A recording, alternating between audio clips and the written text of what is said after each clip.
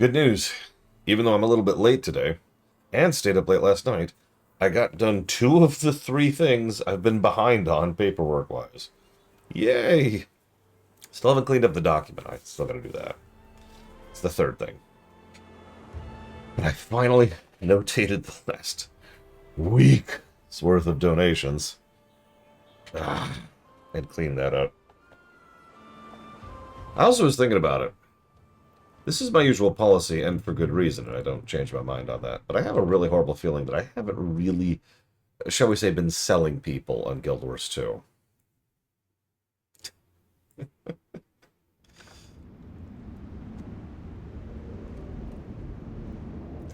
Anyways.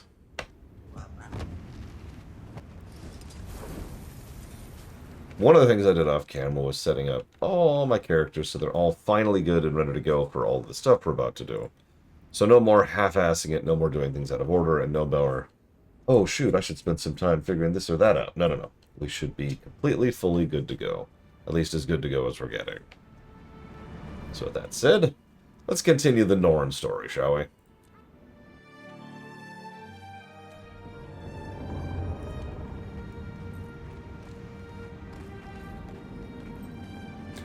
Oh. Oh, okay.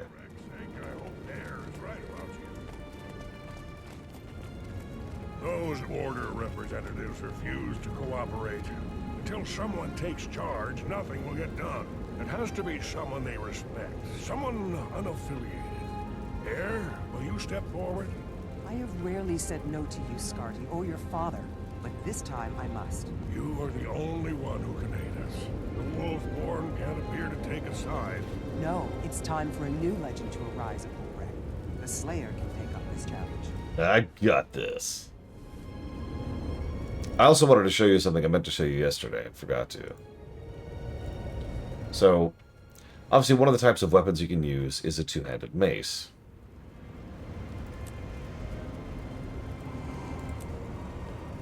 It's,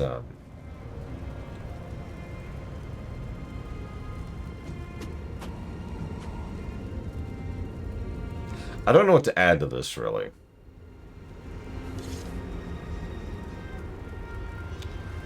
That is a Choya, which is a little cactus person you may have seen a few times in the game.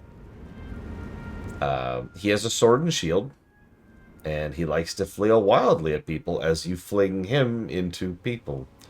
Flavor text is, normal Choya are vicious, but give these guys an extra 3 feet of height and reach and they become unstoppable. Anyways. I wish you please. What's going on? What was that all about?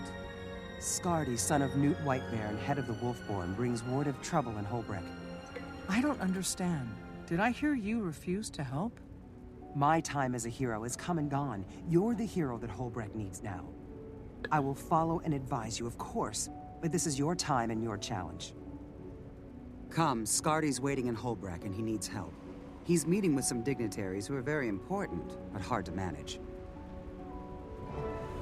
Okay, I can deal with that. Yes, it's horrible. It's a good way to put that.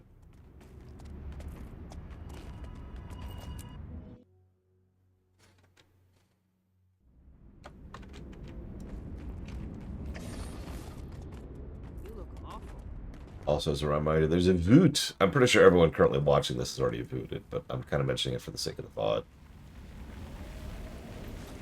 Oh yeah, that reminds me. If everybody watching this on the VOD, all 3 of you, if you ever want to catch up on a current poll, you can literally just pop into the stream. Even if I'm not streaming, type !vote or !voot, and it'll pop a link out for you. That's just there. It doesn't depend on me being streaming for that. Like that, right there.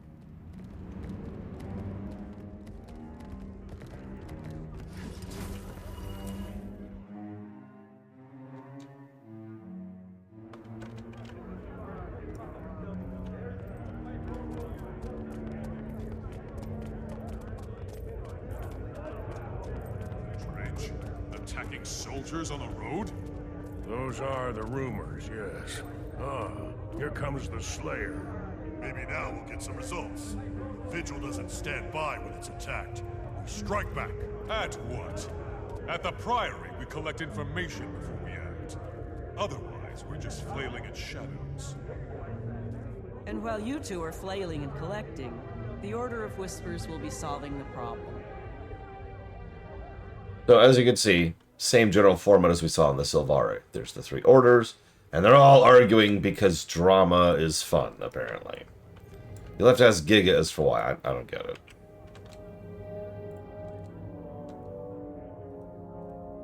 Welcome, Slayer. I'd like you to meet representatives from the Vigil, the Durman Priory, and the Order of Whispers. They need your help. I'm honored. I'll do what I can, but first I need to know more. What's the situation? Dredge activity's rising sharply up north.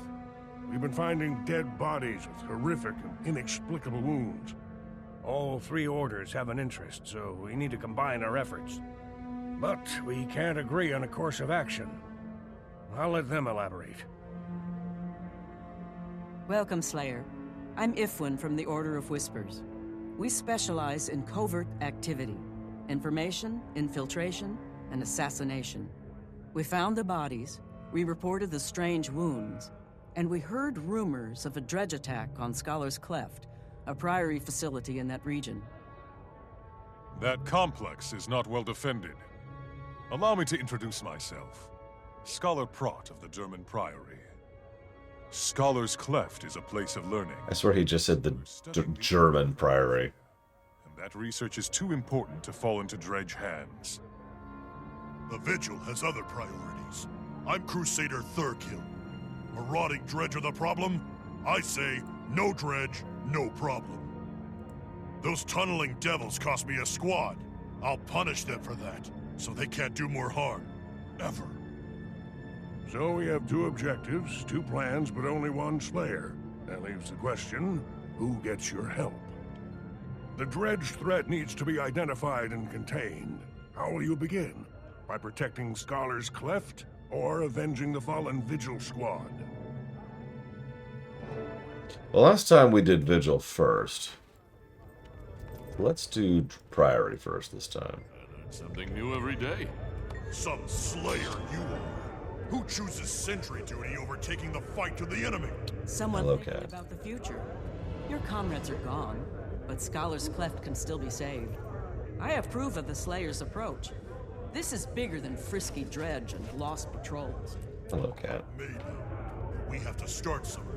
And the Dredge started this when they attacked the Vigil.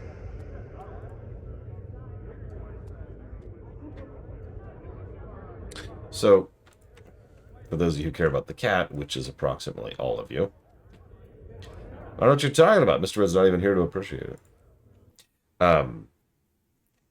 So, the cat constantly getting up on the desk was getting to be more and more of a problem. In fact, I have to buy some canned air now to try and get rid of some of the cat hair. And obviously, you know, it's just an issue because there's stuff on this desk that I don't want a cat to be playing with. How the hell? Okay. Hello, cat. So I came up with a bit of a compromise. One was suggestions. Here's how this works. Anytime he tries to get up on the desk, I immediately pick him up and pull him off of it, which I will continue doing until he learns, or until I've moved and it's no longer an issue. For example, go ahead, I know you're going to do it. I know you're going to do it, and then I'm going to fling you. Okay, he's not doing it. He might have already learned. Nope, off you get. Then, hang on. To try and reach the poor cat halfway, I put a box right next to me. Right here. So he can sit right next to me and be up in the air and, you know, near me. And then when he does, I will go ahead and give him scritches whenever he comes up on the box.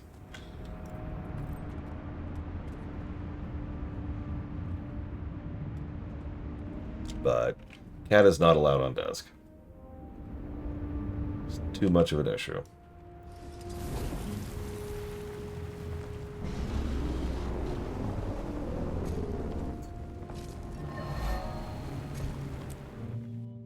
Hello, Act.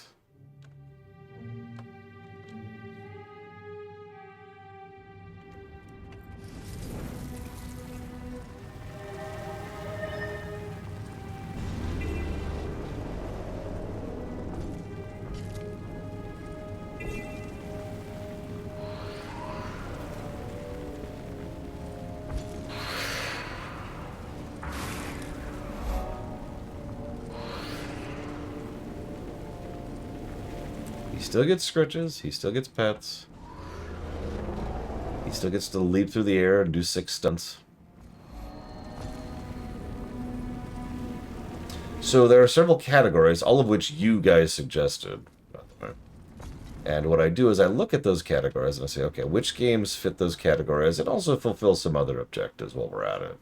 For example, a game that's been on the list for a very long time is more likely to get added to the viewer's choice because it's been there for a long time and we probably want to go ahead and finally push it forward. A game that's really long is much less likely to be added to the list because it's a very long game. And a game that's popular for one reason or another is also less likely to be added to the list. Because those games are getting funded anyways.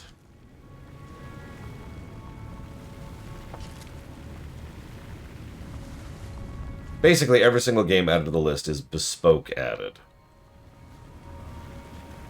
I will admit it didn't even occur to me, it's me being an idiot here, that Oblivion and KOTOR would absolutely dominate the list the way they did. That's my fault, and I'll own up to that. To me, my bird!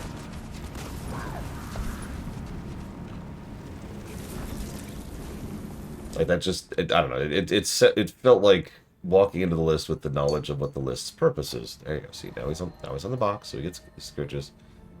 It felt like those were just there in order to fulfill a slot. Nobody was ever going to pick Oblivion, right? Oblivion's just going to get funded. Same thing with KOTOR. But when you're dominating with 60% of the vote, I have been proven very wrong. I do like Mr. Red's idea, his counter-proposal.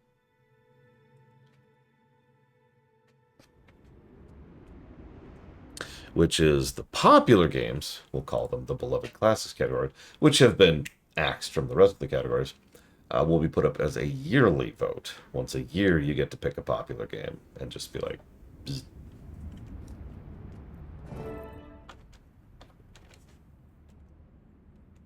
Glad to have you with us, Slayer. Scholar's Cleft is abuzz with rumors of an impending dredge attack. When I left, some of the faculty were convinced the attack was imminent. Studying dragons for so long makes one eager to confront a more manageable foe. If you don't mind, let's hurry before full-on panic sets in. I don't mind at all. If trouble's coming to Scholar's Cleft, I want to be there to meet it.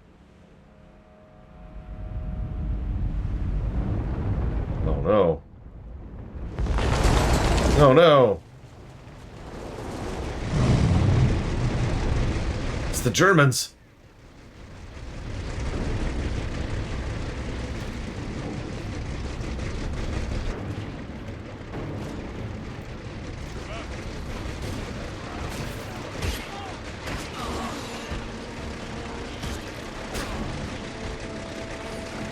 Absolutely not, Professor Iago. Doing 2 playthroughs of KOTOR would be a huge amount of padding and repeat territory for a very small additional change to the story. It's okay, I'm not hallucinating. Oh god, do you see the oozes? The ooze, Giga, the ooze! Sorry, what? What are we talking about?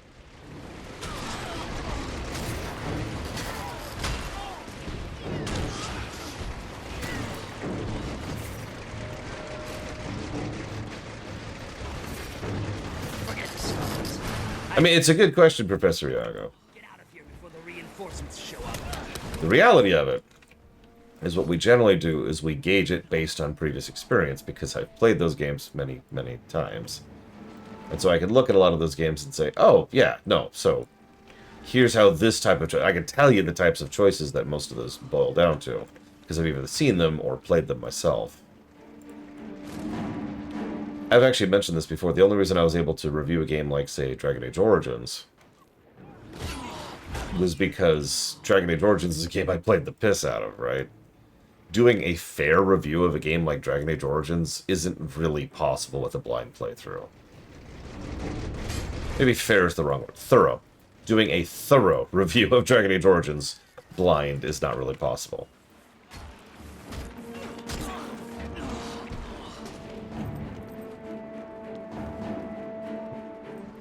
He is now sitting on the box. I've actually already made the next 6 months of lists, Act. Yeah, I was thinking about Baldur's Gate 3. Amusingly, Divinity Original Sin 2 is already a game that kind of fell into that. My longest lore run? Oh, sure. I mean, it's WoW. The answer is WoW. Stay back. I won't allow harm to come to the Meowmers. Aw, it's okay, Meowmers. You'll be okay. Is the bot not?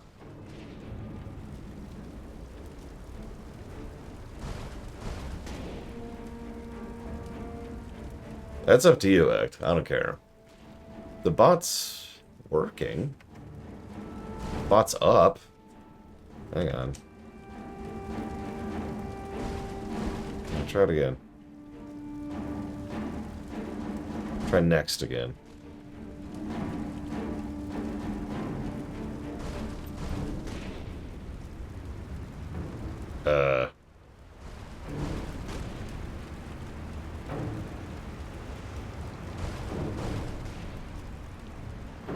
The bot is up and running, but it does not seem to know what to do with next.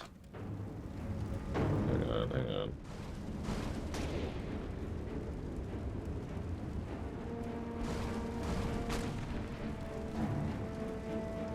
Is it too big now?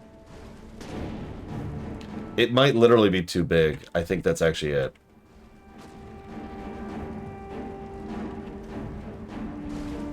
I think it's literally too big. The list of upcoming games is too big. Hang on a second. Let me run some of these. No, I just shut the bot down. The bot's working. It's sending the command. Twitch is muting the command because it's more than 500 characters.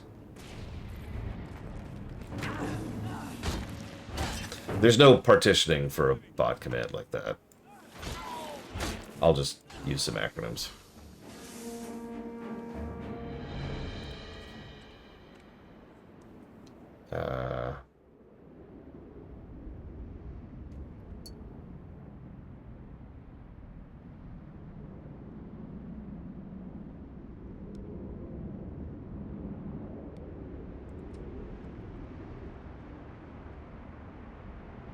Let's get rid of this. I don't need to say Super Mario Kart, right? Everyone knows what Mario Kart is. Although, you know what I could do? I could do this instead. Now, let's see if this works a little bit better. Here, someone try next really quick, please. See if that works.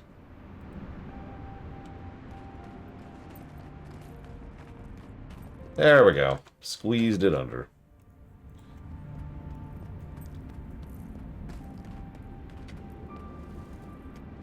Anyways, yes, Sticker Star got funded this morning.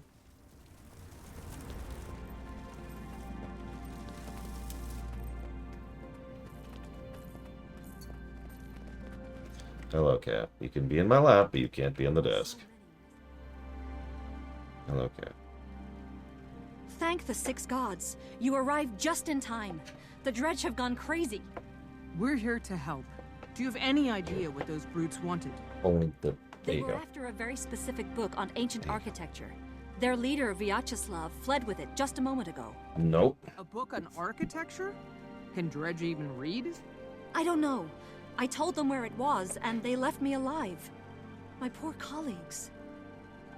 If the Dredge got what they wanted, I doubt they'll be back. Tend to the wounded, Scholar. Yeah, that's The good. Slayer and I will deal with the Here, Dredge. people are requesting your presence. Here is the I cat. need to report this to my superiors at the Priory, Slayer. I'll meet you back in Holbreck when I'm finished, and then we'll speak to the Sorry. others.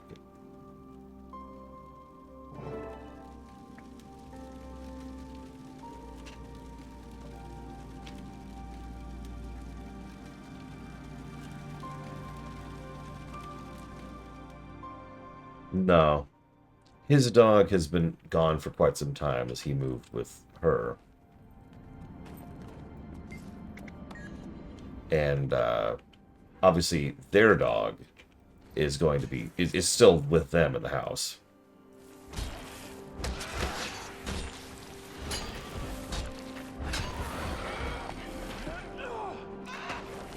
Alright, Magister's been replaced by a bot. We gotta kill him. Yeah, I don't remember the name of his dog. So he is now his dog.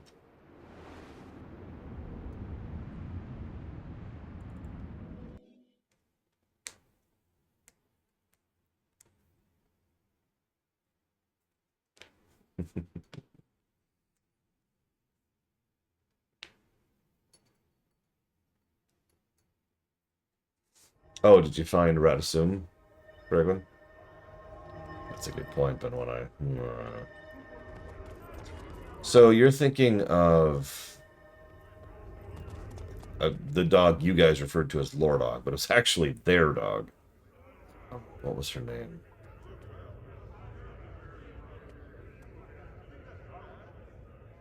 I can't think of her name. Well, they were at work. I was usually involved with just watching her, making sure she was fed, making sure she was let out to go to the bathroom, stuff like that. She's been dead for years. She died of cancer.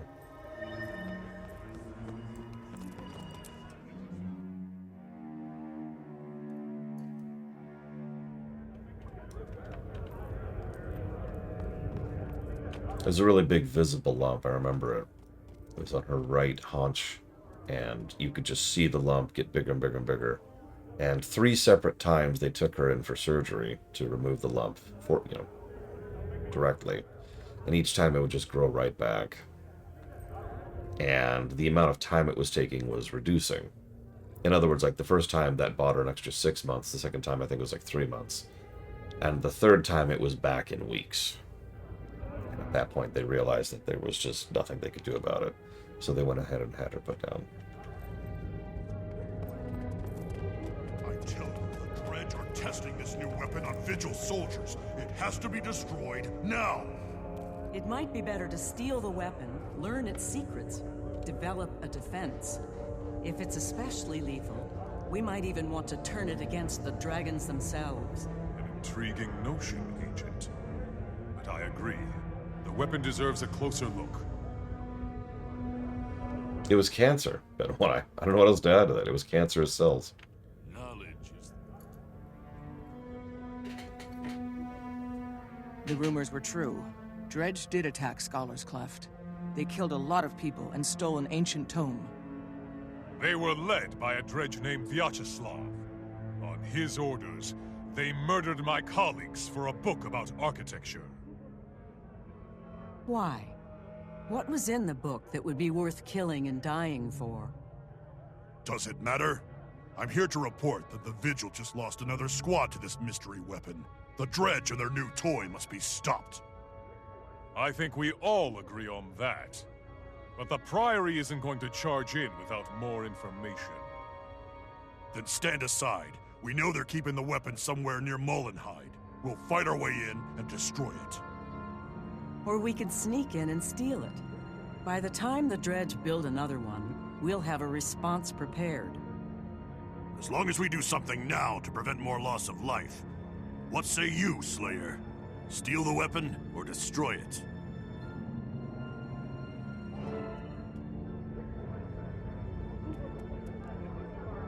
Well, we should probably do Vigil, because I think each faction only gets 2 shots. So we've seen Priory and we've seen Vigil, which means this is the Vigil's second and final chance. So we'll do the Vigil mission.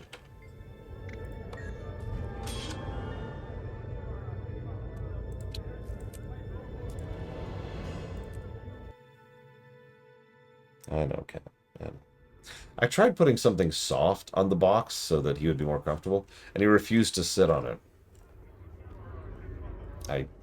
I don't understand cats.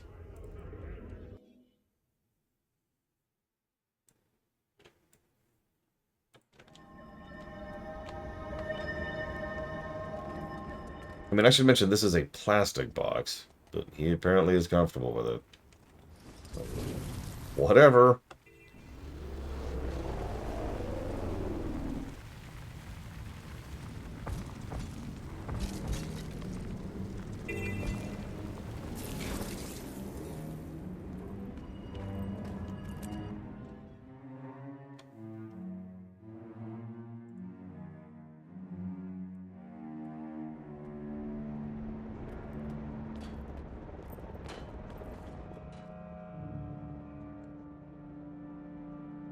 Good to have you with us, Slayer.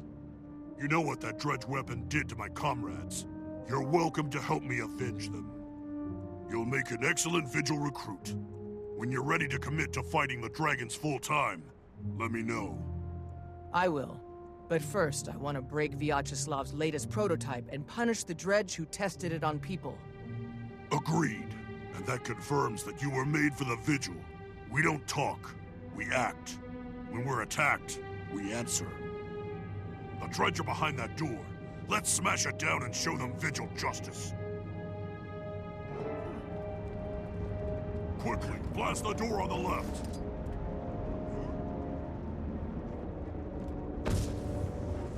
Good job. Door's starting to come apart.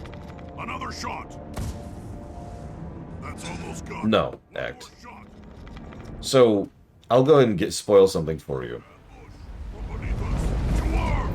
One of the categories of games to be added to the list is random. In other words, I literally do a random number generator run of all, I think it's 348 games on the list, and just add whatever game that is on the list. Ratchet & Clank 2 was the random pick.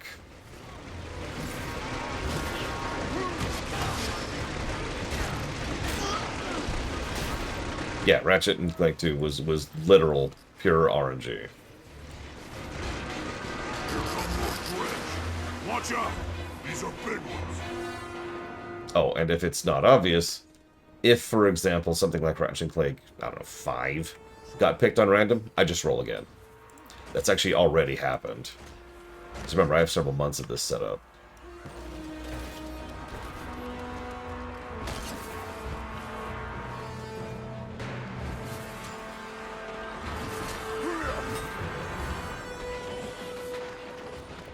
Come on.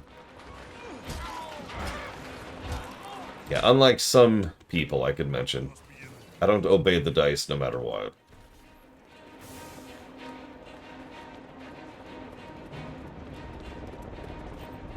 Oh, yeah, I should merge with Mr. Red. Join Mr. Red. Yeah, let me kill this civilian first. On accident.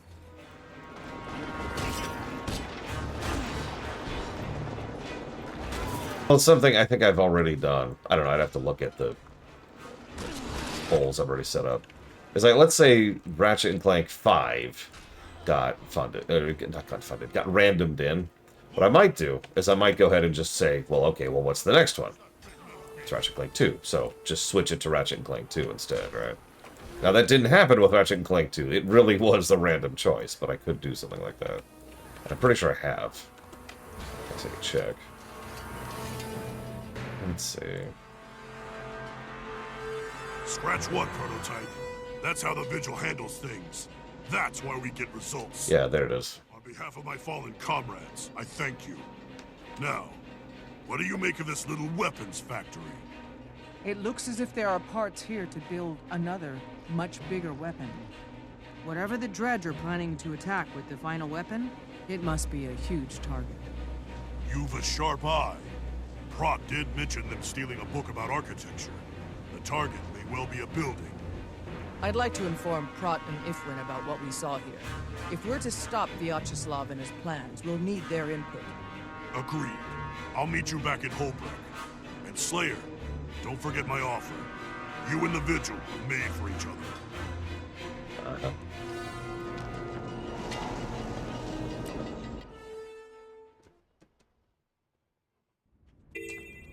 See, I'm in a weird place. This is all really inoffensive, but it's also really just nothing.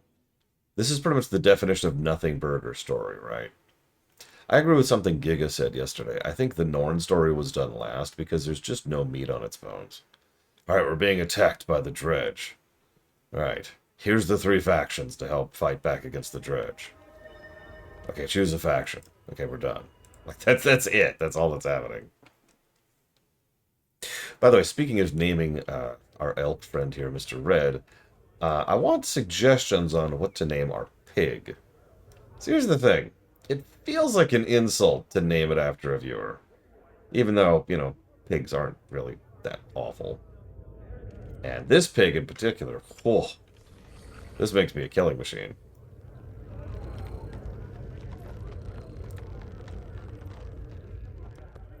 Hey, Game Geek. The Oink Runner. Oh my god. The Dredge are definitely building another weapon, one big enough to shatter a mountain. I've seen the proof with my own eyes. Given the architectural tome they stole, I think Vyacheslav's target is a large building. But which one? Where is he going to strike? True, but a little research might get us that information. My contacts have intercepted a coded Dredge message. I suspect it was being sent to Molengrad. If we break the code, we can figure out what the Dredge are planning. We haven't got time for the Priory to crack that code. I have a spy inside a Dredge settlement. Let's ask him for the information. See? I'll leave the intelligence gathering to you lot. The Vigil is ready to move on whatever you discover.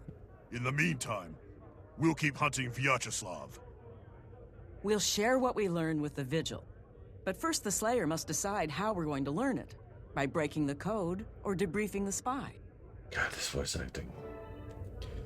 It doesn't help that I'm actually really tired, because I only got like 5 hours of sleep last night. Yes?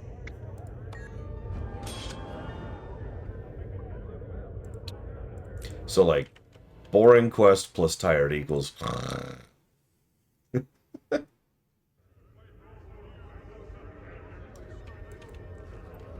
Well, I usually spend my time after work and my time during my lunch break working on stuff like that, so... It's one of the reasons I've been so behind on my work, you know, work for the job.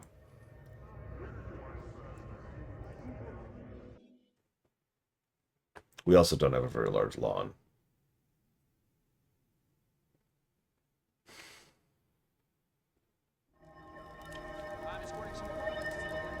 No, it's fine, Giga. It's fine. We're almost done with Norn, and then we get to do another race. Which race do you think we should do next? Any opinions? Because we've done Sylvari and Norn, which is probably the best and worst, respectively. Look, Railway Empire already got funded, Ben 1. I don't know what you want from me. Humans. Yeah. Yeah, okay. Let's do humans, then Asuran, and then end with Char. I think Char's decent, so... Try to end strong. I'm gonna be wrong. What do you want to bet? I'm gonna be wrong. Which upcoming run am I most excited for? Can you type exclamation mark next again really quick? Just so I can refresh myself.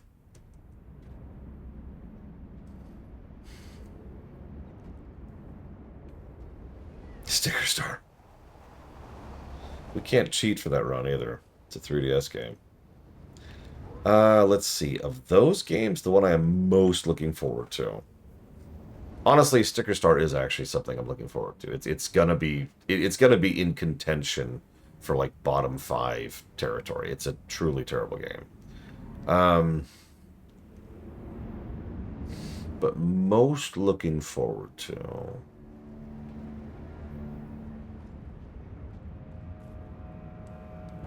It's actually a tough one. By virtue of being the overwhelming majority of that list being dealer's choice, I'm looking forward to all of that. It's true. I was playing FF11 in my sleep.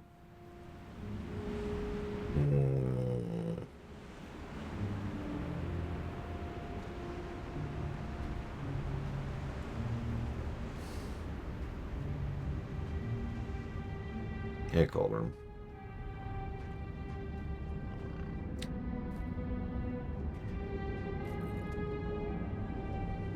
Money, Giga. And also caveats. Big caveats.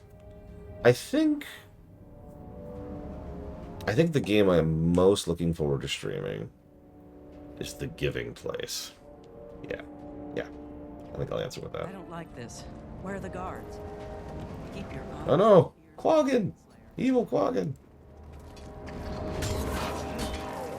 I mean, old Mario Kart is not very good, in my opinion. So, become one with the pig. This is bad. My agent Drubin is in there somewhere. We have to find him. Hello, Zach Taft. Hope your day is going well. So The Giving Place is a game that was made by Evo. For those of you not aware, this is actually like, I think, her third game now. It's not super long, but I'm curious to see what she came up with.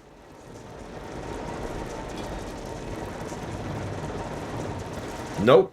It's made it Unreal. Don't worry, Drubin. We'll get you out of here. What happened to you? Spirits bless you. Those crazy dredge test fire their upgraded weapon, and suddenly I'm knee-deep in ice dragon minions, fighting for my life. Dragon minions. How did they get involved? I don't know. The weapon fired and they swarmed in like dogs to a dinner bell. They attacked everything and everyone, even the dredge. The last I saw, dredge were fleeing into their tunnels, chased by the filthy beasts. Sounds like it, Mr. Red. But I don't. We'll go after them. You're in no shape to come along, though. Can you make it out of here on your own? With pleasure. The dredge leader is completely insane. The further away from him I get, the better. If you're smart, you'll do the same. Not yet. We need answers. Come on, Slayer. Let's go see if anything's left alive in there. I'll go and link it right here. Boom. I'm not sure where her other games are. And Evo is fascinating in that she's one of those people, which I admittedly kind of agree with, thinks that art should be free. So she gives away all her games for free.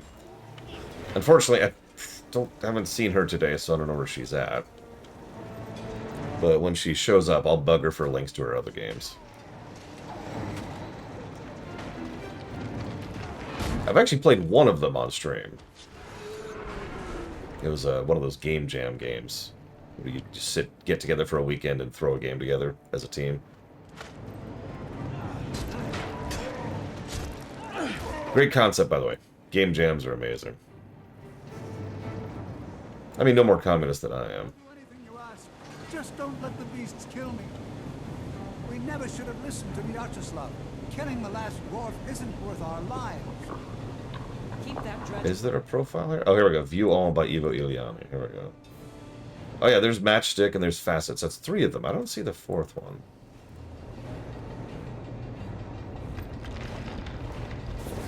Nope, here we go.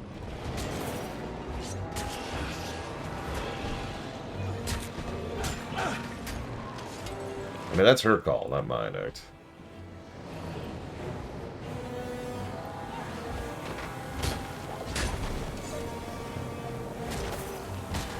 And hi, Darkrai.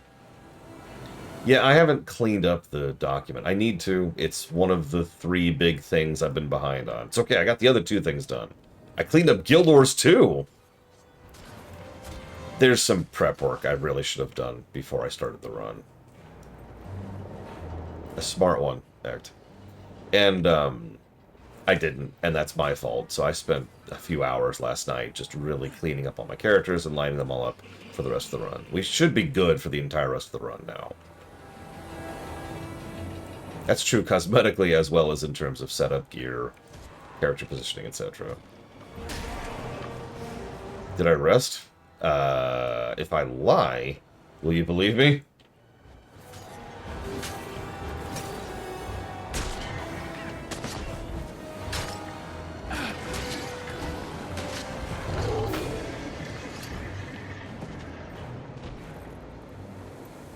Hello. Thank you for saving me. Those creatures, it was horrible. I am forever in your debt. If you're truly grateful, tell me about Vyacheslav's weapon. I would not lightly betray the Moletariat, but Vyacheslav is insane. I'll tell you all I know. Vyacheslav calls it the Mark III Sonic Vaporizer. It uses the recorded cries of a captive ice dragon minion, subsonically amplified so that the vibration crushes stone. The last dwarf oppressor, Ogden Stonehealer, is hiding inside the Dermond Prior itself. Generations of enslaved dredge demand his death. Ogden didn't oppress anyone. He's a hero, And a valued member of the Dermond Priory. And Vyacheslav wants him dead. The problem is the sonic vaporizer attracts dragon minions whenever it's fired. And Ogden's inside the Dermond Priory itself. Vyacheslav's going to fire his weapon at the Priory. That will bury those scholars hip deep in dragon minions. And probably kill them. Prot and the others need to hear this.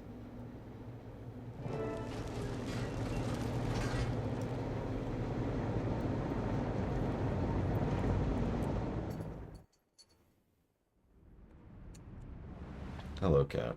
Welcome back. Have scritches.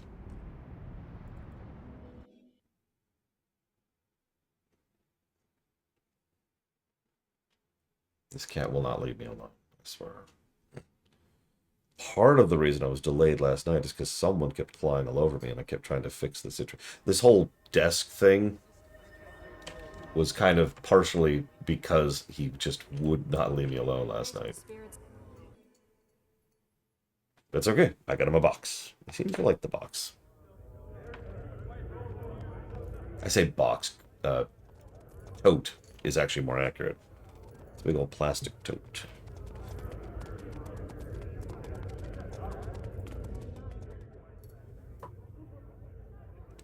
Happy. We've got to act quickly. Vyacheslav is targeting the Dermond Priory itself in an effort to kill Ogden Stonehealer. What's worse, the weapon's sonic beam is based on the cries of dragon minions. The sound it makes will attract every dragon minion in the region. Sounds simple enough. We know where they're going.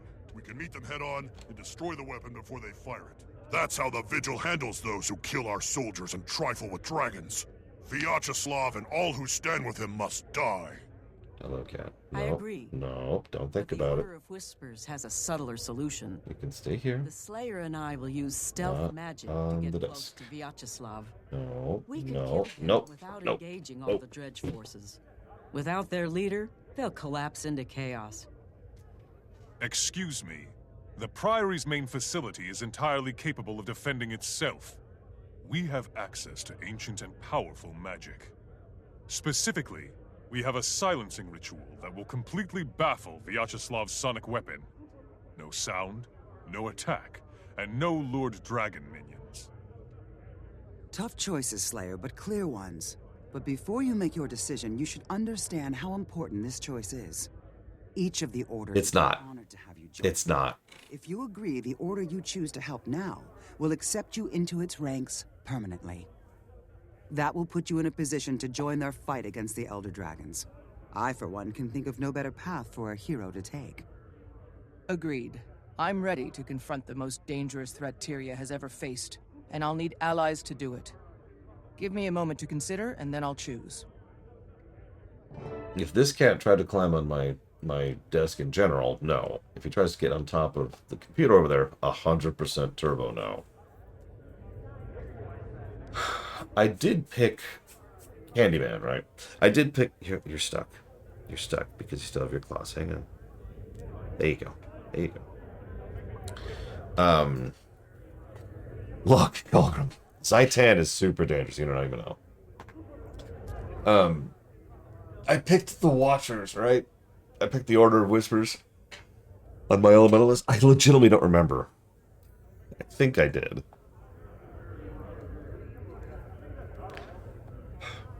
Thank you for the sub, Candyman.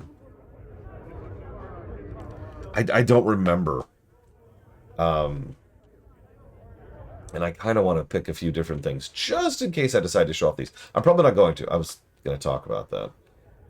Because I realized how aggravating that's going to be. Because the order quests are frustrating. Oh, I know, Pilgrim. It's like, okay, do the order quests, and then do non-order quests, and then do order quests, and then do non-order quests, and then do order quests, and then do non-order quests. And the non-order quests don't change. So it's similar to our KOTOR 1 problem earlier. That's going to be a whole lot of repeat content and content that's already boring as drivel.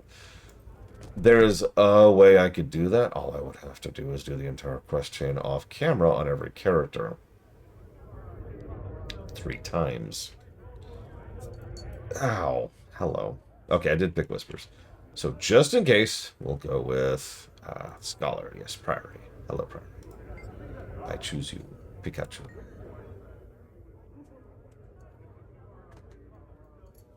The Dermond Priory shall stand ready for this assault, and turn the Dredge's own cleverness against them. With you at our side, we cannot fail.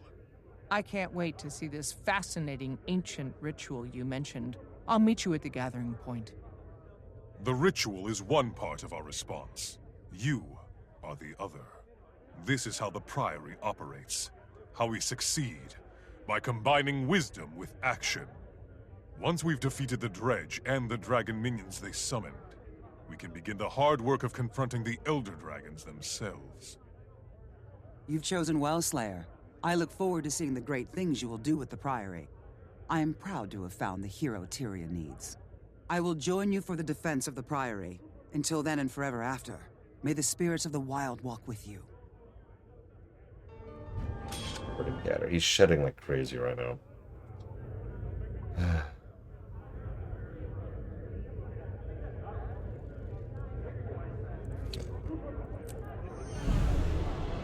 What's a Guild Wars? Actually, I had someone ask me recently, what does the Guild Wars have to do with anything? And my answer was nothing. The Guild Wars, the actual event, is such an irrelevant, like, footnote in the history of this setting that if I never tell you about it, it will not change anything about your understanding of the lore. It was actually before Guild Wars 1. It was part of the immediate lead-up into Guild Wars 1. The expansion names matter. Heart of Thorns matters, and for several reasons. Path of Fire, obvious. Icebrood Saga, yep, End of Dragons, kind of self-explanatory. I don't actually remember what else there is. And then Secrets of the Obscure and the Janthier Wilds, yeah.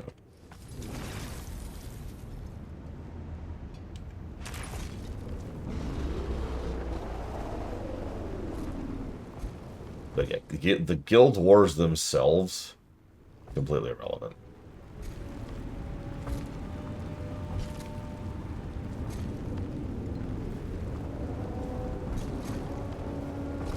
Yeah, it's like The Last Jedi, which ended with the Jedi ruling over the entire galaxy.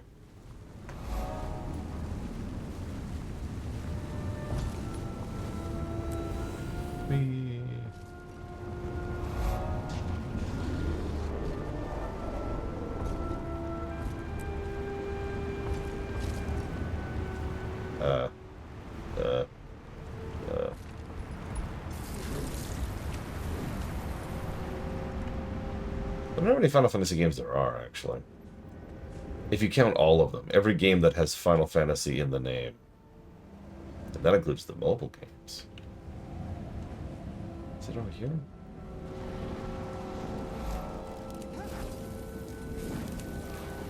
Do none of you There it is. have the stones to challenge me? Maybe if we ignore him, he'll go away. Yeah. I don't have to imagine that, Colgrim.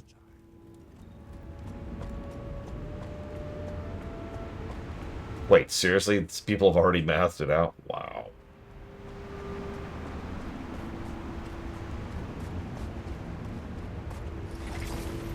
But yeah, I will admit, there are very, very, very few games where the title is still relevant. That's common, right?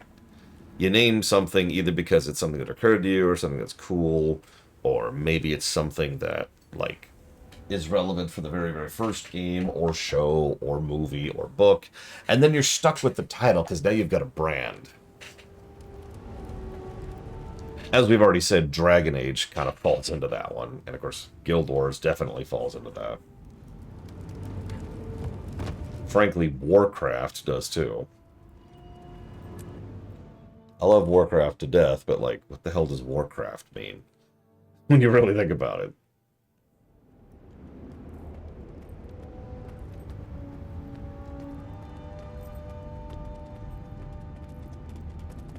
Hello, Ogden.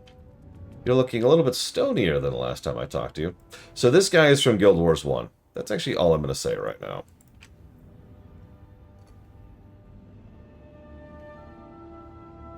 black wing of Raven hangs heavy over the Priory today. The dredge, Vyacheslav, abandons reason. He threatens to topple the entire Priory if we continue protecting Ogden. The screams of that weapon will flood this place with dragon minions. We have to stop it. Our scholars have prepared the ritual of silencing. We've never used it before, but we have our finest minds on it.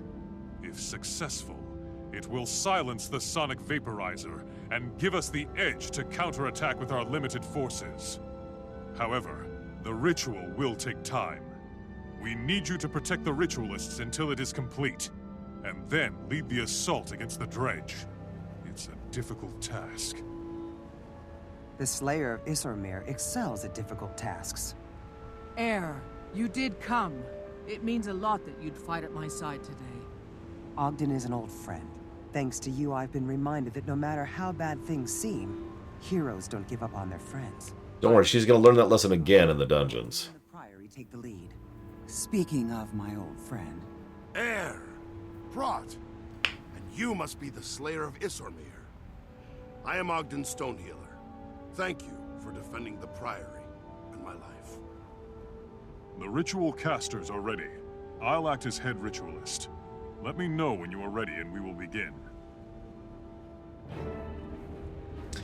But yes, Ogden was a little bit fleshier back in Guild Wars 1. He was actually a hero, that is to say, one of the super henchmen. He was our secondary healer, because we set him up to be don't take damage. So he was in pretty much every group we ever did ever.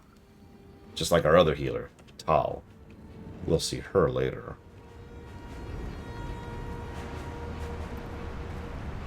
By the way, I did like 85% of math completion back in Vanilla, Fulgrim. It's one of the biggest reasons I quit back in Vanilla. We are here for Ogden. Send him forth. He will pay for the horrors inflicted upon us by his race. Give him up willingly, and we won't hurt you. Resist, and the howl of our guns shall wipe your fortress from the face of Tyria. So just to explain this a little bit, because they're not. So the dwarves, as a people, centuries ago, had the dredge enslaved, okay? Now, that's not cool, and the dwarves aren't cool. In fact, the dwarves were kind of dicks in this setting. You know how dwarves kind of have a rep in most fiction of being bros? Not here. In fact, the dwarves are closer to being a fallen empire than anything else in Guild Wars 1. Or, yeah, in Guild Wars 1, that's right. There's a bunch of story about them I'm going to skip over, but the long and the short of it is, when the dwarves kind of went away, for reasons we won't discuss right now, very, very, very, very few of the dwarves remained. I know, I'm sorry. And Ogden's one of the only ones remaining. In other words, the reason this guy wants to kill Ogden is because Ogden himself is completely innocent and, in fact, has done nothing wrong towards the dredge or their people. However, he's the only dwarf left. Asterisk. He's the only dwarf they know about that's left. So they want revenge on the only dwarf they can find. When I start, I'll be defenseless. Keep me safe when all is lost. Begin the assault. Yeah, it's a very typical revenge thing. And it is straight up sins of the father.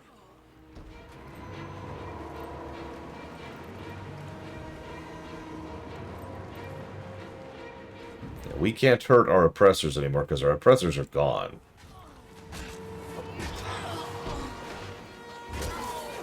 Oh, plenty, Culver, I'm sure. I mean, think about the fact that almost every race that we interact with in this game is merely within the last 10,000 years.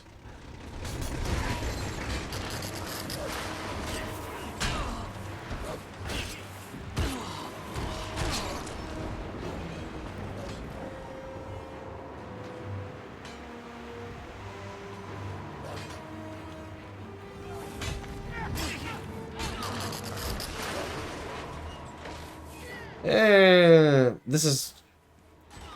It actually says in the poll act it's until... well, it's until a little bit before August. So... This is a very, very, very small spoiler. This is something they revealed pretty early on. This game almost assuredly borrowed from Mass Effect 1 in several ways because there's a cycle. And when I say this game, it's actually Guild Wars 1 lore. There's a cycle. Every 10 millennia or so, something happens. I won't go into specifics, but there's a specific trigger for this. The Elder Dragons show back up, and they eat all of the magic in the world, which has the side effect of pretty much killing the world. Then the dragons go into hibernation. While they're hibernating, most of that magic then seeps back out of them into the world. Cycle begins anew.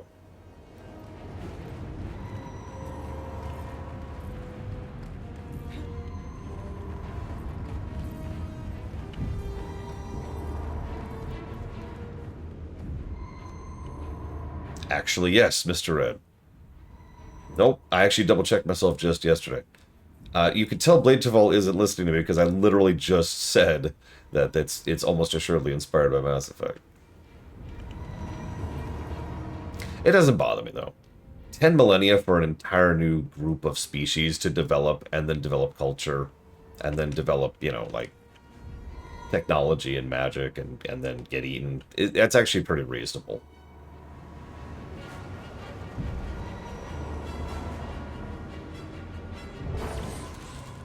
God damn it, Ross.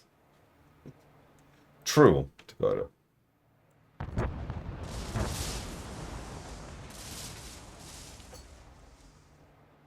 I like this, by the way. Music stops.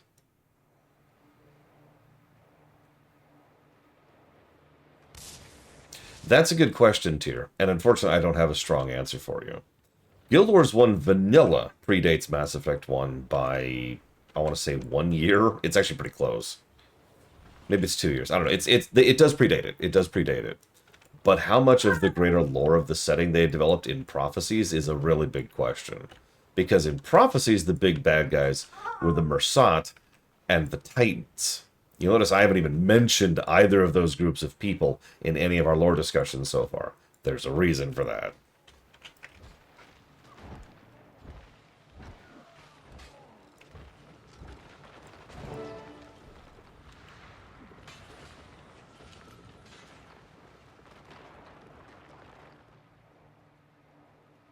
Just remember your questions, Gogo. I'm trying to keep quiet about some stuff, because there's much better moments to discuss a lot of these plot points later. We're just covering basics right now. But the cycle is a fundamental aspect of the setting. Magic, yum, yum, yum, yum, yum. Magic, yum, yum, yum. Oh, humans have been around for a very short period of time. I don't remember the exact number. Humans are aliens. They're the invaders to this planet. And they were brought in by the human gods. I'm not going to go too much into detail about that right now. But, yeah, we're the newcomers.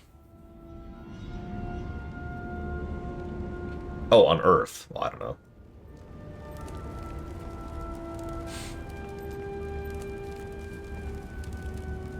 My knowledge of history usually goes back to, like, the Assyrians. Oh, excuse me.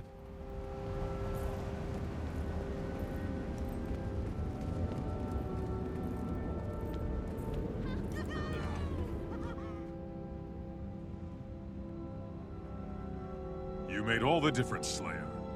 The Priory would not have survived that attack without your help. Few people in Tyria truly understand how great a threat the Elder Dragons are to all of us. But we who do are preparing to stop them. It's been a pleasure working alongside you, Slayer, but now you're expected in Lion's Arch. A Priory mentor has been assigned to you and will be standing by.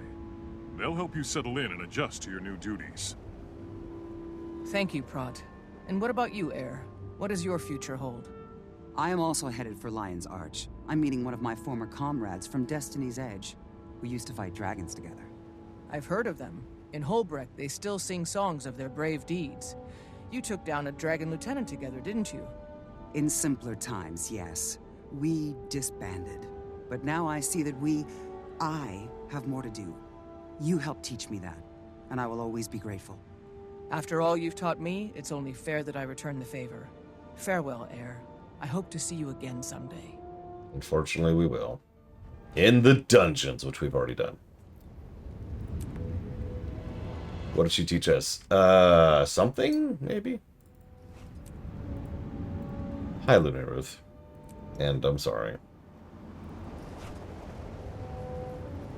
I have nothing good to add to that.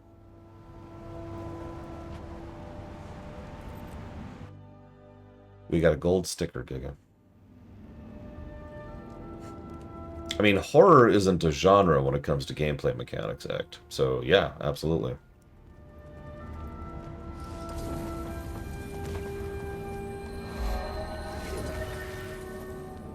So now we go to Lion's Arch, which we're not actually going to do, because we're done with the Norn story arc. Woo! I stand by what I've already said. It's boring. It's not bad, it is inoffensive, but it is boring.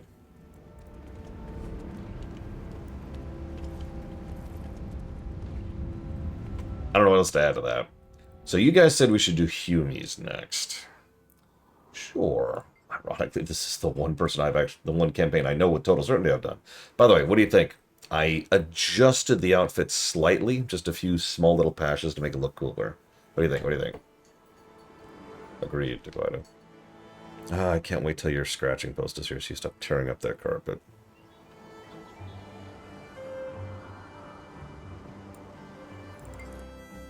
Buzz, buzz. Zaylenurm's always been black and yellow, so it felt appropriate. I've also completely changed her build. So we're shooting this stupid... Look, I hate that build. It's really good. It's a great build, but it's boring as sin to play.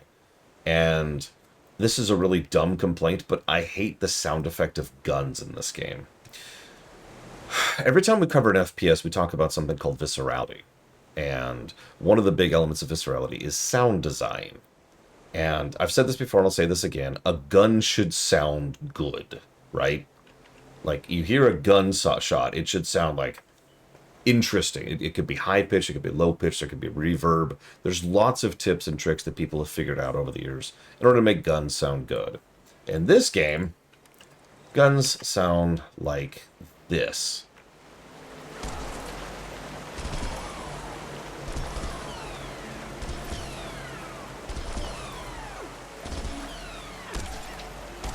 And I hate it. I actually hate it. It is so bad and tepid is the word I want to use.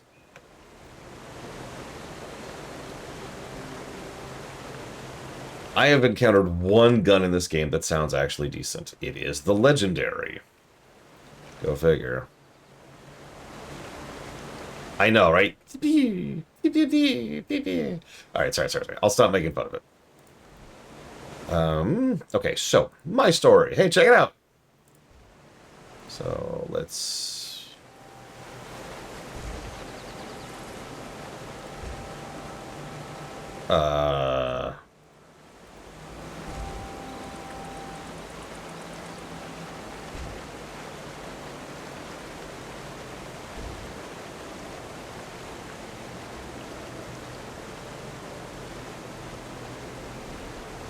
What?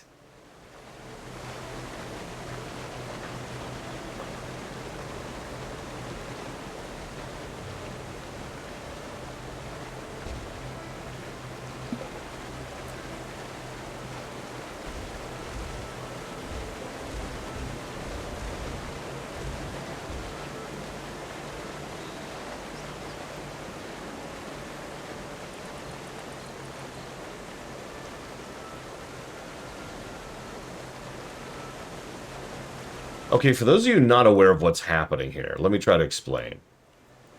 One of the best features of Guild Wars 2, something I don't actually think I've given a positive for yet, but I do plan to, is the fact that you can just pick a quest, any quest, that you already have access to, and just, boop, hit replay this episode. And you go back and you can replay it. Now, obviously, the game does that because there's mastery points you can earn, and there's, like, achievements you can get. But it's also nice for being able to help other players who are earlier than you in the story, or doing a story you haven't seen, or just because you want to replay, right? It's a form of a New Game Plus. which apparently does not apply to the vanilla campaign. There's no option. There's no option to replay vanilla quests.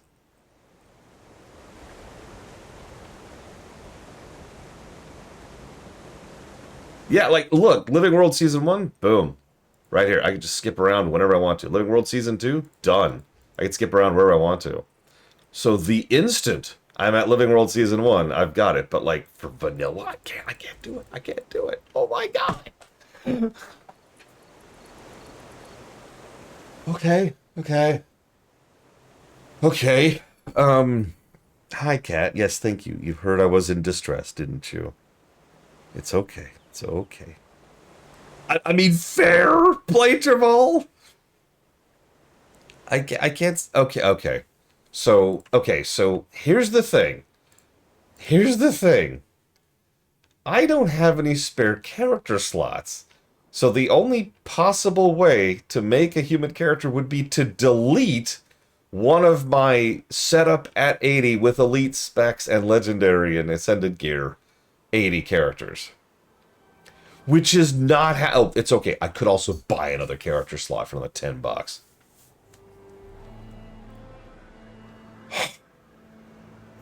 I only have the one human, too. Because humans are pretty boring in this setting.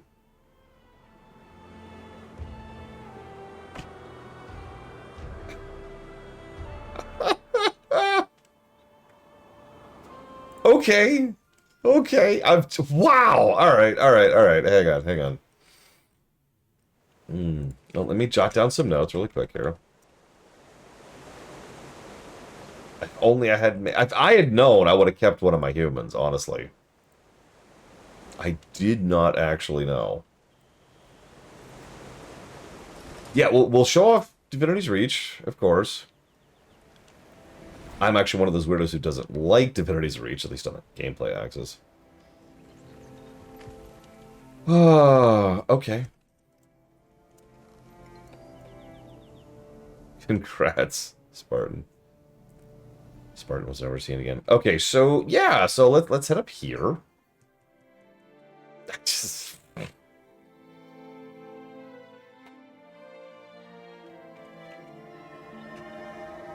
Honestly, so also totally not a Gwen reference. Honestly, I think they spent the most time developing Divinity's Reach, and then at some point or another kind of realized just how absolutely insane amount of time they spent on one capital city, and they had to make 4 more. Because you'll notice, like, Divinity's Reach is huge. It's that giant circle right there. It's almost the size of an entire zone, right? By contrast, this little thing is Holbrook, this little area right here. And Black Citadel is up here somewhere. Alright, there's the Black Citadel, which is actually even smaller. And, of course, Lion... Just to give it an idea, the actual capital city, Lion's Arch, which includes an entire bay, is still smaller overall. Radasum is technically large because of the size of the cube, but ultimately is really small in terms of navigable space. And of course, you've already seen the Grove, which is pathetically tiny. So, here's Divinity's Reach.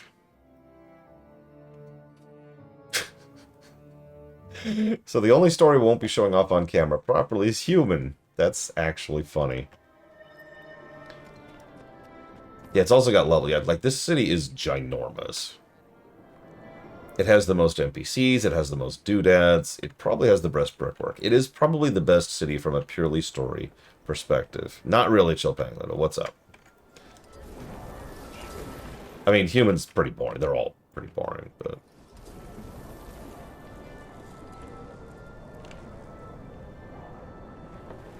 like, you kind of get the vibe, right? Giant human fortress city pretty much describes it.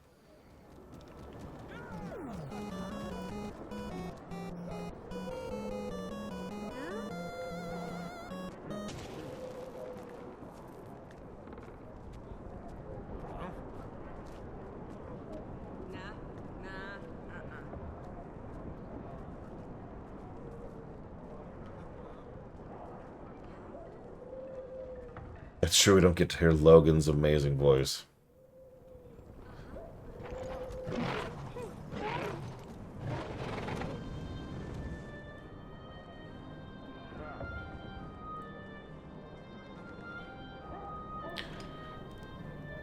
I don't know. What's 800 divided by 5 divided by 60? Or, no.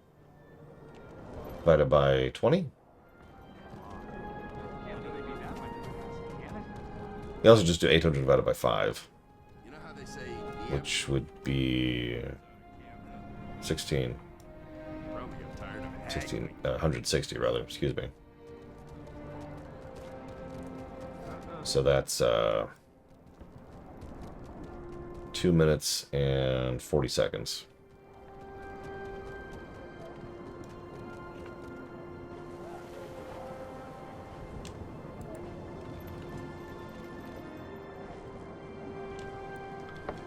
Well, okay.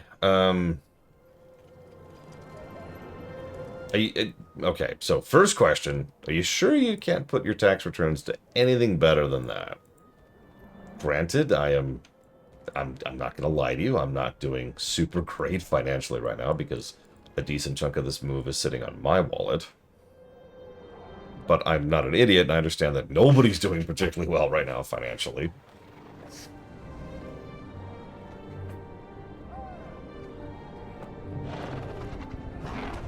So, you know, if there's something better, you could put that towards.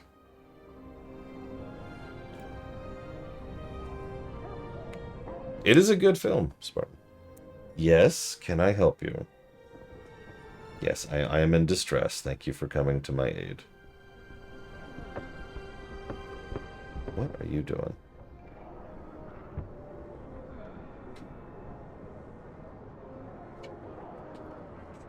Yeah, is that better? He likes to rub up against the edges of the tote, which makes absolutely no sense to me. Like, surely the hard, rough edges would be unpleasant, but he's like, no. Then he lays there.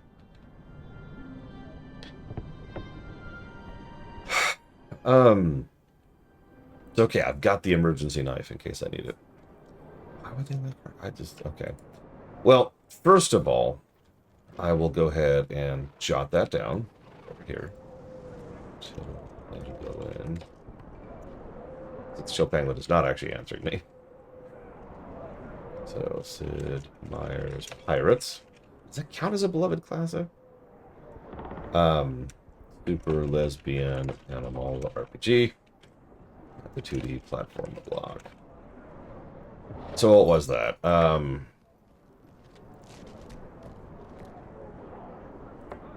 That was 2 minutes 40 seconds.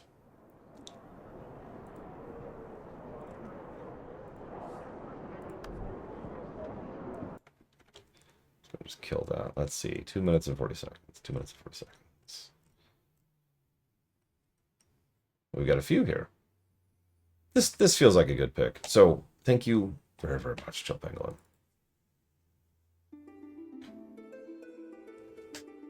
Okay, fine. I'll pet you while I'm bowing. I'm bowing, and he immediately is like shoving his head into my arm.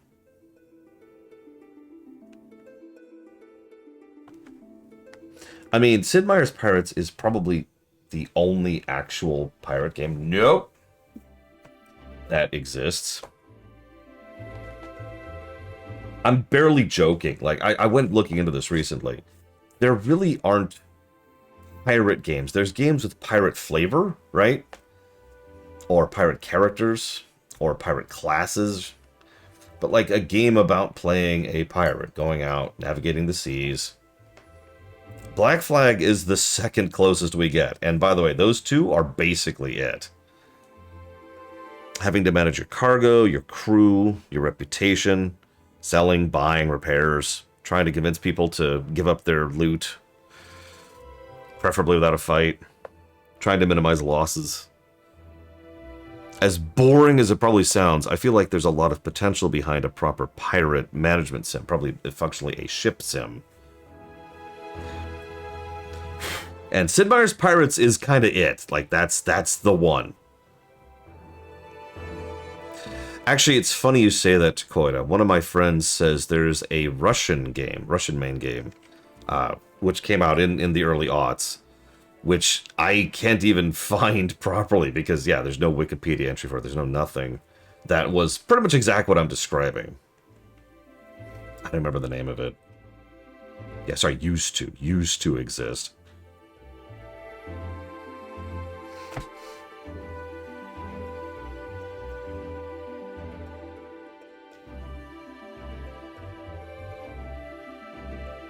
I can barely see, like, I can just see the bottom line of the chat. So if it scrolls too far, yeah, see, all I can see right now is Mr. Red's comment.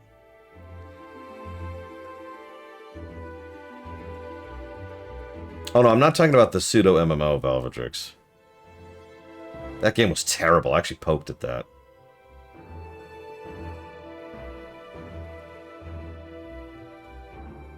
Oh, I think it's almost been 240.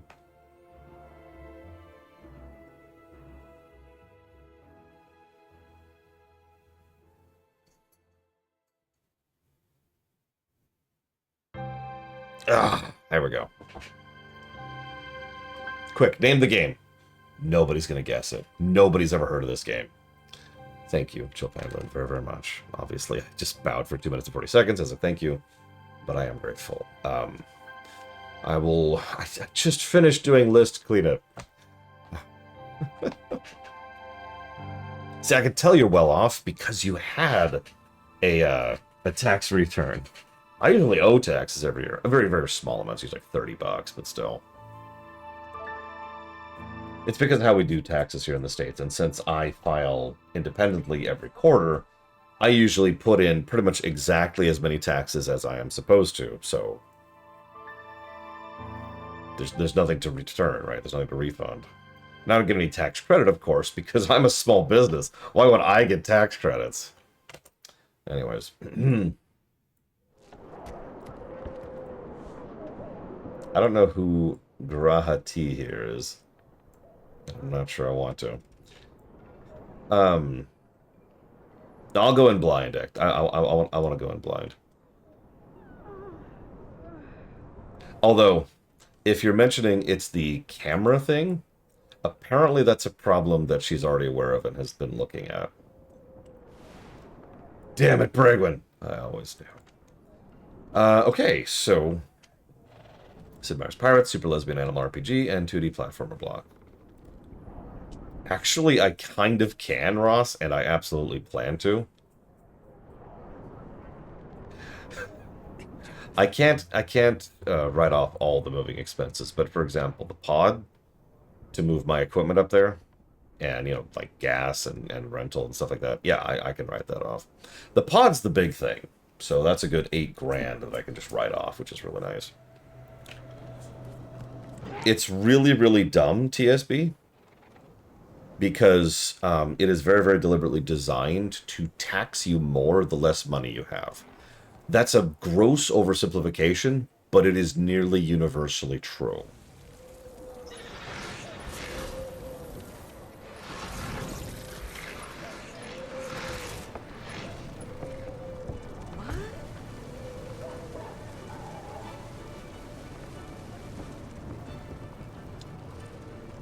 So,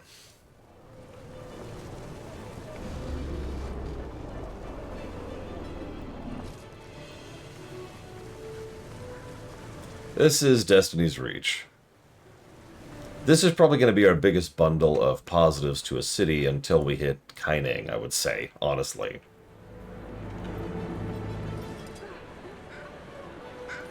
Well, it's easy. You just take debt, Czar, which then accrues interest, which makes the overall payments worse. It's okay. Just keep working hand to mouth. You can really, really get cheap when it comes to food. Trust me. You can live off of ramen. Well, you could live off of ramen and eggs. It's getting harder to do that. Certain companies are trying to squeeze extra money out of the food sector, and if they keep doing that, they're going to find out what happens when you restrict a populace from its food.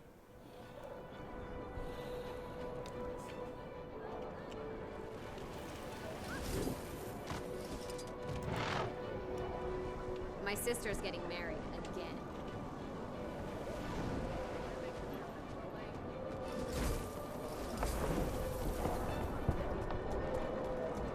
So each of these waypoints corresponds with one of the major gods. And Balthazar looks like a cool dude. Let's see, skulls, wolves, warrior helmets. Yeah, he looks cool. He looks cool. Let's see here. And, well, I guess I could actually just warp around.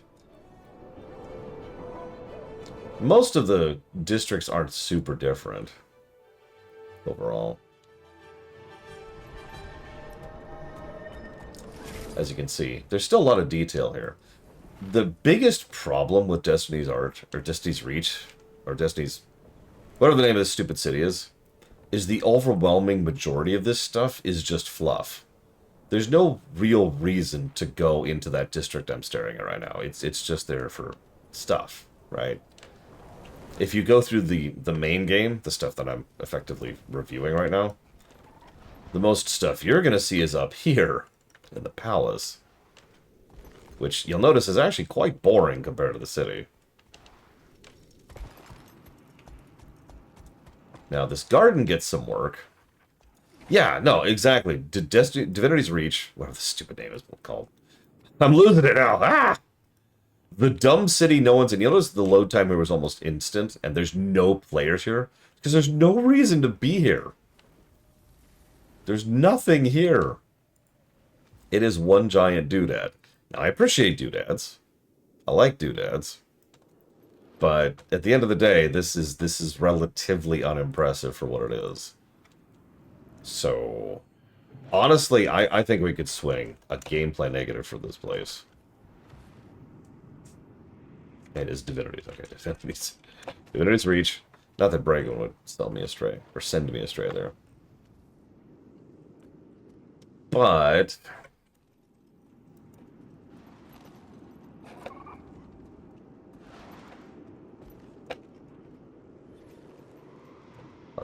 plus.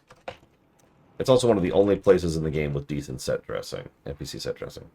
The gameplay axis, even if you're only interacting with the stuff you want from a gameplay perspective, this area and this column are it. But navigating this column is more irritating than it looks like, especially if you don't have a flying mount. Because it's not all on the same level. Which I will show you in 20 years when this loads. There we go. Because there's that floor down there, which has some stuff you want. And then there's this floor up here, which has some stuff you want. And if you... I'm trying to find it. If you don't have a flying mount... Is it on the far end?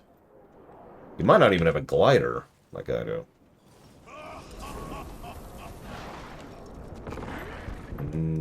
Up. There it is. These things. This is how you go up and down. If they can move. And yes, VAT is baked into price.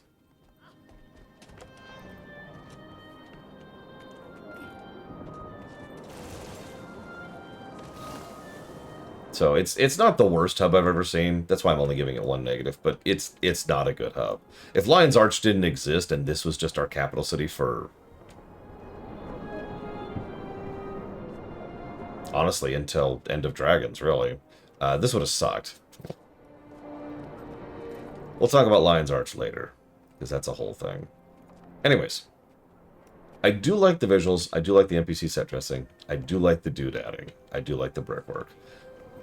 Let's talk about the story. What's a sales tax? I mean, I'm from California, man. I'm just saying. Or Nevada. There's another fun one.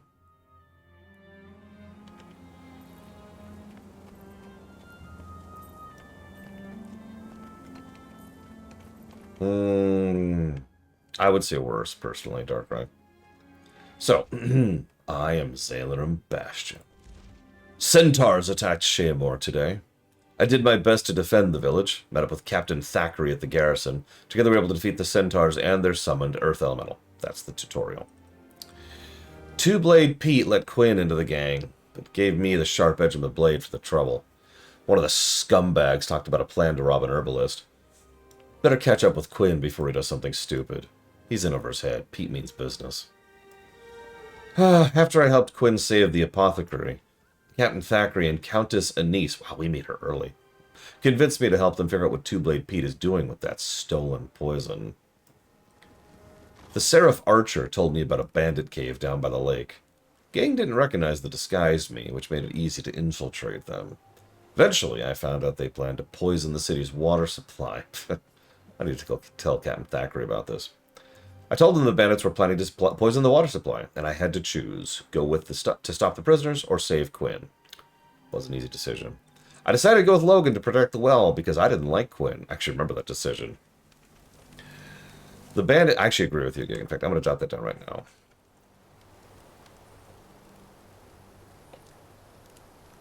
I mean, Ironforge was the superior capital city for basically every reason.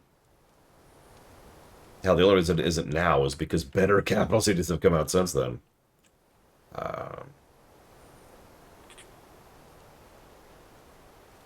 If you go to buy something right now, Czar, in the grocery store, it depends on what state you're in. But if you go to a state which does sales tax, what you will see is you will see a thing that says it's $5.99.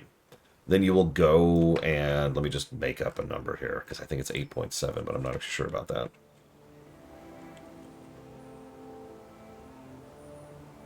And then it'll cost you $6.51 when you check out. And yeah, it varies. Anyways, so where was I?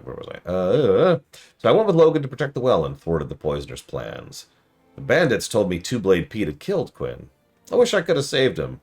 But I did what was right, getting rid of Quinn. Captain Thackeray and I set a trap for Two-Blade Pete, and I was the bait. I fought gang members until Pete arrived, and when he did, Thackeray and the Seraph ambushed him. Together, Logan and I ended Two-Pete and his gang. Yay, we killed bandits. Next quest. I hope you enjoyed that. That was one of the best quests of the humans. Captain Thackeray asked me to investigate the veracity of William Harrington's journal. He was a member of my sister's Seraph company, the Screaming Falcons. The journal casts doubt on the report of their deaths. Captain Telveron has a pessimistic view of my investigation. He insists that all members of the Falcon Company are long dead. I offered to help his soldiers attack a nearby Centaur camp, just so I can have a look around it. Sergeant Bigsby and I were set up by Captain Tarvalin, but we escaped the trap. When I caught up with Tarvalin, he confessed that Minister Arton was the mastermind behind the ambush of the Falcon Company. Captain Thackeray and I told the Queen what we learned. Yes, we're already meeting with the Queen, by the way. Mr. Arton claims innocence. Of course. We need more evidence to take him to trial, so I'm going to speak to a former member of Tarvalin's command who might know more. Sergeant Hal left Tarvalin's command after the Screaming Falcons were ambushed. He directed me towards a Lion Guard who was also a member of the company. She might know more. Corporal Dansky, now Deputy Dansky, told me she carried messages for Tarvalin, including information on the Screaming Falcons' patrol routes. Dansky believes any surviving members of the Screaming Falcons might be at the bandit camp to the east. Okay. So we attacked the bandit camp and found survivors of the Falcon Company. I was reunited with my sister at last. I'm so glad to see her again. She immediately punched me in the face, of course, and then demanded I take her to a nice place to eat. I told her no and punched her back. We fought for about 3 hours, and she said about how fat I was, and I said about how pregnant she looks. Afterward, we had a flag and a veil, and decided to go get Mexican. It was pretty good. Though the ordeal was difficult, she'll be safe now in Divinity's Reach. I've received a letter from the Royal Palace requesting I come in for an audience with the Queen. Logan needs a favor. There's these 3 orders, you see. The Order of the Derman Priory, the Order of Whispers, and the Vigil. The Priory and the Vigil. I know you're checking out, Gigapudding. The Priory and the Vigil are arguing over jurisdiction in a private investigation. Logan asked me to be an arbitrator between the 2 groups. Villagers around Lychcroft Mary often go into the swamp and gather moss to burn in the fireplace. Logan says undead roam the swamp. That's true, those villagers could be in danger. I'll look into it. I decided to go with the Vigil into Lychcroft Mare. What we found was children hiding from the undead. They'd seen a Seraph soldier in the swamp doing something creepy. I should consult with the rest of the Order representatives. I met with the 3 Orders and learned something about a Seraph named Kellic. The Vigil and the Order of Whispers had their own ideas what to do. So I went with the Vigil. If I hurry, I can catch this soldier before he does more harm. Following his trail, I learned an important bit of information. What drives him forward is his search to find Alistia Crow. Maybe one of the Order knows more about her. I discussed my next order of actions with the Order reps. So I gained the trust of Captain Barnacus. We went with Vigil again, by the way, and the crew, and learned that Kellic had met with Alistia Crow, the seer, and then was corrupted when scrying too deeply into ore. Apparently, Crow told him he needed royal blood to undo the corruption. So he killed her and sank the Ravenous. I need to warn Logan that Queen Jenna's in danger. I returned home to talk to Captain Thackeray. He was licking the Queen's feet for reasons I don't really want to know about. Once again, the Order representatives had good ideas about how to proceed. One of them said we should put some shoes on her. That might help. One of them says we need to just bolt Thackeray's face together. And honestly, shutting that gob is probably one of the best things we could have possibly done. The third Order idea was, why don't we just go ahead and let him be and leave him in private? I mean, what he does in his private time is his own business. And as long as she's okay with it, it's consenting adults, right? With the help from the Order, we successfully bolted his mouth shut and stopped Kellic before he could hurt Queen Jenna. Now I travel to Lion's Arch to meet one of Logan's own friends. And then, that's actually it. That's level 10, level 20, level 30. This is actually, each of these is blocked by 10s. There's the 40 quests, 50 quests, 60 quests, 70 quests, and 80 quests. So that was human!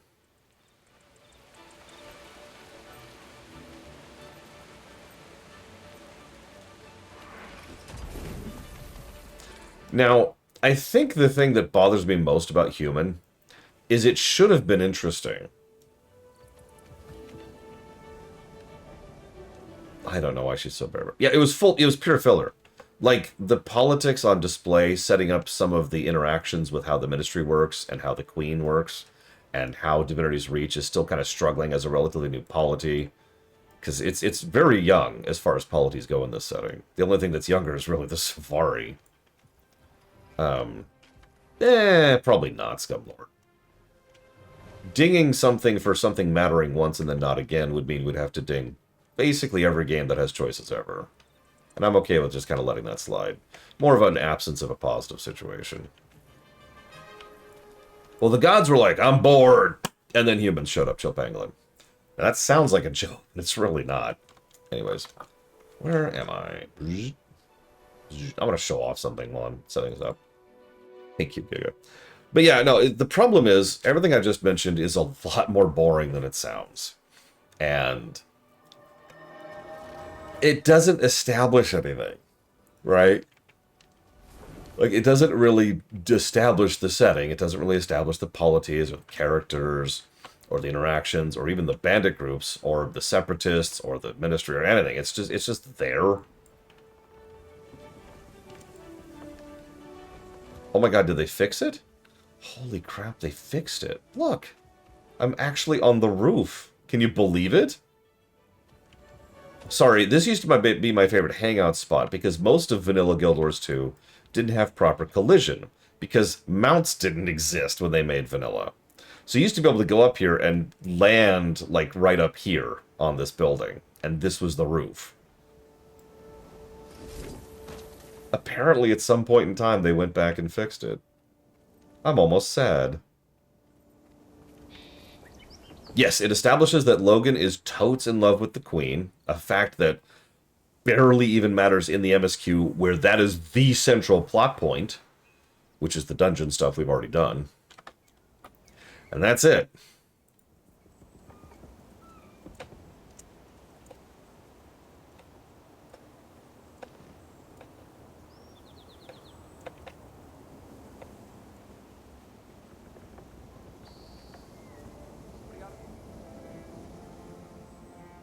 Countess Anise is probably one of the better human NPCs I agree. Thackeray is just... Honestly, I wasn't joking earlier when I said that Thackeray becomes a better character by virtue of being less of a character. We just see less of him, and that makes him better. He never actually improves as a character.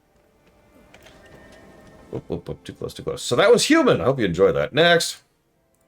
So let's do Asuran next, shall we? Have I done the Asuran quests on my Mesmer?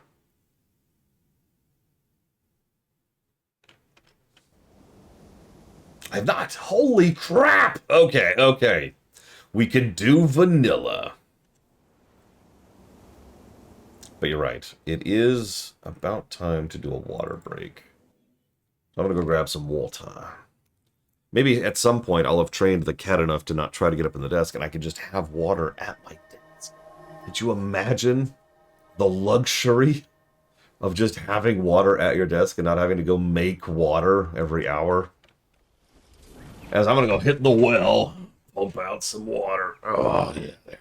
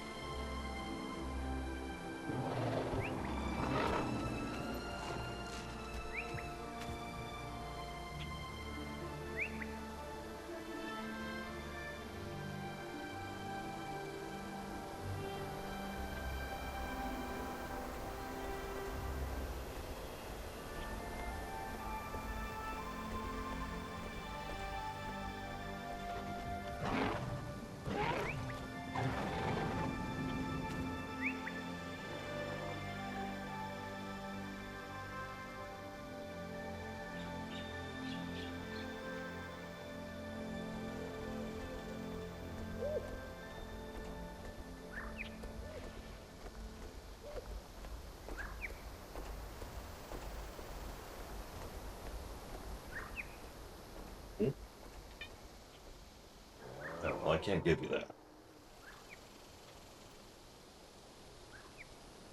Ah.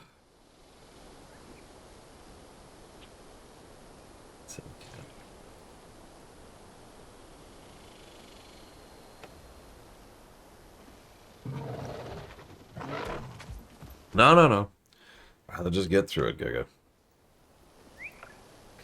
Congrats, Bregman. That's about what my experiences tend to be like in this game. I'll just go solo this vet. Oh, it's not a vet. It's a super death vet. Ah! You know those Ankylosaur jackasses in Heart of Thorns? Anyways.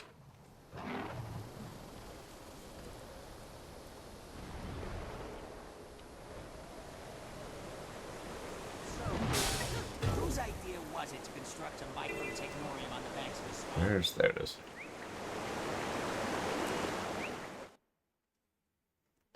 Oh, those things give great massages. Somewhere behind this waterfall. There must be a channel. What? Stay here, sweet sea. Don't want you getting wet. Or drown. So glad you could join us, Zoja. The Savant and my entire crew welcome your input. Crew, the signal point's here, but I don't see anything. Keep looking. As SNAF prize winners, we are the standard bearers for the College of Statics. Kazik was right. Titles do come with responsibility. These readings are still in the red. There has to be something here. Perhaps we're standing right on top of it. We haven't been on the surface so long we've forgotten how to dig, have we? Not that we'll actually dig, mind you.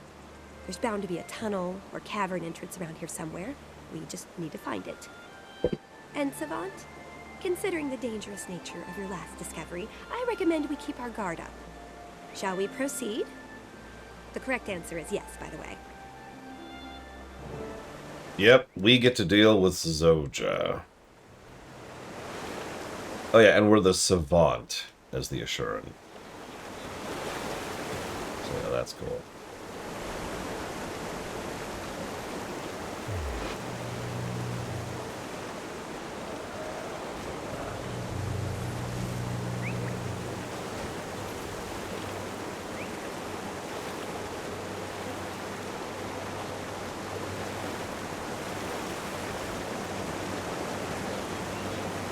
Oh god, I don't remember. What was our title as the human?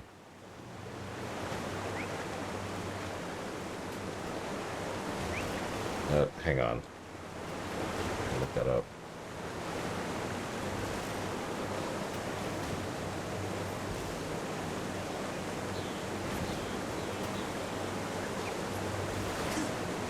Jenna's missing shoes.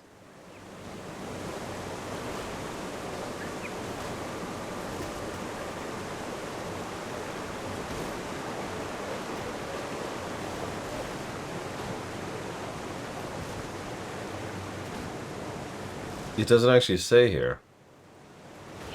Hmm.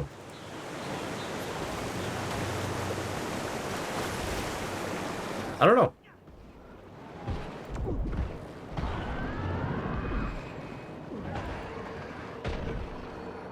I don't even know how to look that up, because it's not like a proper title, and it goes away almost immediately when you become Commander. I wonder. What if I look it up this way?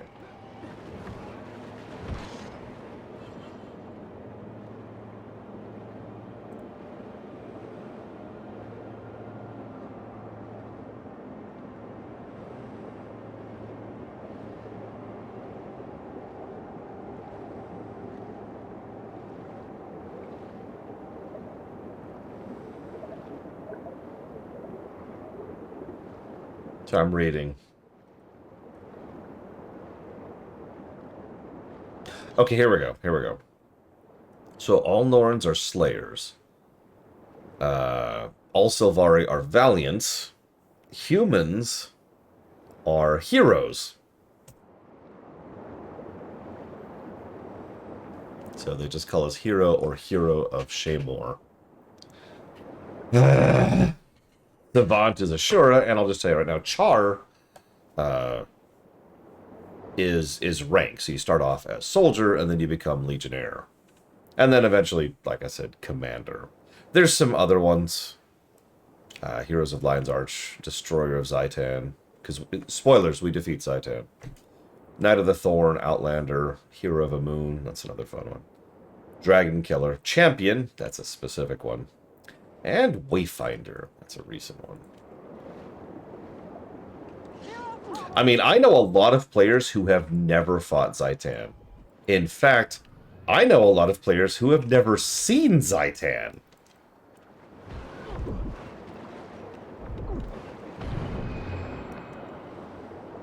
Because he only really shows up as part of the dungeon right at the very end. Like, that's where you fight Zaitan, is the last dungeon.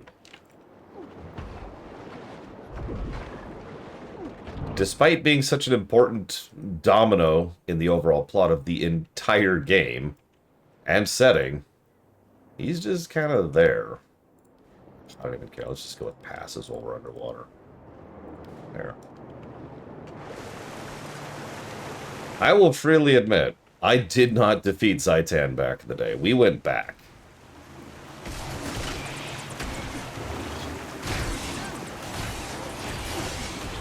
By the way, new Mesmer build. Trying out Virtuoso here.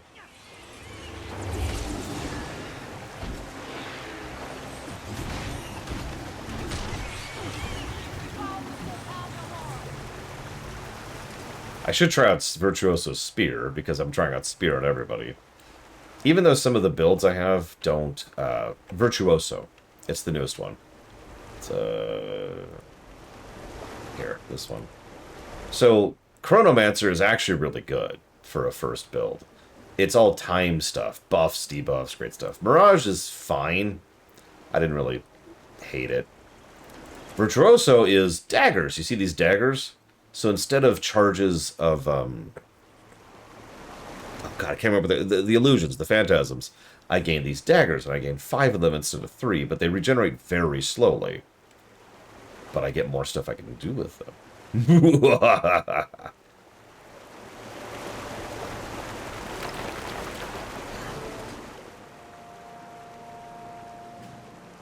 We have our item.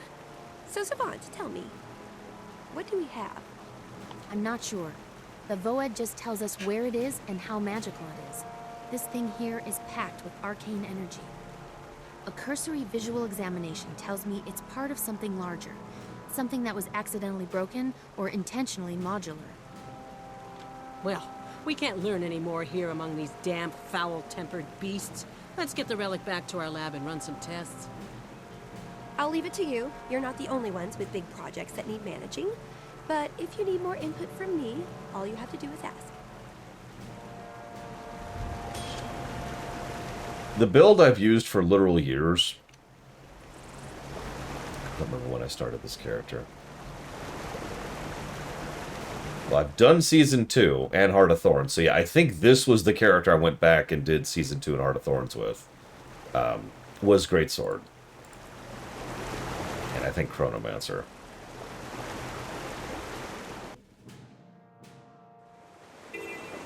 Greatsword is actually almost universally considered suboptimal, and nobody recommends doing it. But it's a really good ranged thing. And it's a good way to stay out of the big death area of, especially some of the earlier combats. So I didn't mind just leaning on that.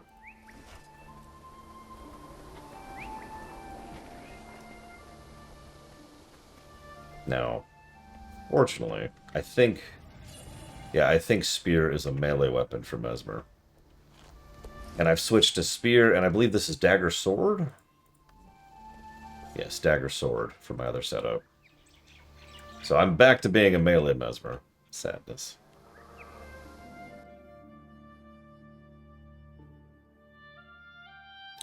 And now we can look at Radasum.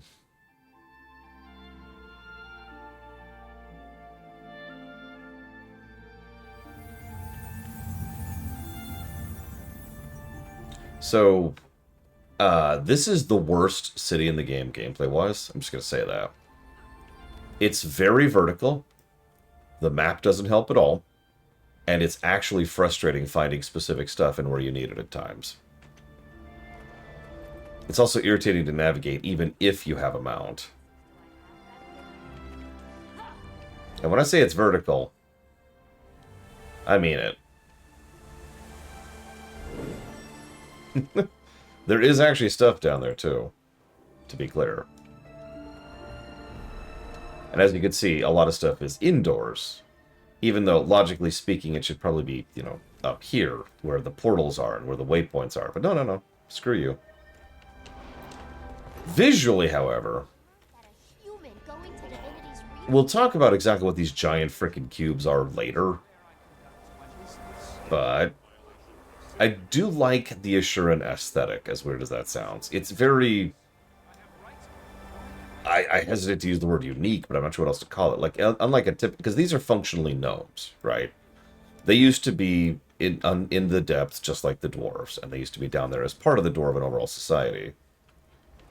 But, rather than, like, your typical hodgepodge thing, or, like, a steampunk thing, or whatever, this is the Asuran aesthetic. Very hard, harsh lines, lots of little calligraphy kind of touches. It's this weird combination of, like, Mesoamerican and then, you know, that, right? It is all very Magitech-y. They have something they call the Eternal Alchemy, which refers to everything. As in, they think everything fits in the Eternal Alchemy. So they consider magic and technology to be one and the same.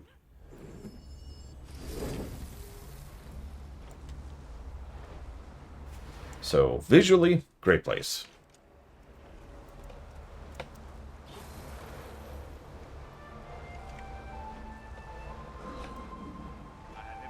Gameplay-wise, not so much. Once again, I've seen worse hubs, but this is probably the worst hub in the game.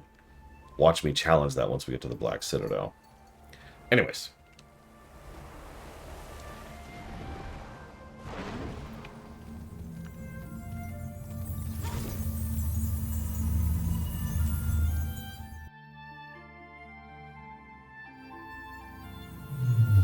There you are! That artifact we found is amazing. Wait until you see. Follow me.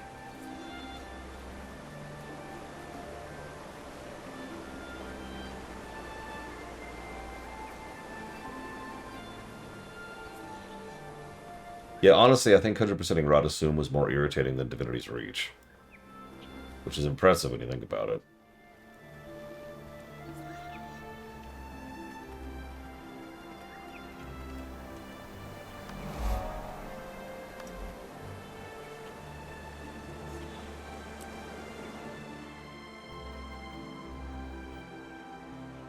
You need to come see the progress we've made. That thing the Voed found for us is amazing. Also, you were right.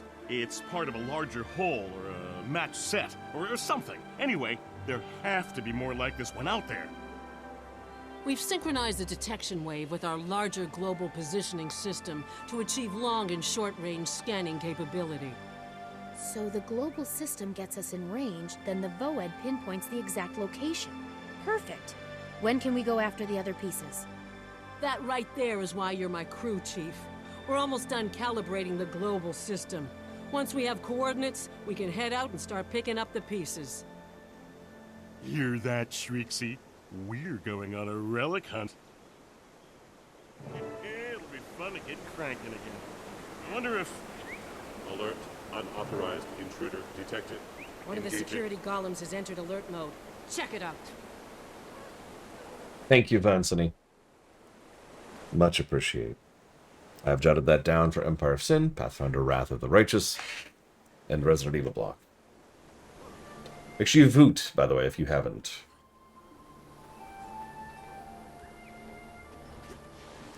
And, yeah, I agree, Plato. Exactly right. What the? Uh-oh, uh-oh, uh-oh.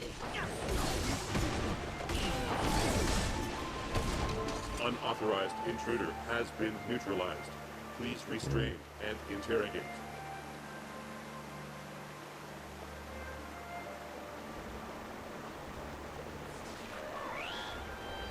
It was winning, Ross. By too much. Like I said in Discord, this is a little bit of an experimental thing. So we're kind of just playing it by ear with a lot of this. What was I going to say? Right, Chill Pangolin. The Giving Place is a game made by one of our own viewers. So of course I'm going to try that out. Come on.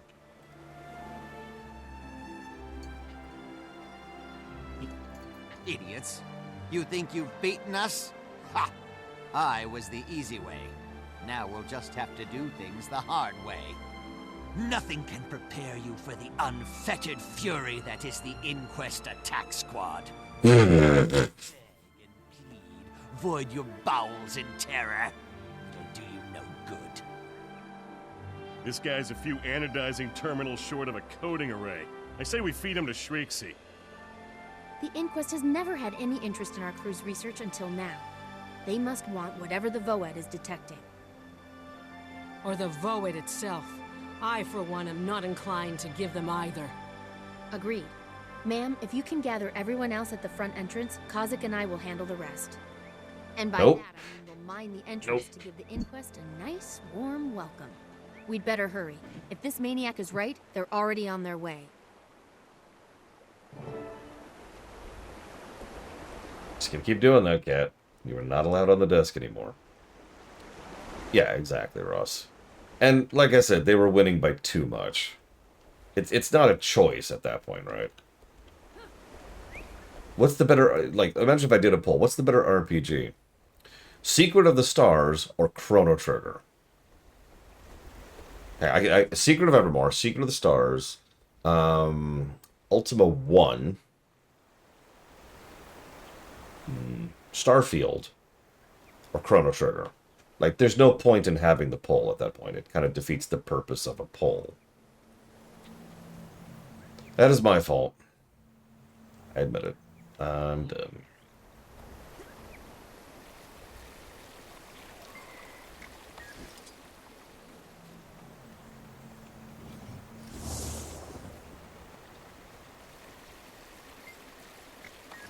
By the way, you want to hear something horrible, Giga? Since I've gotten my spear, I was like, well, what's the next thing I really want to work on?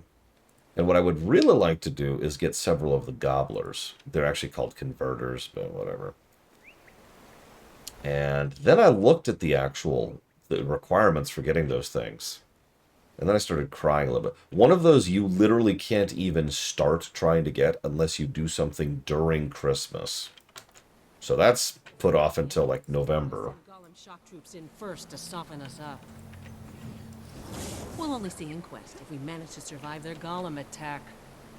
Alert. Enemy has arrived. Engaging. Oh, it doesn't even start till December? Jesus, that's even worse. Danger, danger, danger, danger, danger, danger, danger, danger. So anyways, I gave up on that. Danger, They're sending in another team. Danger.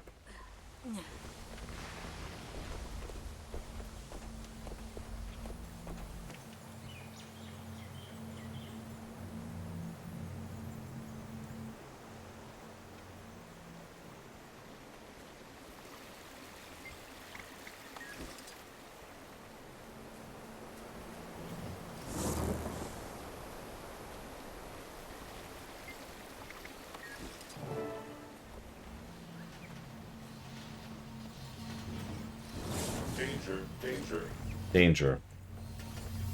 danger, danger, danger, danger, danger, danger, danger, danger, danger, danger.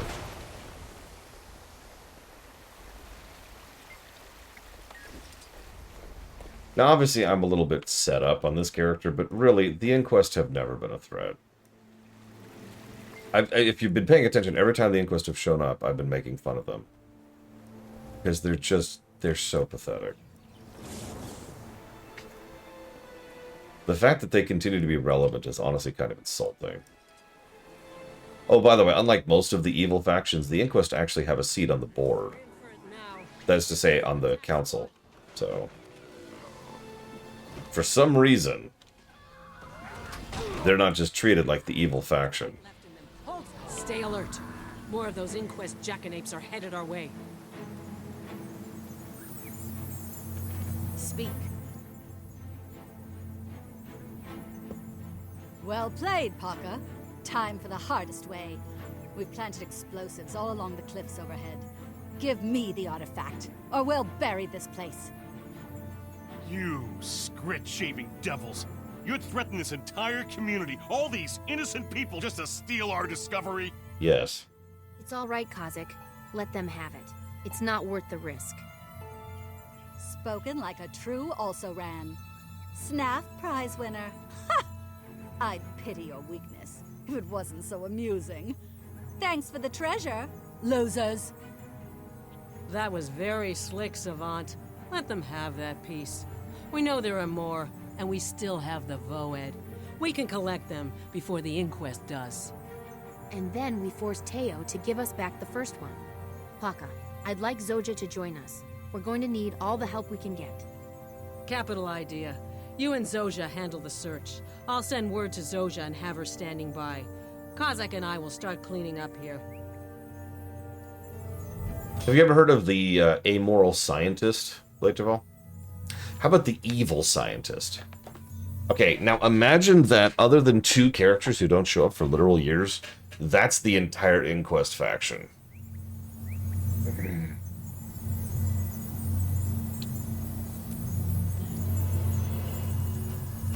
They're not great as far as factions go. Thank you for the sub, Kira White Noise. However, afraid I cannot put that towards hard space, I think. Maybe? Hang on, let me double check something. Not that's on the queue. Only there were 2 different ways to check. Yep, there it is. So I cannot put that towards hard space. But I'll put it towards the other 2.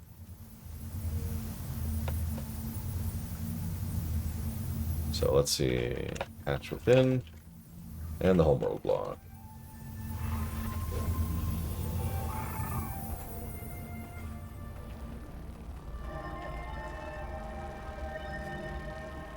Oh god, I'm going down. Okay, down, down.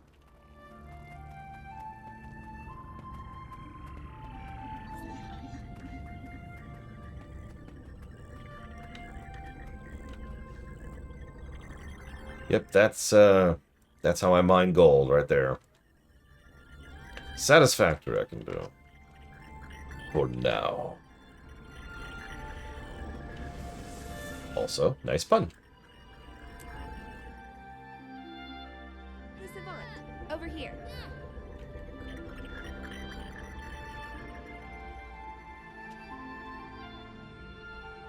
Paka's message said you needed help, Savant. And I did promise, so here I am. Lucky for you, I enjoy sticking it to the inquest whenever possible. Doesn't. 2 of us. Our Voed readouts indicate the artifact we want is somewhere in that merchant's stall. Who, Flack? No problem. I've known him for years, and he'd give both ears to collaborate with me. I'll engage him in light conversation and draw him off so you can get a good look at his stock. Grab what you need, and we'll move on. It's not really stealing. Think of it as Flack's charitable donation to the cause of science in the name of a better understanding of the eternal alchemy. Or just think of it as we need it more and we're smarter than him. Whatever works. Done and done. You turn on the charm. You can do that, right? No. I'll swipe whatever's lighting up the Voed display panel. Over here, Flack. My projects are top secret. For your ears only. Soja, after all these years, it's exquisite to see you again. Flack, I see you've abandoned pure research for the marketplace. A temporary situation, I assure you. If I thought there was a spot for me on a project of yours, I'd come running. Well, I've got a few irons in the fire you might find intriguing. Let me give you a rough prospectus. Well, always nice talking to you, Flack, but look at the time. Gotta run.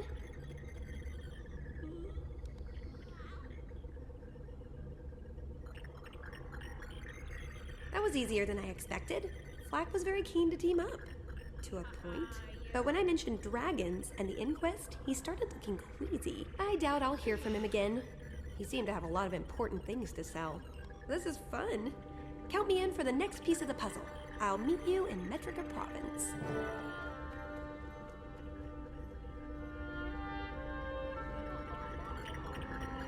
I'll say a very public thank you to, I think that was Chitoho, who pointed out that for some reason my freaking Guild Wars 2 playlist was in the wrong order.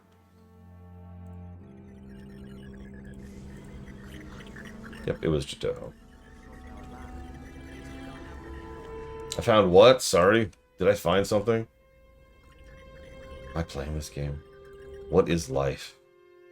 What is reality? Thank you, Shadow Machine, as always, for being part of the show. Wait, I get a McMuffin as part of the Asuran quest? Plus the story, immediately.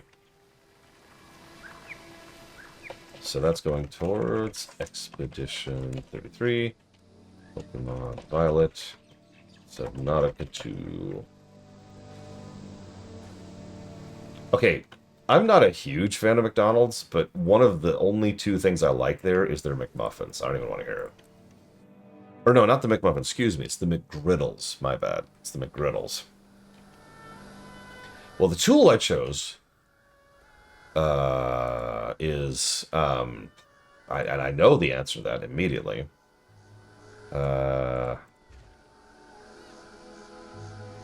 Is the Golem, apparently. The Valet Golem. Bad news. This place is crawling with Inquest salvage teams. The lake's indigenous creatures were dangerous enough. Now it's a full-on death trap. Quick, Fire up that Voed, and let's find what we came for before they do. You got it. McMuffins are fine. But yeah, half the stuff at McDonald's is your entire sodium intake for the day. Can I kill you? All systems nominal. I guess not. Okay.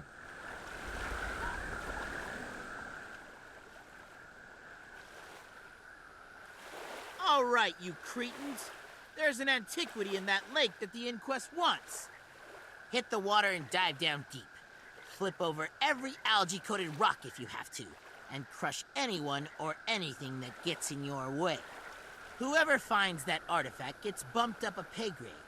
Fail, and you'll get thrown down a well to practice underwater reclamation. Move out! Does anyone work for Inquest? Inquest trash polluting the water. I'll be surprised if all the fish don't go belly up. We've definitely got some competition. Competition? More like distraction. Come on, let's find the artifact. Any Inquest cranial cracking that occurs will be pure bonus.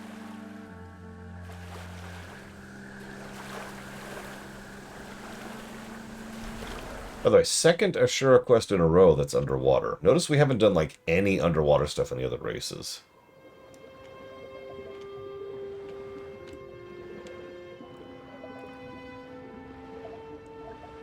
Just food for thought.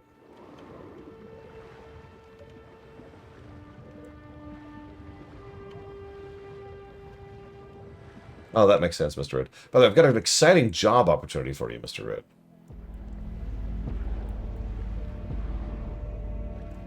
Oh, there it is. Yeah, I've got a breather. Right? I should. I apparently don't. That's kind of interesting. Whoop. Oh, it's because I have my helmet in, I think.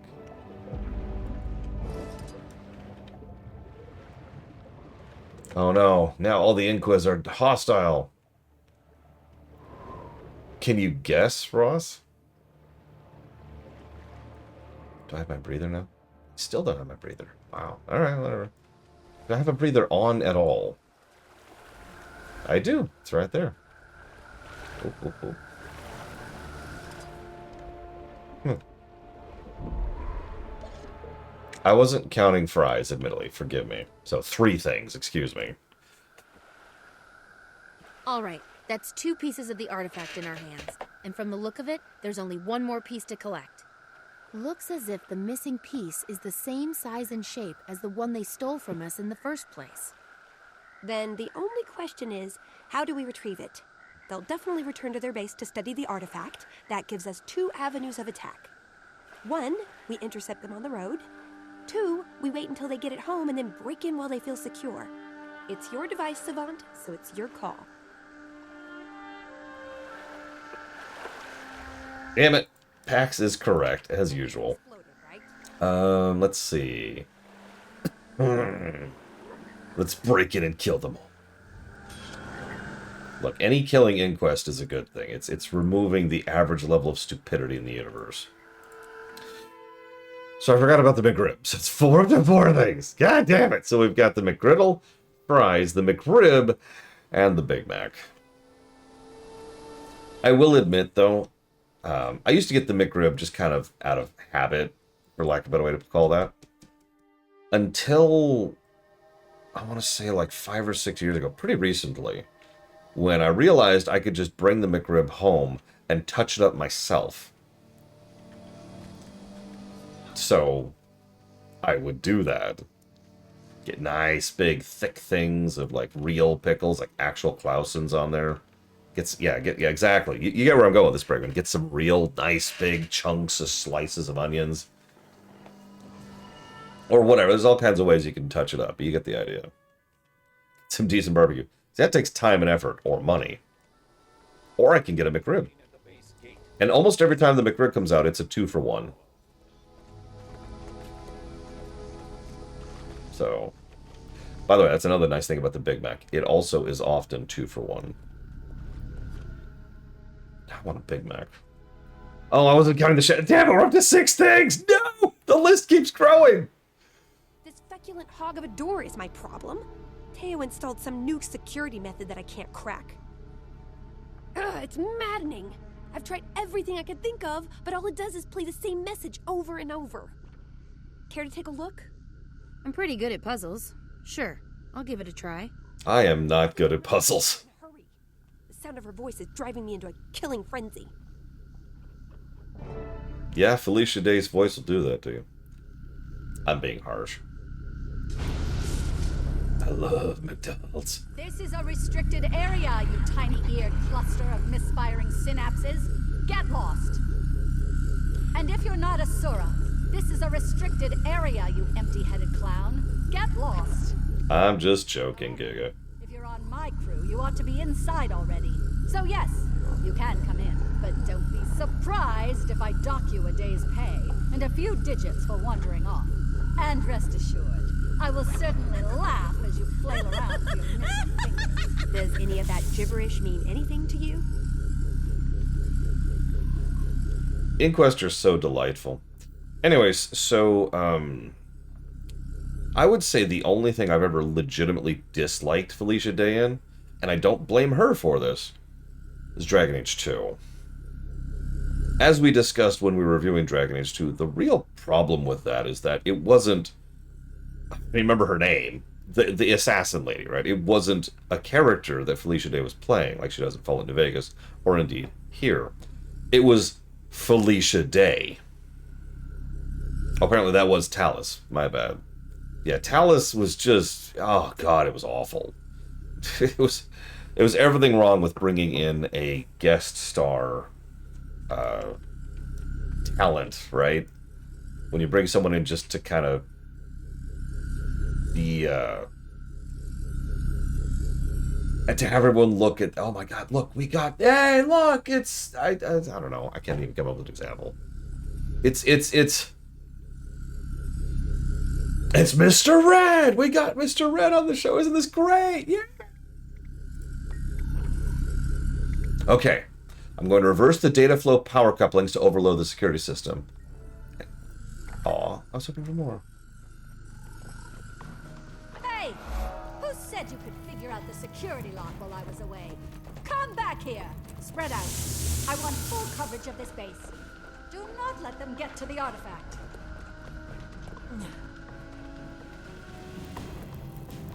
Listen, Mr. Red is a Guild Wars 2 junkie. Okay? It's all he plays. But yeah, I was looking into the Gobblers. Getting all of the dudes in Lion's Arch, that's not the end of the world. That just involves getting a good YouTube video, of which there are several. The Christmas thing, I can't even start till December, so that's whatever.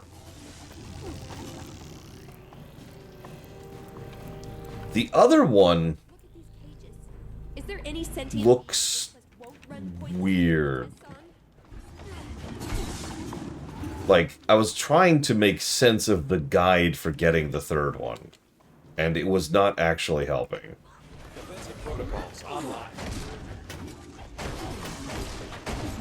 I'm an idiot. But, yeah, I couldn't make heads or tails of it. Hang on, I actually still have the tab up. It's Maudry. It's actually an ascended backpack. But once you get it, you get a gobbler, or that is to say a converter.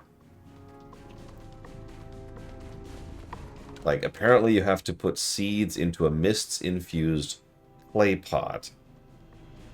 And so you need to, like, create a cultivated vine, purchase something with fractals of the mists, do a hidden garden jumping puzzle thing, do a mini dungeon in Diessa Plateau, apparently, do another mini dungeon in the Dredge Haunt Cliffs, and then do something with Mount Maelstrom's Heart of the Destroyer. And all of that costs a whole bunch of stuff. And it's just, I'm just staring at this like, what am I looking at? I'm so confused by what I'm looking at. And I just, my eyes crossed and I gave up on it. Hello, Teo. We made it past your security. Why do you look so concerned? Don't tell us we caught you with your pants down.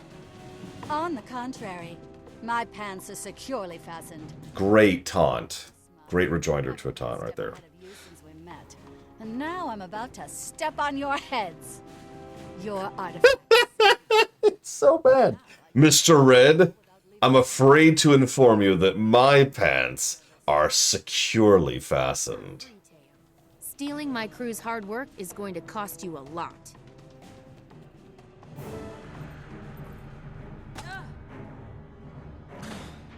Oh, I can kill her. Hey, what's up?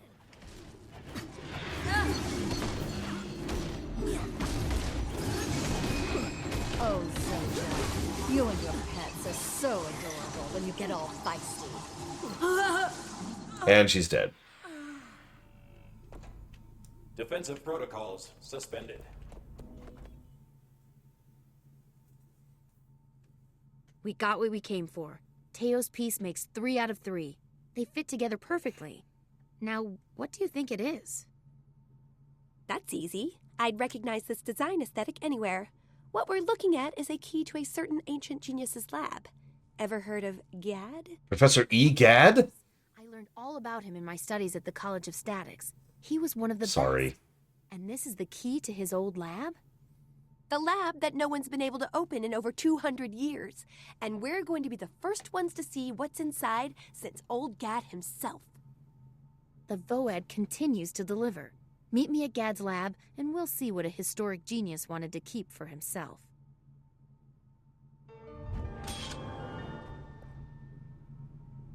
I mean, I could go for one of the converters, or all of the converters.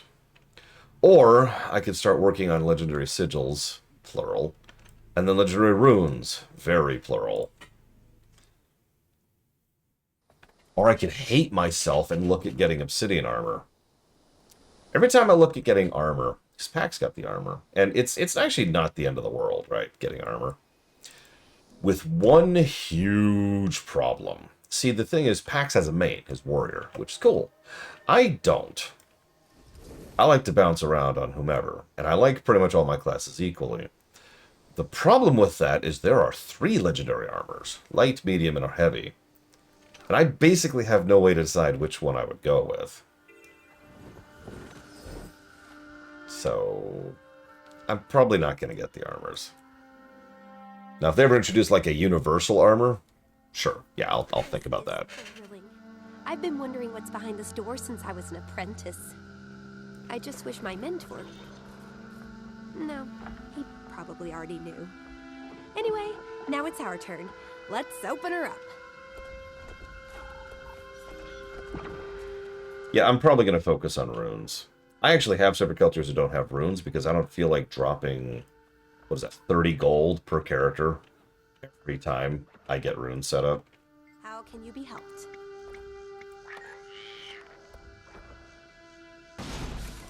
Surprise, surprise. Looks like the door... That's on the low end, too.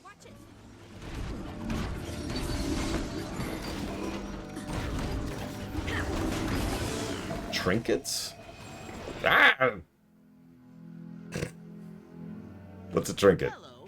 If you're hearing this message, I'm either not in or dead. In either case, you're trespassing. Get out. Failure to comply may result in one or more of the following: blindness, crippling injury, severe bleeding, immolation, electrocution, death, and/or loss of appetite. Your agony may vary. Your death may be monitored for quality assurance. Thank you. Now please run for your life and never come back. Same old Gad, and his creations are still functioning after 2 centuries without maintenance. He was a cranky old cuss, but he built things to last. Color me impressed. And a tad concerned. If his defenses are as sharp as he was, we'd better watch our step. Last warning, you idiot. Get out while you still can, or face certain annihilation. Gad was from Guild Wars 1, by the way, if you're wondering.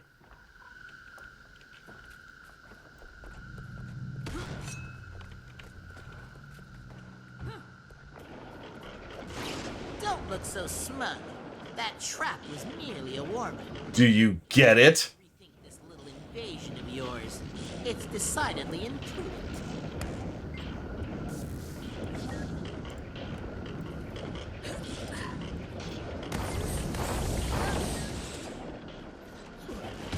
Oh god.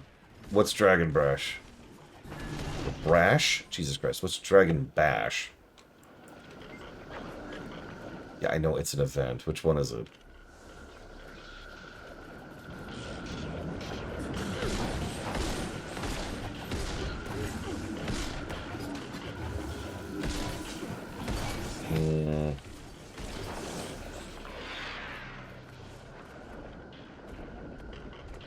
I don't remember if I've done that one.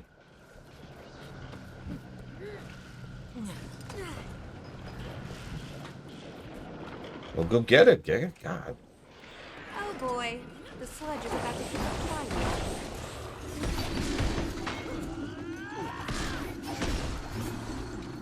Defensive protocols suspended. You think you're so clever, don't you? Getting this far is impressive, I'll give you that. But you're not out of danger yet. In this laboratory, I have harnessed unimaginable forces beyond your comprehension, and I'm about to unleash them on your face. Turn back now, or I'll enjoy desecrating your bones on my return. The pain you are about to experience will outlast your consciousness. The funny thing is, he's not even exaggerating yet. Still, if he's this determined to stop intruders, there must be something worth protecting here. My thoughts exactly. I respect Gad and all, but we've come too far to give up now. Sorry, old man. Your secrets will be ours. Don't worry about repercussions. Focus on inflicting... Oh, hey, it's a destroyer. That actually makes sense for Gad. It's breaking the containment pods.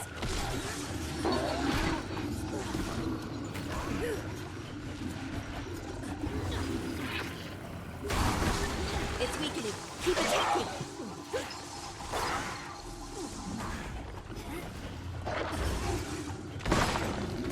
Damn it. It was invulnerable when I did my big hit. Whatever.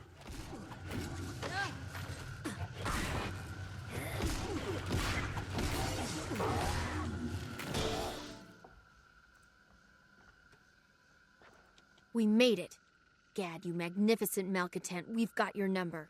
And we've got this fascinating device Shrieksy found. Everything in Gad's lab is worth studying. Tuck whatever that is away, and we'll give it a good going over back at your lab. Done. And am I crazy, or was that containment field holding back destroyers? That alone could revolutionize quasi-physical restraint field theory. You're not crazy, Savant. If we'd had those fields back when... well, let's just say more than a few battles might have turned out differently. This was a full-on 100% win. Not everyone can keep up with me, and most don't care to try. Ordinarily, that would suit me just fine. But you're all right. I'll definitely be calling on you again soon. Now let's get that gadget back to your lab and examine the stuffing out of it.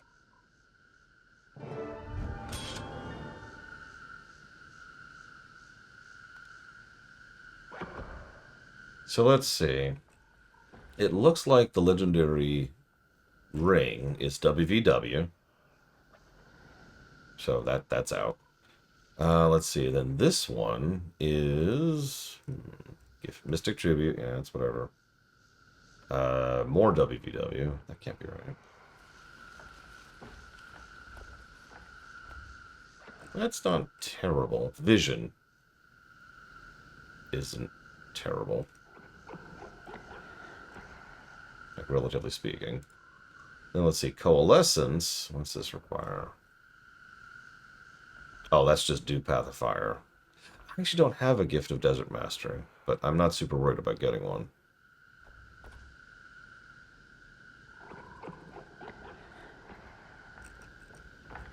Oh, Coalescence requires rating? That's out. So that leaves Aurora. Let's see. Of course, it takes 250 winter berries. Among other things.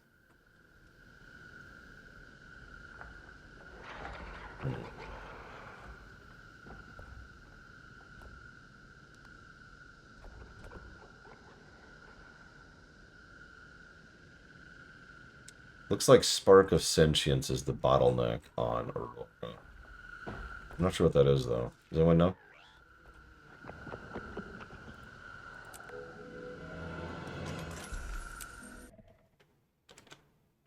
So did I like the recent, the third Batman film? No. In fact, I disliked it so much. Oh, did it just reset? Yeah, it looks like it just did. I disliked it so much that I have never watched it a second time. Let's see, what's on sale? Shared inventory slots are on sale. I might pick one up.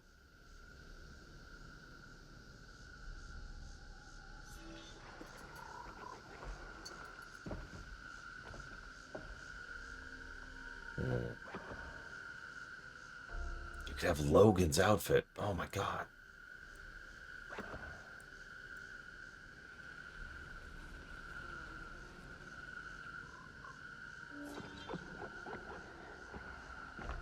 This is all like cosmetic-y stuff. I don't see any mounts here.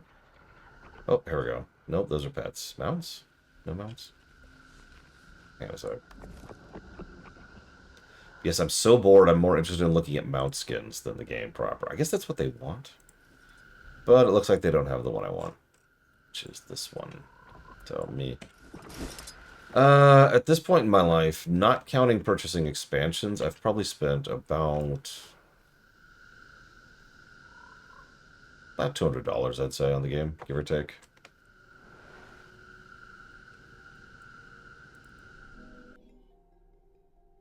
I mean, it's a strategy. So there's a box up against the wall that he just loves getting in between because there's like this triangle nook in there, right? He just likes laying there. For some reason. I don't know. Don't look at me.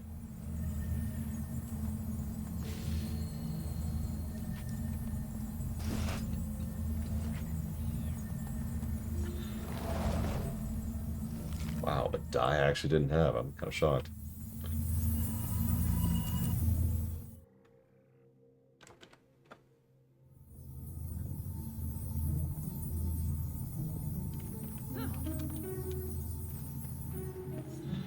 Hey, Savant, hurry and get over here. What? Thanks for coming by. Quick question for you. Your first invention was a service golem, correct? Now that takes me back. My blueprints for the valet got me accepted to all 3 colleges, and then I was able to pick at my leisure. Designed to handle menial daily tasks, cleaning, dressing, dining, etc., so the owner could focus on intellectual endeavors. Well, unless murder is a menial daily task, something's gone wrong. Your valet golem went berserk and killed the people it was supposed to be serving. This is intolerable. You're the Snaff Prize Savant. Snaff, the master golemancer. Your failure dishonors his memory, and I can't have that. My golem wouldn't kill people. It couldn't. I made sure to... It could, and it has. If you want to live up to your title, Savant, you better head over to Decider Atum and sort this out. Fast.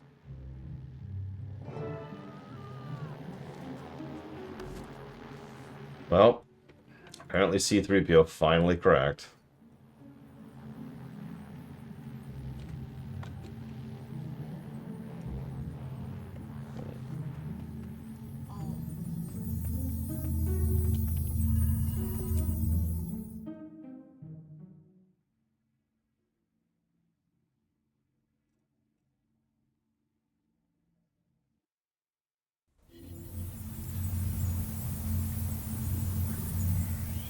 Oh, that's not too bad, E-Tree. Thank you for looking that up. I figured everyone just was ignoring me.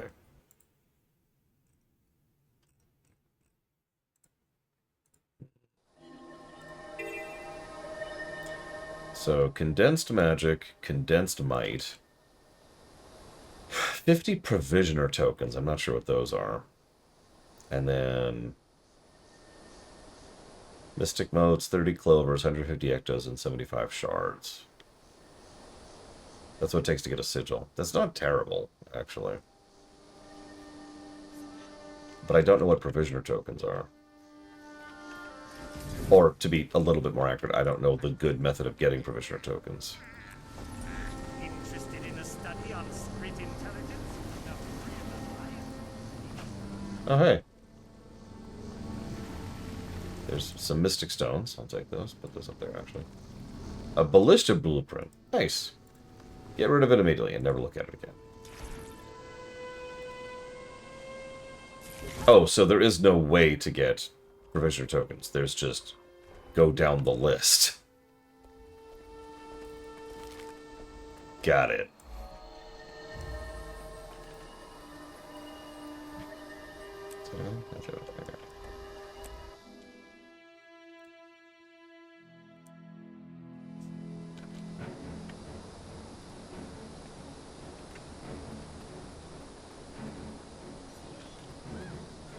Look out!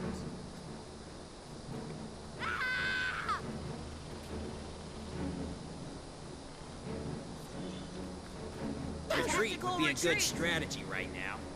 Over there. Hurry. Alright, valet. Why are you killing people? Good day. Allow me to handle all your household needs. Let me take your hand. Pat. Analyzing room. Damn it. Get back here. Shall I pop the cork? Thus located.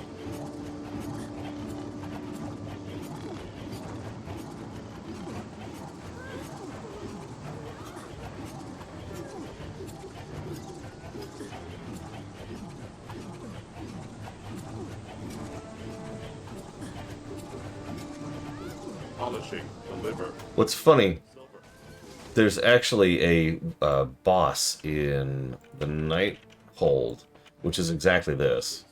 Complete. Although it's a slightly different. It's a servitor bot that had been forced to run nonstop for centuries. Nice mince puree.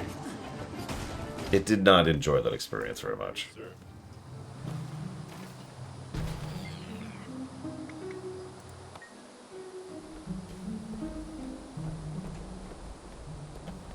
Oh no, it's just vanilla sucks, Linnerith. We're still in the doldrums period. Don't worry, we're actually a decent chunk of the way through vanilla now that we're finally actually doing it and all my characters are set up properly.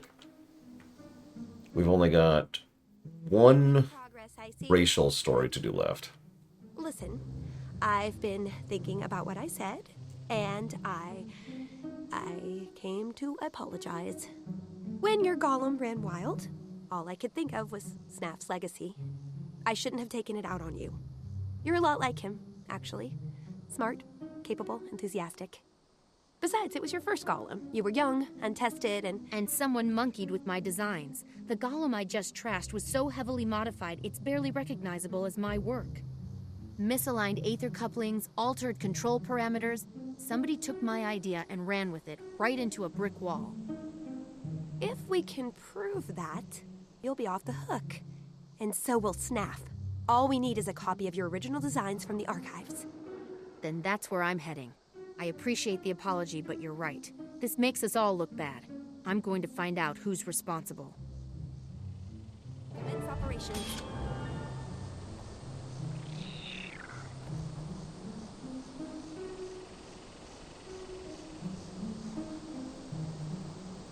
Oh my god. One of the things you can do to get provision things is 300 research.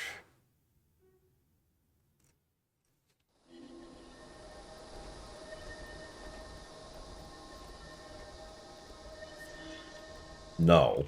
let's just line that up right now. No.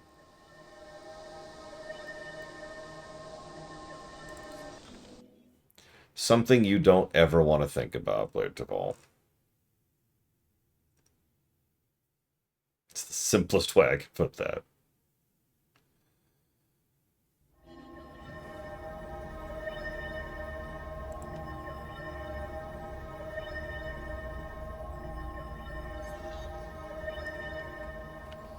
Apparently there's actually a new daily thing you can do.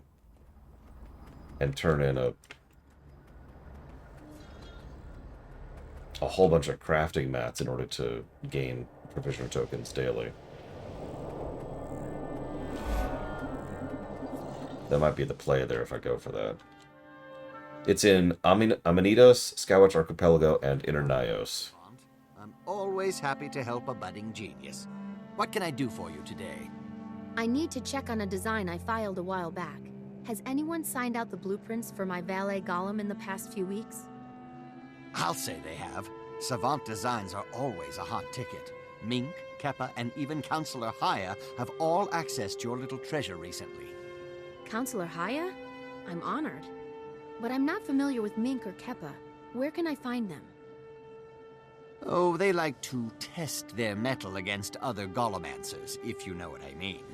Um's the word, though. The Council frowns on golem throwdowns. Thanks, Greb. Listen, could you send word to Zojia? Tell her I've got a lead, and to meet me at the next golem throwdown, with a viable entry. Sure, anything for the Snaff Savant. I'll be sorry to miss that bout, though. Good luck. Give Mink and Keppa my best, and your worst. And yeah, elegant dwarves. I didn't even think about them before. That's a great way to describe the Ashura.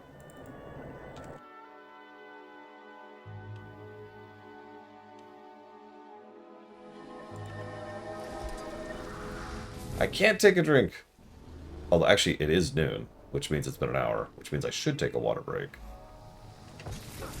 So hang on. Water break time. Time to make some water.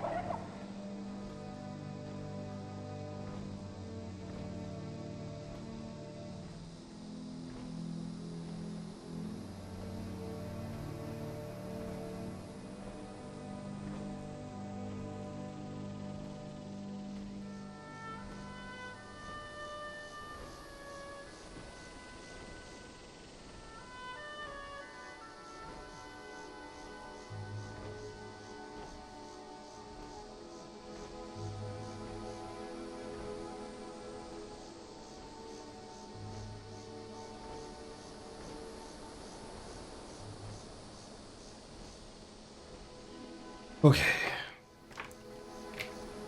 We can do this. We can finish the vanilla stories today.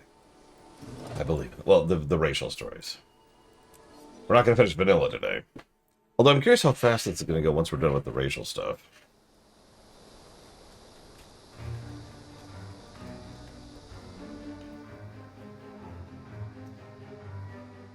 I got the word from Grep, and I brought you a golem to fight with. It's no Mr. Sparkles, but it's equal to any you're likely to face. Victory is still down to you and your piloting skills. Another thing. Don't think my apology means that I'm at your beck and call now. Not at all. I just figured you'd want to be kept in the loop. Like you said, clearing my name keeps snaffs out of the gutter. Don't get cheeky with me. I invented the biting sarcastic rejoinder, you know. Now, have you spoken to Mink and Keppa yet? Well, no. I figured I'd introduce myself by beating their golems into scrap. Give them a chance to come clean first. Fun's fun, but this is serious business.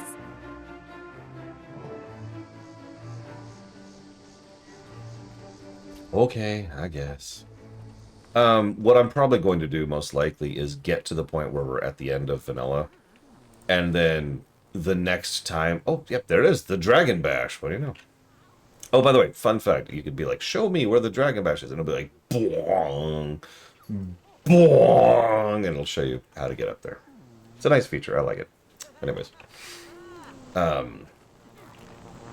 Words. What I'm going to do is just kind of pause the vanilla story until we have enough people to go do the dungeon. We don't have a story mode for that dungeon, so we're going to want a full crew. And I am going to bring my Guardian, Excelsior. who I just respect into something other than support. So that should be interesting. So yes.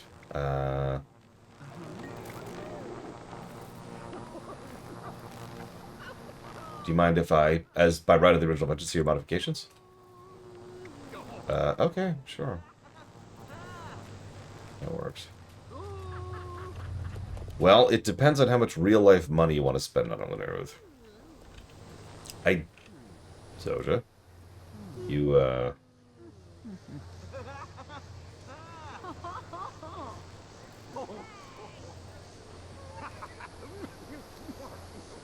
Anyways, yeah, she's up in the sky. Oh, she's gone. Where'd she go? If you want to spend 0 money on it, real talk, I don't know. I've only ever leveled a character to 80 once, ever, including during this run. I was actually originally going to go ahead and level my Elementalist naturally, and then I decided that that was extremely boring and dragging the stream down. So I started blowing experience boosts on her. Now, hang on. It's actually a gradient. It's not like there's just the 80 experience boost and that's it. You can get these things via all sorts of stuff that give you just a level, and I have like 120 of those. So, you know, you pop 79 and you're 80. But anyways, the point being, the real answer is I really don't know. I don't know how long it takes to level. And at this point, I never will. Because I'm never doing that again.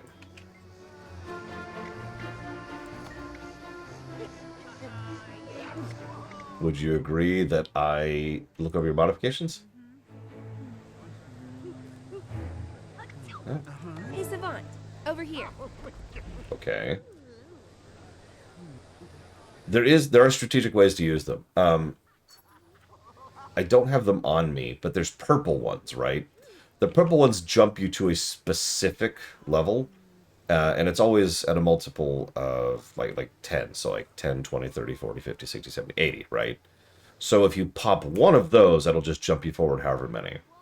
And then you could go, what I would do, if you really want to speed it up, is you pop a purple, which boosts you to whatever, right? And that'll unlock several of your MSQ quests. Do a few of the MSQ quests, that'll get you another level or 2, right?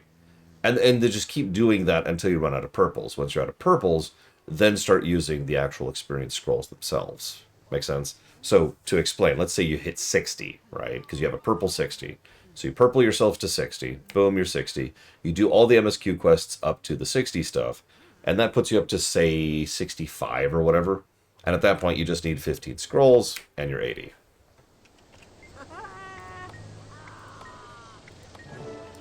So, we're going to do a golem fight, because of course we are. Bless you.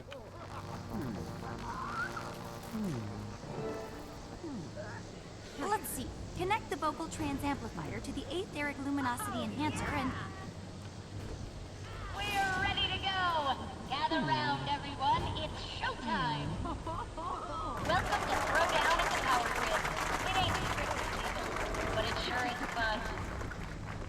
We have a very special treat for you tonight. Please welcome this... Is that the same announcer from Norn? Or no, that wasn't Norn. That was Sylvari. I think it is. Club 505. Ready? Fight!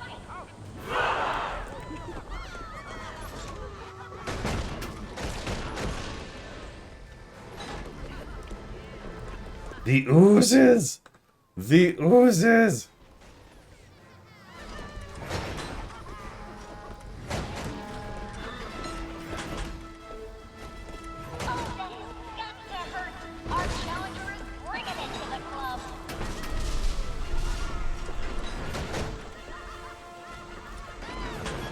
I love this, by the way. Golem fights are illegal, which is why we're doing this out at this ruin. And people are just hanging out on tents and cots. Some of the only interesting little tidbit of world building in the entire story arc we've done so far. Oh no, it's bit and bite! What do we do?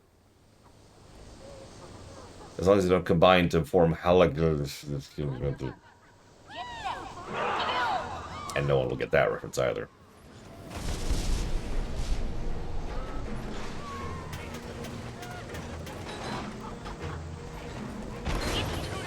Honestly, I'm kind of hoping that happens. Be good fate. I don't know if you can level in PvP or WVW. I've basically never done PvP in this game. I've done a decent amount of WVW, and it's decently fun. But I don't know if you get experience from doing it. Hey, look, it's the over 9,000. Our final contestant is from Meat Lab, the super powerful, hypercharged.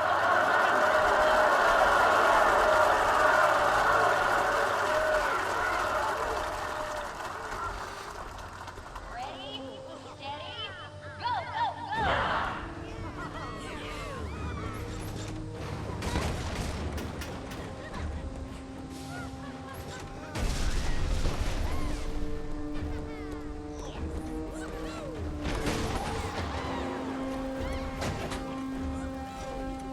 Over's on the rope. It's a full-on fountain of fearsome ferocity.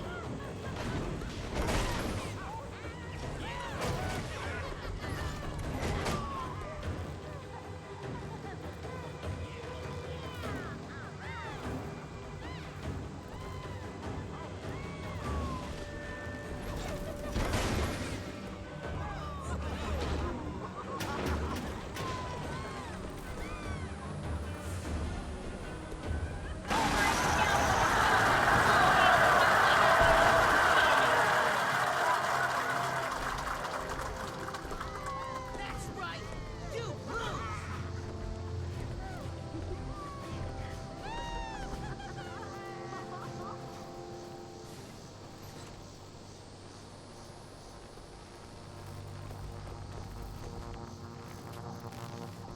Excelsior.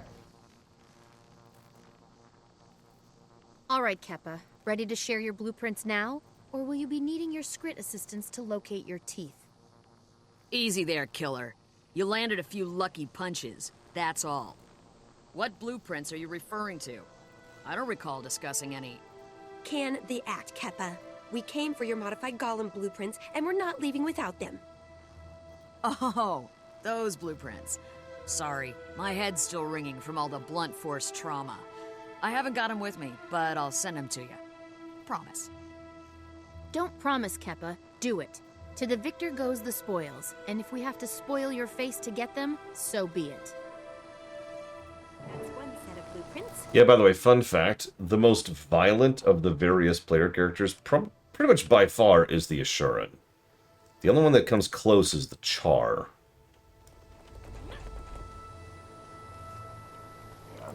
Excelsior.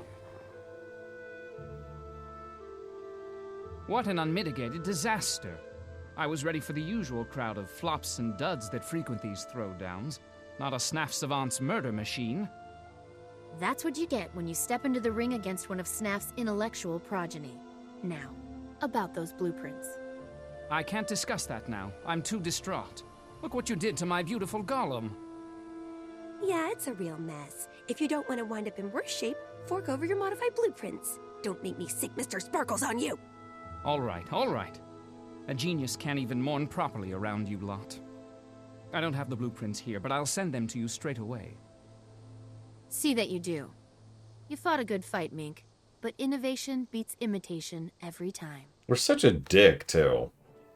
Like, we're not even, like, humble in victory. It's like, yes, I'm better than you in every way. And nothing you can ever do will change that. Because I'm just that much better than you. Also, they sell cotton candy.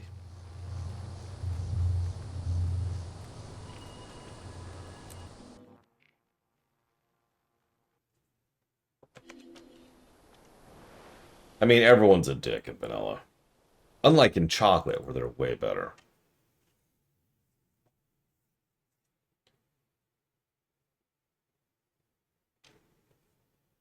Oh, good. The cat scratching thing is on its way. Alright, it looks like it'll get here today.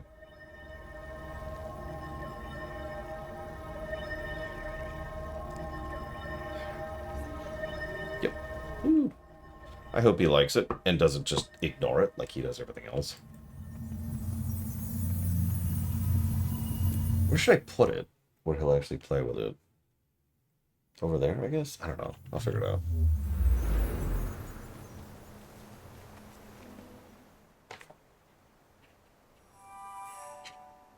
Hello, dear. I'm so glad I ran into you. I understand you were inquiring after your valet golem blueprints. I must say I found them most elucidating. Please have a look at the modifications I made. I'm no Snaff Prize savant, but we can all benefit from a little constructive criticism, yes? Of course. Thank you, Counselor. It's an honor to have your input. The honor was all mine. Oh, I also baked you some cookies. I'll have them sent round to your lab right away. I hardly know what to say, Counselor. Thank you very much. You're quite welcome, dear. Please, don't let me keep you from your work. Take care now. Okay. Are the cookies poison? Is that what this is?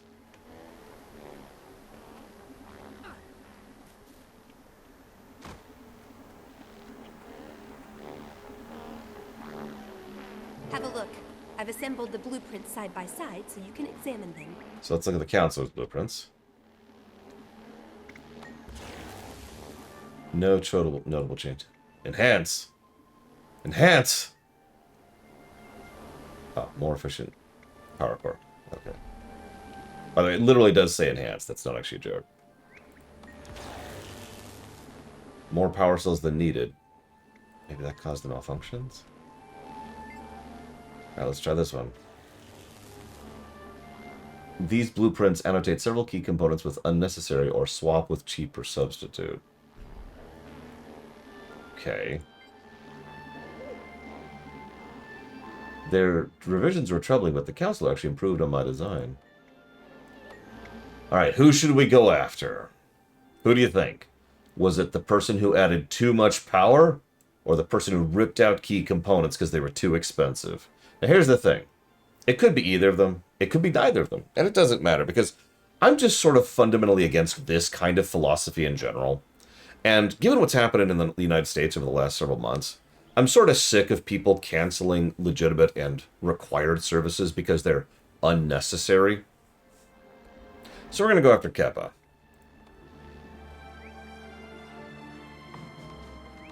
It's got to be Keppa. She removed several key parts in the name of mass production and added pounds of secondhand reclaimed junk. Junk collected by Skrit, no less. She has an entire team doing salvage for her. No wonder her valet golem malfunctioned. I concur. Inadequate part substitution is a common factor in experimental golem failures. How do you plan to find her and shut her down? If we follow the Skrit, we'll find Keppa. Yes, Linerith. We need to start in a place that's crawling. Thank God. Next stop, Skritsburg.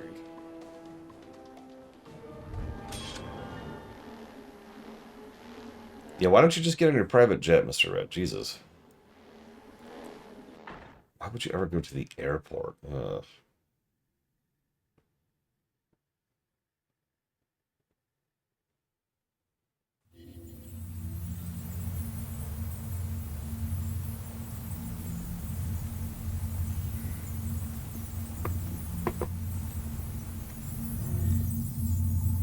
Yeah, why would you ever go with a present option? Oh, that's it. A jet yacht. That's even better. Hugely wasteful, deleterious to the environment, and a giant money sink. And the best part is you never actually use it. You just send other people. They can't use your jet yacht, of course. That's not for them.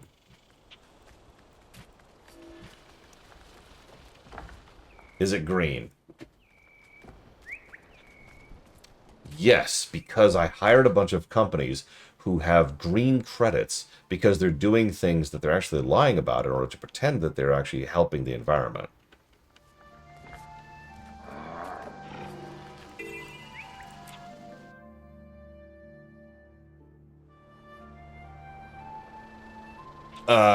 No, Linera, there's not. Vanilla is Garbo. Just down the road. Let's go. And the only free part of the game is Vanilla and Season 1. No, I actually got what you were going for, Spartan. I was just making another dig at that entire system, which is a scam of green credits. Which is... Plenty of goodies down by the river. Fetch them for me quick, and there'll be double the shinies. Yes, yes, yes! Shinies! Noisemakers! We go now! Want to see something amazing? Follow me. Okay, even in vanilla, the Skrit are awesome. Just like the Quaggan. Woo-hoo! My, there are even more of you. Good, good. Here for work? Work? No. Things to trade. For rewards. Shiny noisemakers. Yes? Yes. Rewards, yes. Here, I've a nice button for you. Call it a down payment. Shiny button. Yes, good start. More to come, right? We go. Bring things back. Skrit are awesome. I'm not even joking. They're delightful. Come clean, Keppa. You put that passel of pint-sized killer golems in play without knowing how dangerous they were. Killers? No. My market niche is lab assistants. I'm using Skrit at the moment. They work cheap, but their utility has proven limited. My mini golems are gonna make me rich. They fetch, haul, carry, and fight. Everything a genius needs from her crew. I can prove it too. Let me just... Oh dear. Here come my Skrit, clamoring for attention. Don't worry, this happens every so often. They sound angry. They always sound angry, but once I toss out a handful of shiny buttons, they'll love me again. Observe. Why, there are so many of you now. Wonderful. Bring more things, get more shinies. No more buttons. Real work, real treasure. Shiny tools, noisy machines. Pay us. But my financial model is based on paying you in trinkets. Can't we renegotiate? Negotiate? Yes! Give us things that make our lives easier, or we end yours! Golems, do your stuff. Stop these mutinous Skrit. Can I join the Skrit on this? There's too many. Please? On the turret and drive them off. Please? Okay, whatever. Let me instantly brutally murder all these Union people. Poor Skrit. I'm sorry. In lore, in canon, I actually employ all these Skrit myself and actually pay them a decent wage.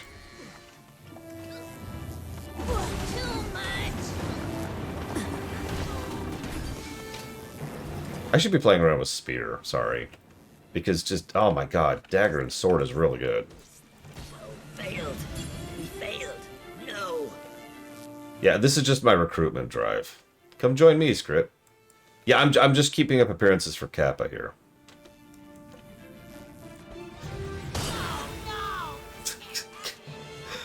I poked at Ranger. It's really good with Spear. Like, so far I've liked Spear on literally everything I've played it on, and I intend to keep going with that trend.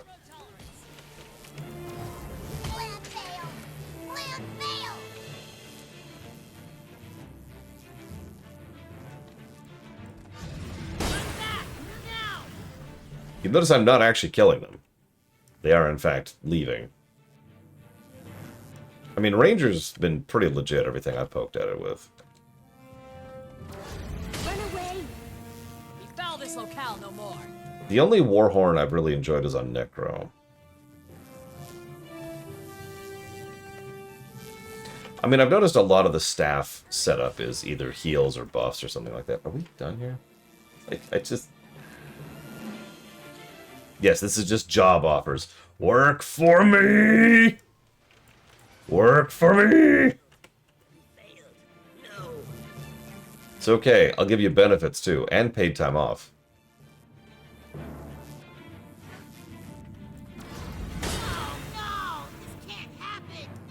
No, it can. It's okay. I can afford it.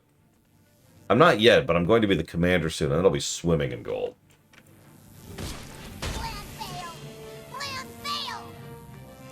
Also, we're going to have maternity leave and paternity leave. Honestly, just like parental leave. Let's just call it that. So we're going to have parental leave. It's a full-on rebellion. Follow me. If I don't mollify these Skrit, we're all in trouble. Uh-huh. Let's see, what else? What else? We need to have safe working environment, obviously. Training, yep, on-the-job training. Possibility of internal vertical promotion, vertical movement.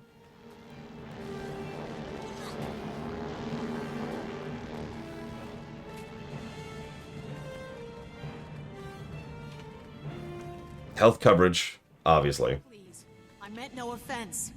I thought we had an equitable arrangement. No more buttons. Real work, real treasure. Shinies, noisemakers. We get or we go. Wait, what? Ah, never mind. I really need to build myself a less volatile workforce. You need to update your files, Keppa. Skrit aren't simple-minded. They just communicate with each other much more efficiently than they can with us. A dozen Skrit is a dozen minds focusing on the same problem. Gather 20 Skrit, or 100, and their collective mental acuity rivals ours. Yes, they're the Geth. Explains a lot, actually. So all I need to do is keep their numbers below a certain threshold. Keppa. No, you need to stop exploiting them, or it'll come back to bite you on the backside like it did today. I think we're done here, Zojia. Keppa's golems haven't run wild or tried to kill anyone. Is Mink the one we wanted all along? Mink isn't any craftier than Keppa here. That leaves Counselor Haya, who is, in fact, sharp enough to cover her tracks. I've got a new theory. Meet me back at my lab and we'll test it. Wait, the kindly old grandma was the evil one all along? I never would have seen that coming. And I ate all her poison cookies, too. Oh, crap. Okay, guys, listen. Skrit, who are all working for me, I need you to go get me poison antidotes, okay? Like, a lot of them.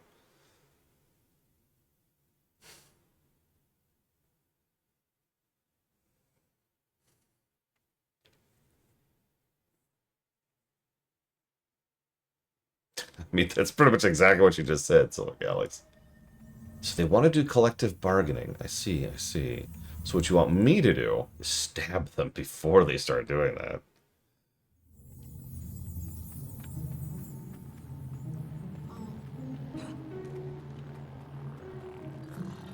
If all Mink and Keppa are guilty of is idiocy, then the culprit has to be Haya. I've built this golem to Haya's specs. Once I activate it, we should see results. Stand by. Good morning, mistress. How may I serve or kill you today? Kill. Okay, there's our proof. Deactivating the golem may require force. Time to attack! I got this.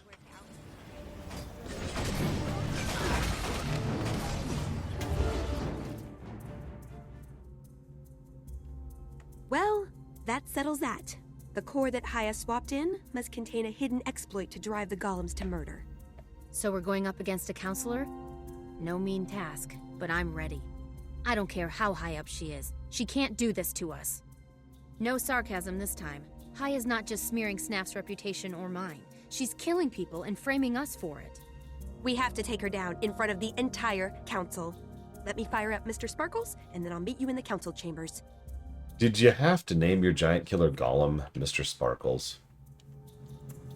Asking for a friend. I'm just wondering, really. Like, where did that come from?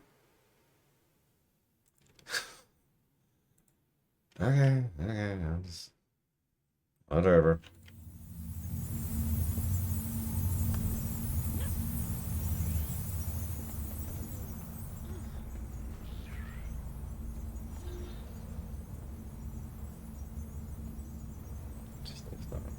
Sorry, I was eyeballing something.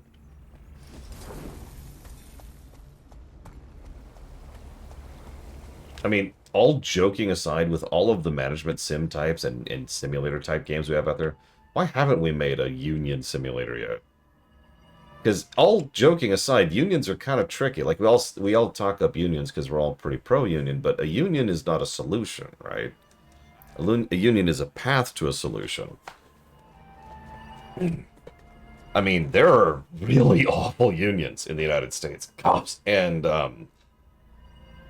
you have to have like mechanics, right? Where you don't want, like, there'd be like a corruption meter, you know, or maybe even just like you just start bleeding out things due to your current corruption stat, or maybe you don't want certain people to gain too much influence, or maybe you don't want the union to merge with other unions or whatever. And so that'd be something you'd have to fight against. But you also want the union to not be shut down by exactly. You don't want the union shut down by the corporation, so you'd be fighting against that the whole time. And then there's the government, which is going to be doing stuff based on how they're being lobbied. And I think you could make a pretty engaging game out of that. It would be very much a starting on the back foot kind of a thing, right?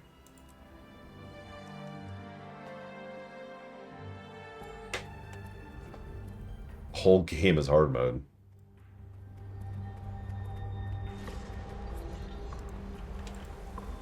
Alright. Your cookies taste bad!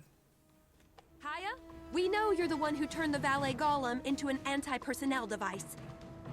We've got all the proof we need, and we're going to expose your machinations to the entire council. Proof? You mean those blueprints I gave you?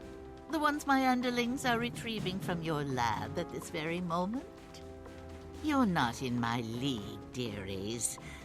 And after my modified valets are finished with my fellow counselors, no one else will be either. Dun dun dun.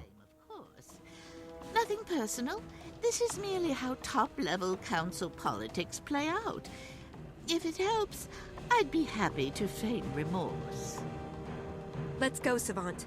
If the council gets wiped out by your golems, the peacemakers will fry us on sight. We'll have to catch up with Haya later.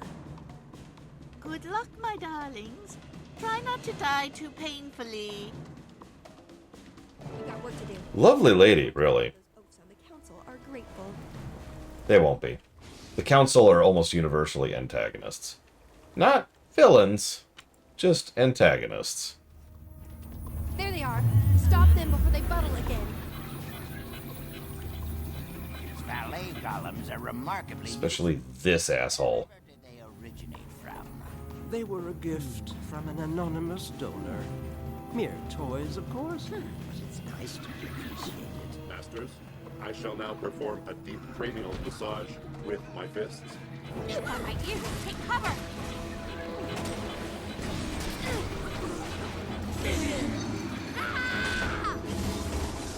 This is highly irregular.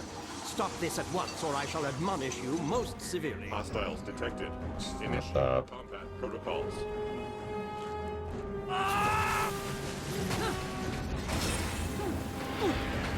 Yeah, I am really liking Spear Mesmer. Ooh.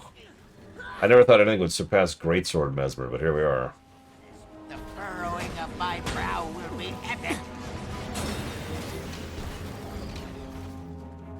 Combat protocols active. Restricted weaponry unlocked. Prepare for death. Would you like a haircut? You look weary. Do not worry, Master. I have detailed files on blood stains. Let's get out. Zosha, for once I'm glad to see you. And is that the Snaf Savant? What is the meaning of this? Those valet golems were based on my designs. Counselor Haya tampered with them and sent them to kill as much of the council as possible. I can vouch for this. Haya is making a power play. We don't have hard evidence, but... Say no more. Bold moves are Haya's style, and she never leaves evidence that can be traced back to her. Leave Haya to us. We'll keep an eye on her. She may well receive a lethal gift of her own someday soon. In the meantime, you have our thanks. Well, it's not a complete victory, but we did save the Arcane Council and Snaf's reputation. I'm sincerely sorry I ever doubted you. I accept your apology. Again. Just remember, I'm the Snaff Savant. Sarcasm aside, you can count on me to live up to his example.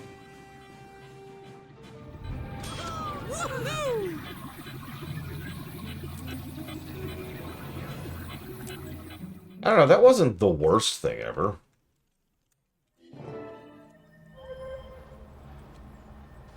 Which I suppose is kind of damning with faint praise, but I mean it.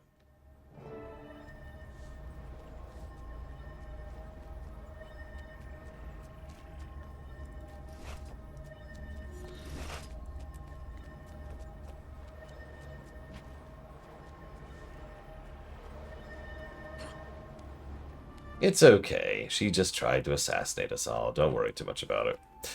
Savant, how familiar are you with a professor named Gore? I've been following his research, and he's drawing some fascinating connections between worldwide magic levels and the rise of the Elder Dragons. He's scheduled to present his latest findings at an academic conference, and I want you to help me gauge how valid they are. I also think there's a unique opportunity for you in this. I'll see you there. Sure. Where is this? Oh, it's here.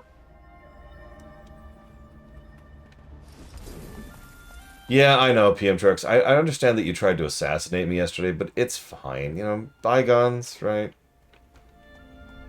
I mean, Lunarith tried to assassinate me yesterday, and I'm still fine with that. And Giga, she tries to kill me every freaking day. It's like a handshake. Hi, Giga. Hi. Oh. You got my ribs that time. Good. You got my letter. Gore's just about to start his presentation. This should be interesting. Now let's welcome Professor Gore. Yeah, Tuesdays. Ugh.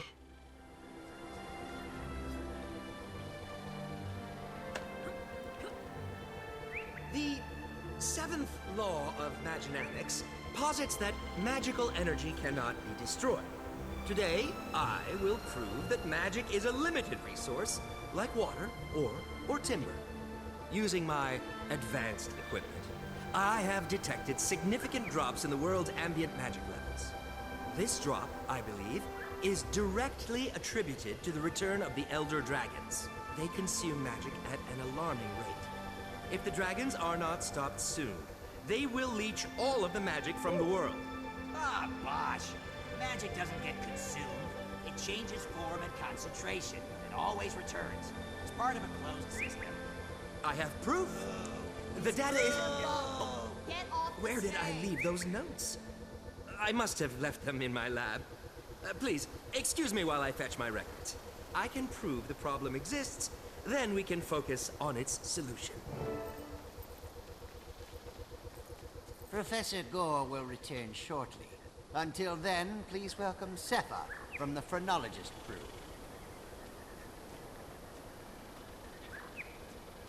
Thank you for coming.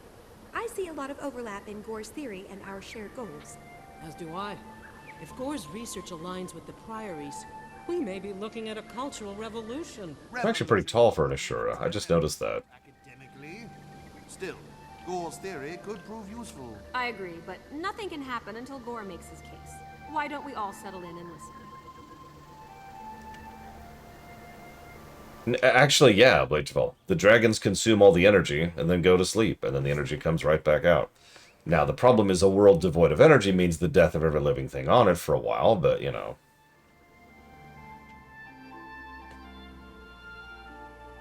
Savant, allow me to present 3 of Ratasum's finest minds. Slep of the Vigil, Batanga of the Order of Whispers, and Crosso of the Durman Priory. I asked them here to listen to Professor Gore's speech, because they all have an interest in fighting the Elder Dragons. Pleased to meet you, Savant. The Durman Priory is dedicated to research and exploration that will help us combat the Elder Dragons. As you can imagine, we've been watching Professor Gore's progress with keen interest. I'm glad to see you share that interest. We all share the Priory's interest, just not their methods. In the Order of Whispers, we specialize in covert activity, information, infiltration, and assassination. I understand you're more of a doer than a researcher, so you'll appreciate this. If Gore's theory gives us a clear avenue of attack, we intend to use it. How clear does a target have to be for you sneaks? The dragons aren't exactly tiny, nor do they keep a low profile. The Vigil's army of dedicated fighters was founded to confront the dragons through force of arms. I'm here to see if Gore's work can help us do that. Pleased to meet you all. Professor Gore's theory is groundbreaking, and the implications are monumental. I'm interested to hear him finish his presentation. He should be back soon. Let's see if any of the other speakers have any insights for us while we wait. An exhaustive study of Tyrian physiognomy led me to derive what I call Cepha's constant. Multiplied by the mean ratio of body mass to brain size, it yields an important racial metric, namely, said race's importance as a factor in the eternal alchemy. Asura scored highest naturally. Then in descending order, we have Sylvari, Char, Human, and Norn. Your attention, please. I have just been informed that our colleague Gore will not be returning. The Arcane Eye reports that he was killed in a tragic lab accident while recovering his notes. It is a terrible blow to science. We should all mourn one of Ratasum's finest minds. On that dolorous note, this seminar is hereby concluded. Thank you for coming.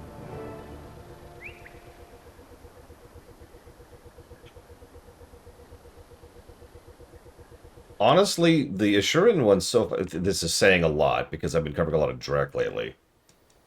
But the Asuran one has been one of the most engaging stories so far. And that's sort of sad, but it's still true, I'd say. Nothing's exploded. Like, I'm with you, Mr. Red, but like, compared to what we've already been through... Just as he was about to present proof of his theory, does that strike anyone else as suspicious? Even dubious? It does. I'd like to inspect Gore's lab and review his documentation, though if the Arcane Eye's involved, we may not get that chance. The Order of Whispers can help. The Arcane Eye serves the Arcane Council, right? They have to do what the Council says. It's in their charter. We simply pay a visit to High Counselor Flax's lab, find the materials to make a convincing forgery, and walk right past the Arcane Eye. How unnecessarily complicated. Simpler to just outwit the sentries outside Gore's lab. The Arcane Eye can't match the Priory's brain power. I'll leave fact-finding to the Priory and Whispers. When you lot establish a clear objective, the Vigil will be ready. Listen, Savant, I'm pursuing a long-term, big-picture strategy here. So I want you to take charge. Choose the most viable plan and see it through. We need to know what Gore was going to show us. And if he was silenced, we need to know who did it and why. Good luck. No, exactly. Like, the more... I don't want to mention out loud the show that made me realize this, but the more I cover fiction and the more I think about this revelation, the more I've realized that a fairly large group of things just didn't have writers. It had people who would write things down, but not people who understood writing, the craft of writing, and could actually put writing in.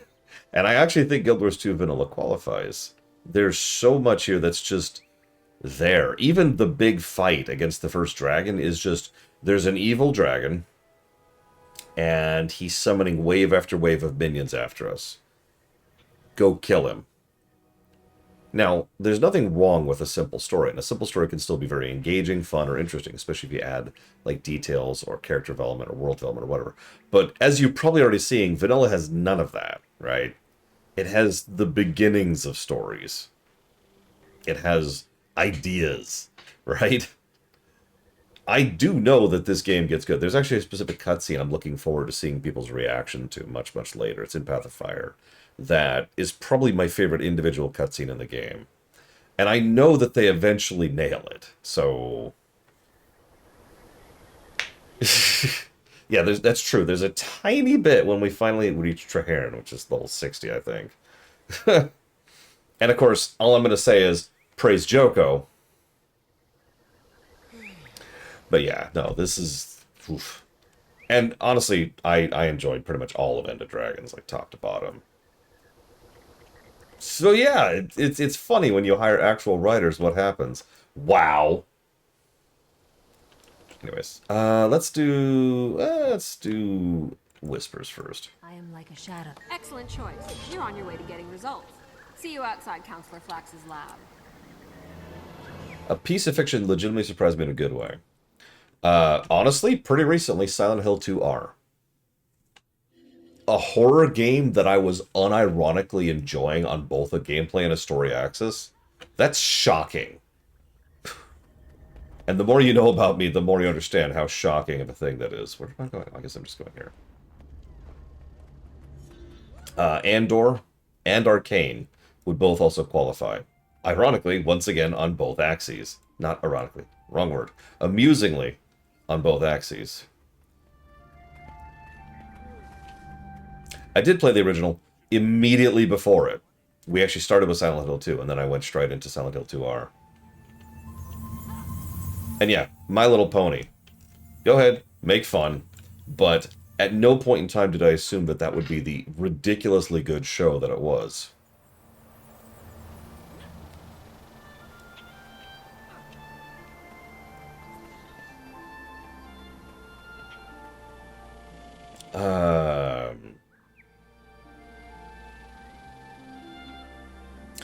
Honestly, Dragonflight. Obviously, WoW was kind of on a downswing with both BFA and Shadowlands, and as I've told my story, my investment in WoW was dipping out. I was very close to quitting WoW permanently, and I did actually put down WoW with intent to not come back, if you remember. Like, I quit during Shadowlands. It wasn't until Dragonflight that I came back. Dragonflight wasn't good, though. It was amazing. As I discussed during the run, as I discussed during the review, Dragonflight was such a colossal step up in quality across the board. It still had its flaws and it still had its missteps, but it was just so much better than anything that had come out before. In WoW, I mean, in WoW, it blew me away, and I was just like, oh, and I'm back in WoW, so hey. And of course, War Within is actually even better. I would also agree, Psychonauts 2, absolutely.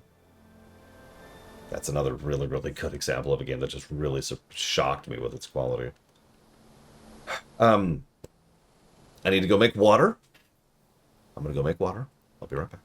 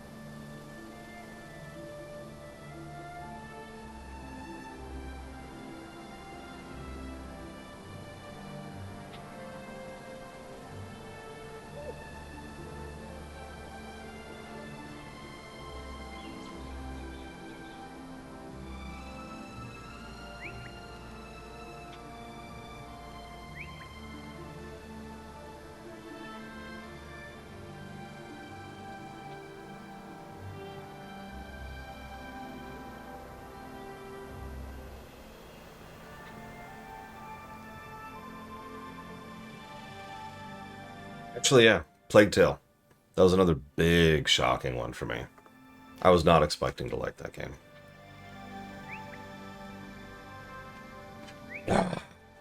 Okay.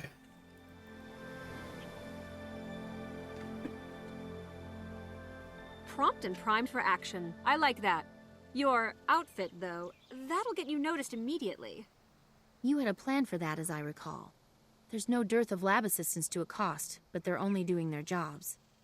Do we really have to render one of them unconscious just to improve my sartorial splendor? I'll chalk that up to compassion rather than squeamishness, but no, we don't have to. Can you talk your way into a new set of clothes? Camouflage reconnaissance is practically my middle name. Is it, though? I don't know. The reason it's there is because that is viewer-funded, which is pretty much the distinction nowadays. So, the thing that's bolded is the thing that's different. Make sense? I do need to fuss with the formatting to make it look better, but that's going to take some irritation. That's why I haven't done that yet. Relax, I'm here to relieve you. You're tired, cranky. Now die. Thank you.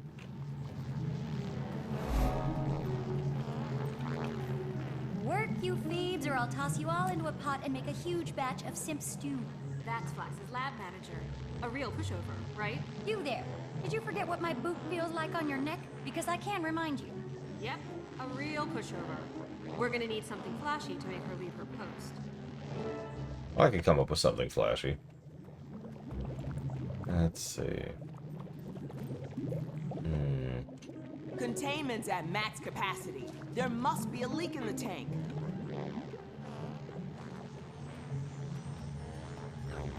Actually, no, not at all, Blake Duval. Then again, I could be completely wrong. It's entirely possible it just won't feel as long. You know? I remember vanilla feeling like forever, and part of that's because I used to have to actually level through vanilla. But I remember just breezing through Path of Fire and onwards.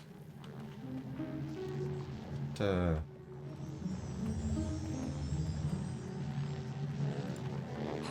I just kill her? Please. Please, can I just kill her? Just let me kill her. Just let me kill her. Wait, containment breach! Oh dear, am I in love? Do you Wake up, you lazy slobs. Quit shirking and get working right now. She's starting to crack. One more thump and she'll shatter. I have definitely had a manager like that. And then I killed them.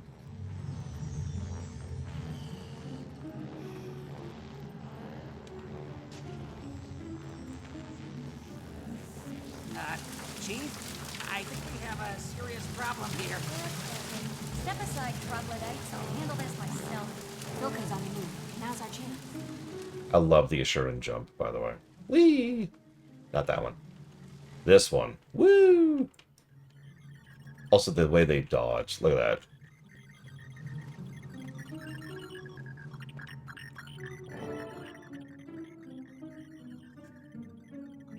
Nicely done, Savant. So far, you've displayed a genuine knack for this sort of work. Thanks, but this was the easy part. Sneaking past the arcane eye will be dangerous. Not with this most excellent forgery. I'm eager to test our methods against those of the arcane eye. Secret society versus secret police.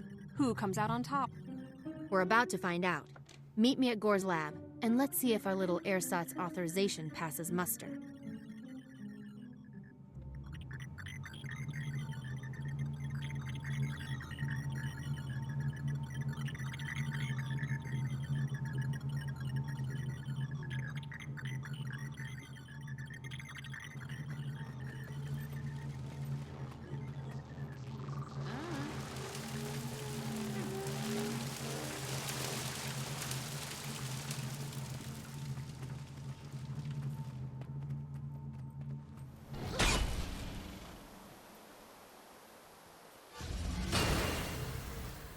What? I hate bugs.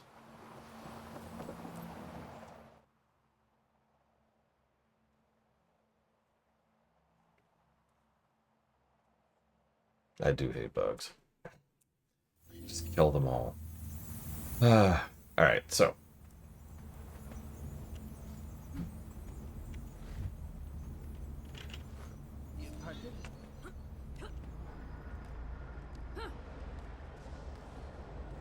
I don't know what I was going for, but that's the best effort I got. Sorry, Colbert. But I'm a merchant. This is where I conduct my business. We'll never get recruits. These...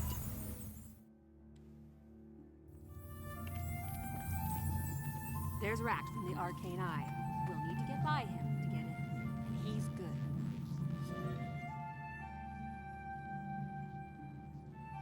Stand aside. The Arcane Council sent us to survey the situation. They're waiting on our report. You're out of your league. The Arcane Eye is handling this for the Council. Not anymore. See this? Signed by High Counselor Flax himself. Glitch. This is just typical. Those bureaucrats distrust everything unless they can micromanage it. Your presence here is redundant and unnecessary. But you have authorization, so you can go in. Just know that I'll be watching you. Always watching. Oh, sorry.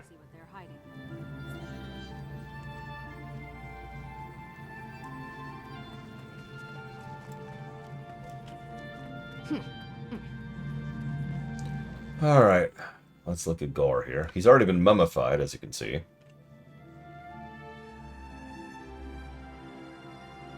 Hold everything. This isn't Gore's body, is it? It sure isn't. Which means Gore's oh-so-convenient death is merely a ruse. But whose ruse? We need more clues. Keep that up and I'll give you a bruise. Stop right there. You idiots have seen enough. You're interfering with an official Arcane Eye investigation. Move along. Now, before I have to send for more body bags. Time to go. But we're onto something. Let's regroup with the other orders. I want to hear what they and Zojia make of this. My keen sense of smell detects something fishy here. Let's check in with Zojia. I take back anything good I said about this quest chain.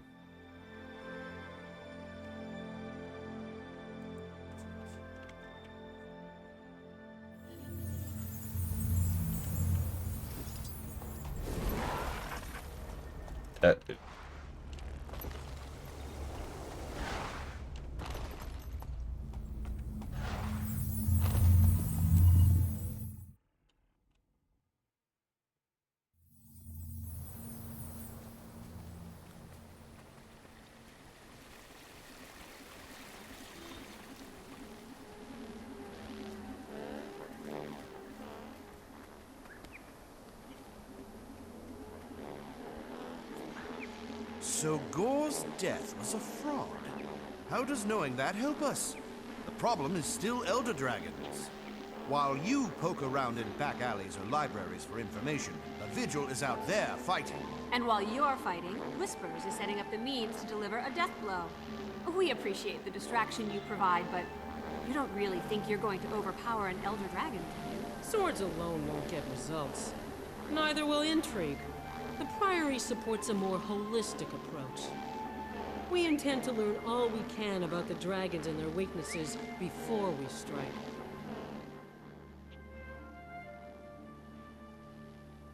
Ract's Arcane Eye agents were all over Gore's lab. They removed a body they claimed was Gore, but it wasn't. I suspect he's still alive.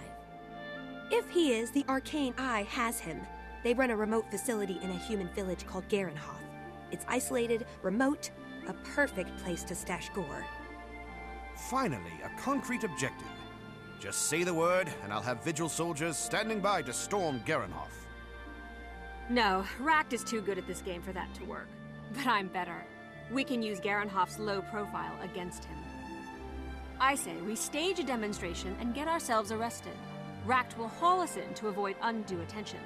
Then we break out and bring Gore with us. Regrettably, I cannot participate. I must confer with my colleagues in the Priory, but I wish you luck. Let's regroup when the mission is complete. I want you to take it from here, Savant.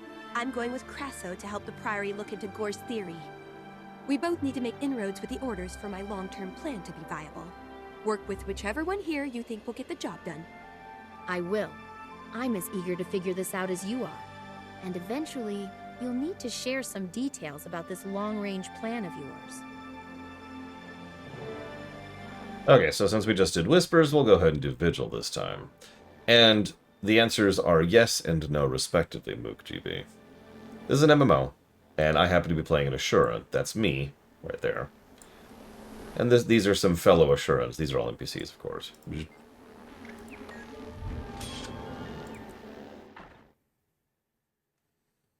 There's a painting of a bunch of Asurans.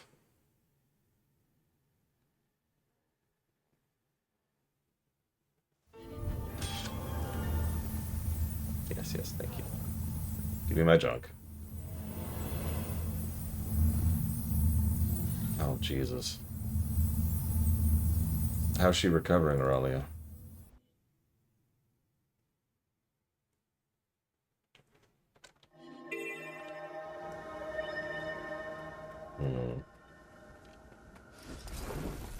We need skilled guards. Does anyone know Bob? Oh, sorry, Metafix. I didn't even notice your question. I apologize. I was not deliberately ignoring you. Yes, I have played through Tor. In fact, I've done a full run through Tor at this point. Tor is very hit or miss for me, but I will admit when it hits hard. To this day, some of my favorite Star Wars stories are in Tor. No joke.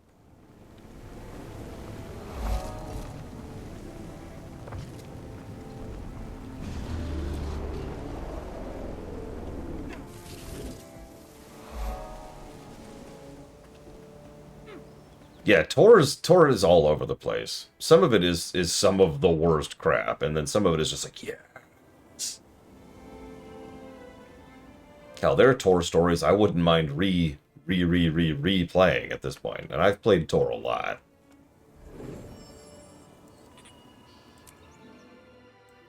But nowadays, I'd be site specific, you know, do 1 or 2 specific quest chains or story arcs rather.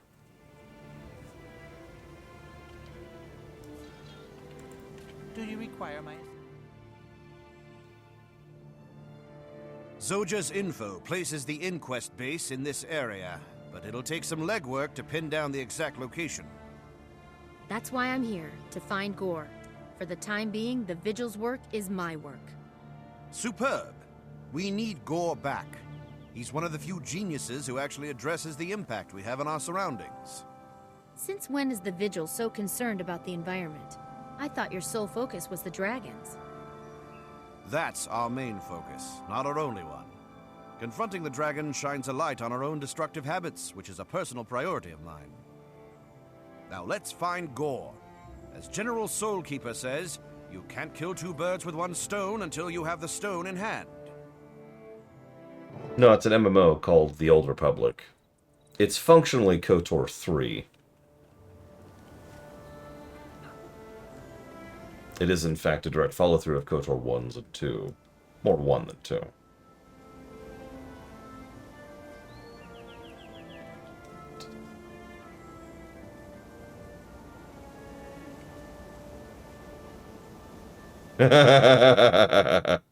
Oh, that's funny. I just got an email from Ion that my characters in Ion are being deleted for being inactive.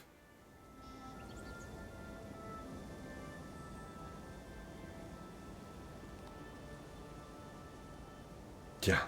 Oh, oh no. Anyway. Oh, that's great. That's great. Oh, I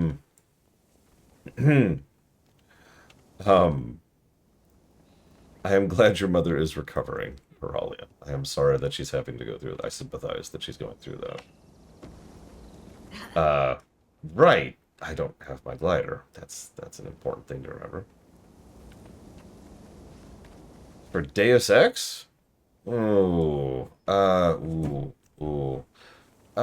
lean towards turn-based, Aurelia. I think that's the direction I would lean. There's more you could do with all of the kit and tools in there, especially if you're doing a multiplayer thing. Honestly, ditto PM Tricks. Like, they shut down Wildstar and they shut down City of Heroes, but they still have Ion going? Someone's got to still be playing that. Pay attention. I've actually done this quest. Hey, you don't belong here. I need backup. Stay here and secure our... Zero tolerance. We'll get Professor Gore.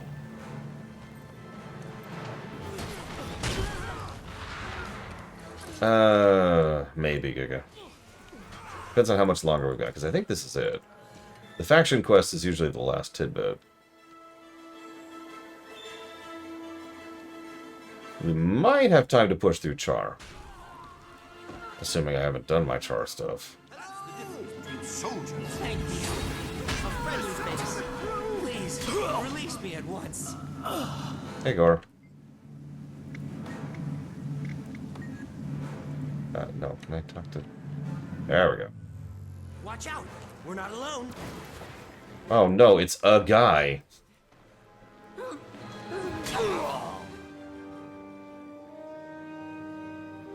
Professor Gore, we're here to rescue you.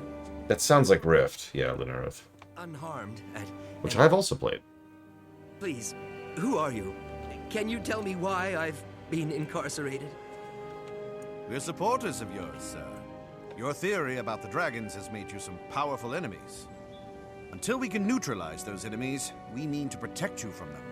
But first, we have to extract you from this place. We should split up and force any pursuers to follow two trails. I'll take Gore with me, and we'll rendezvous with Zoja and the other orders. And now we part ways. I'm looking forward to working with you again. We'll see you soon. Don't get killed, okay? As a potential asset, you're too valuable to lose. I guess.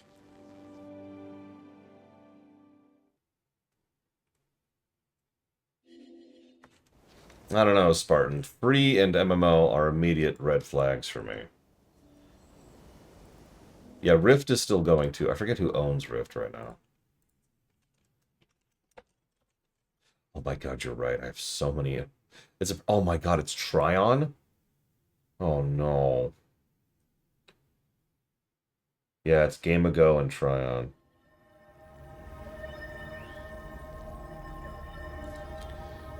Yeah, Game Ago is, and Tryon are,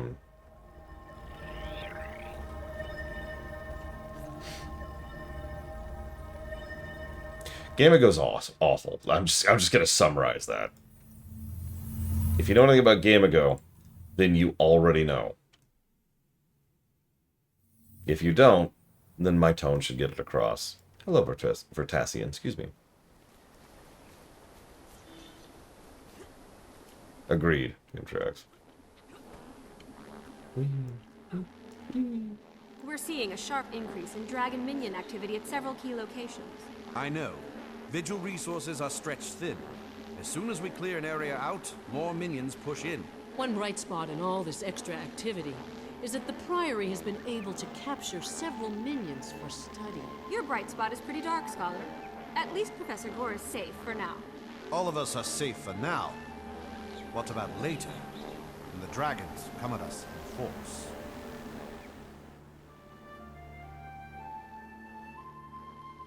Thank you all for collaborating on my rescue.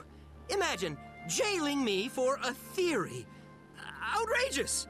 Opprobrious! I agree. The best way to counter such opprobrium is to prove your theory correct. How do we demonstrate that the dragons consume magic? Simple. We find an area infested with dragon minions, let's say undead, and clear it while Gore measures the ambient magic. Then we track the changes in Gore's readings. End result, fewer undead, we get data, and we give the environment some relief. It's a win-win-win. I prefer a more controlled experiment. The Priory has already captured several dragon minions for advanced study. This definitely qualifies. Sounds like two sound options. The Order of Whispers will be standing by when you're finished collecting your data.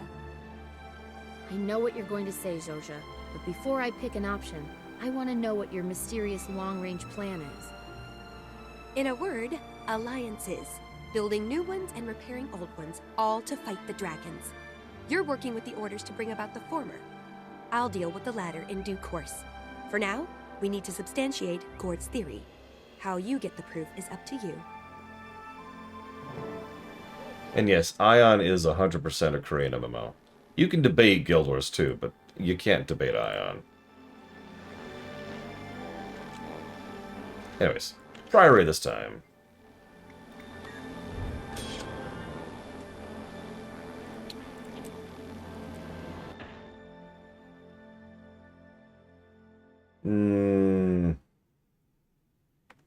No and yes, respectively, Aurelia. Guild Wars 2 got better about the Trinity, mostly by re-adding it back into the game. There are tanks now, and there are healers now. There's also supports and CCs and all kinds of other fun stuff. As for are there ways to get rid of it? Yeah. I actually talked about this at length, so forgive me for not going in depth in that. But there are ways to remove the Trinity and actually keep the game engaging.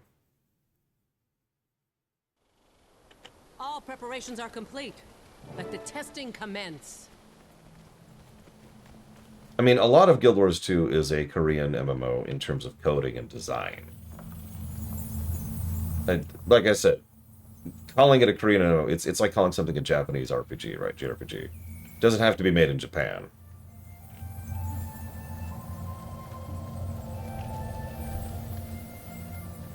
Expedition 33 was not made in Japan, but it's a JRPG. Arcane energy. We expect a strong reaction. Yeah, League of Legends, another good example. The containment field will protect us. I'm prepared to measure the results.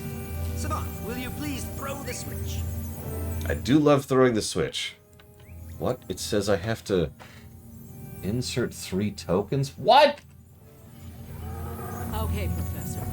Bombarding the creature with pure magic. Now, anything? Anything at all? What are the readings on your sensor? Don't let up. It's definitely absorbing the energy. Yes! I believe we have our proof! It's loose. Wait! I need some martial assistance!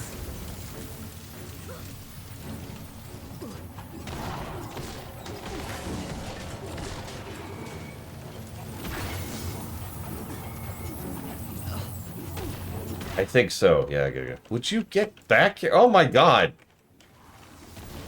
The hell was that nonsense? Sorry, Professor. I should have anticipated that such a high dose of concentrated magic would only strengthen the minion. This test proved that we are all imperiled, particularly those of us possessing large magical stockpiles. Unquestionably. On the bright side, this is the breakthrough I've been looking for. Proof positive that my theory is valid. These readings are conclusive. The more magic we gave it, the more was absorbed. The Arcane Council can't possibly deny the correlation. That would never happen. Maybe, but in my experience, the Council's reactions aren't always easy to predict. Still, we are one giant step closer to proving Gore's theory to the world. Let's share this data with Zojja and the other orders. Wait, is there a French option for Expedition 33? Real question. Because obviously I'll be playing it in English. Listen, the Council can't possibly deny hard proof being put in front of them, Giga. There's no way that they would ever consider doing such a thing.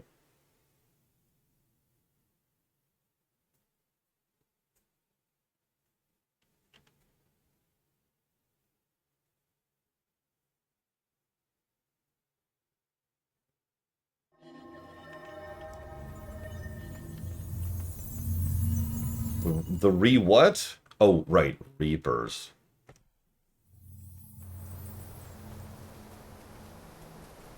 What is a found bandit chest?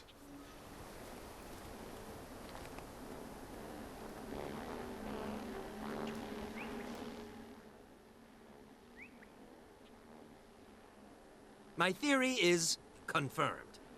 Thanks to you all, we have conclusive proof that the dragons are consuming the world's magic at an alarming rate. This is the first step to building a coalition to battle the dragons. We need to tell everyone, the entire Asura population, as quickly as possible. Ract and the Arcane Eye won't allow it. So how do we get vital information past a highly trained, secret police force dedicated to keeping it contained? If the Priory called a conference, all the most influential geniuses in Ratasum would attend. Ract wouldn't dare touch them. And once they know, the news can't help but spread. Word of mouth isn't reliable. Not against Ract. We need mass communication. We should commandeer the Golem Control Center and broadcast a message from there. The Arcane Eye is the real problem. If we attack them head-on and take the fight to Racht himself, we won't be able to contain Gore's theory. This is it, Savant. All 3 orders want you as a member. If you're willing, the plan you choose now will determine the order you join. Permanently. Oh, I'm willing. That'll put me on the inside, with access to all of that order's resources from here on. That's what you meant by building alliances. Partially, yes. The rest will come after we present Gore's theory to the world. Now, select a plan, and remember, the order you choose is the order you join. I don't know. Who did I just join? I'm so bored, I actually forgot. I know it's not Order, because I picked the Order of Whispers with the Elementalist. So who did I pick with my Norn? I feel like it was the Priory. Don't remember exactly. That's funny, Ross. I've actually heard one voice actor in Expedition 33. Oh my god, I can't think of his name now. Oh god, what was his name? What was his name?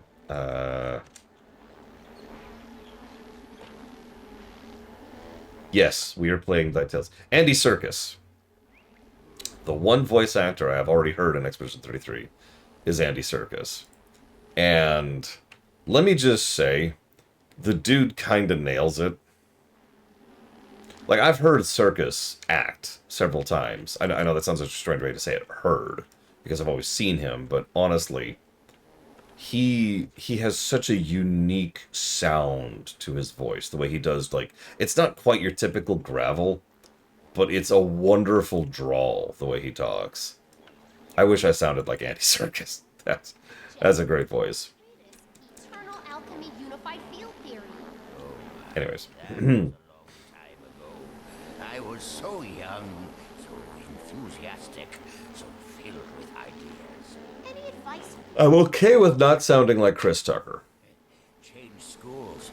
The eternal. Yeah, exactly, Spartan.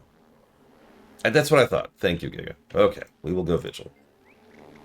We're going to go Vigil with the Char, too, so...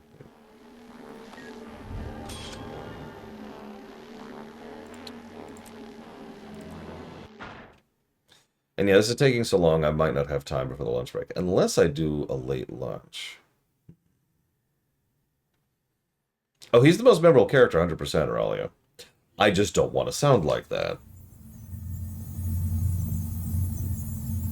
What? Ah, there it is.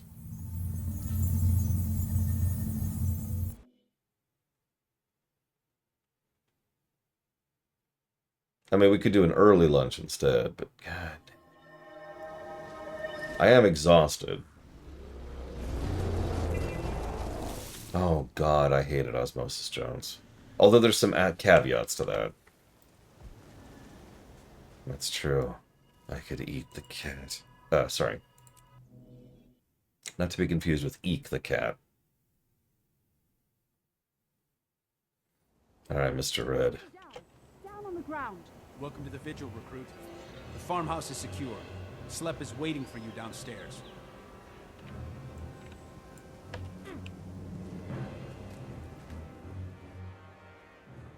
Sorry, Blitzball. Ah, here's the Vigil's latest and greatest. This is your order's mission, so I'll leave the briefing to Crusader Slep. Welcome to the Vigil, recruit. There's serious work ahead of us. Racht is somewhere in this complex. He's wily, dangerous, and he has to be taken down. This is a straightforward search and destroy mission. We search until we find Racht, and then we destroy. What about Arcane Eye agents? Destroy. If they interfere, then they are colluders in Racht's effort to stifle Gore's message. Show no mercy, and finish the job. That's why I joined the Vigil. Like the old Char aphorism says, the best defense is to wipe out your enemies. Let's go. Stand clear! She's about to blow! I mean, that is more or less exactly how the Char operate. And that's one of the problems. Zero tolerance. It's like, imagine if you're a polity who views conquering nearby territories as a defensive action. And yes, real-life polities have done that in real-life history.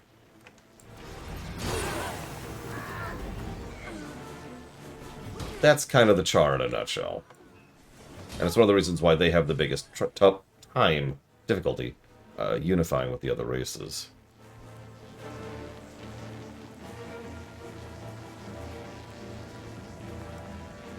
Okay, we're here. Can we progress? Hello? Is it up? Do we go up? Hello, hello, hello. I'll bury you and everything you know. I should have known. A full frontal assault could only mean the Vigil. Look, you've even recruited the Snap Savant. Big mistake, soldier. Now the Arcane Eye will make a point of dismantling your little army piece by piece, starting with you. You trumped-up little martinet. Does that mean you'll actually fight us instead of hiding behind the Council's authority?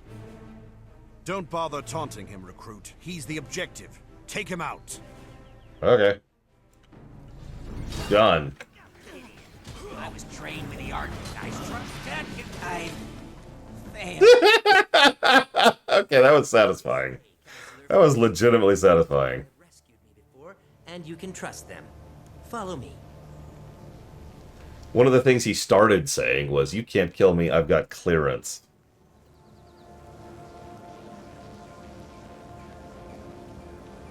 Yeah, someone clip that. That was hysterical.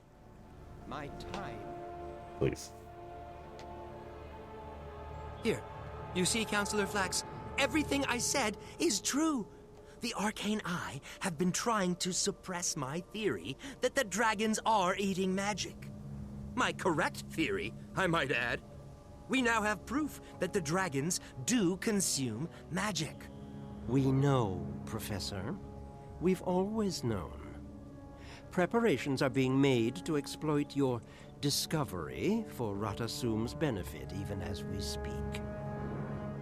Then Ract was working for you all along. You used the Arcane Eye to get Gore out of the way so you could stifle the truth. You won't get away with this. We'll tell the world. We'll distribute Gore's research. We'll...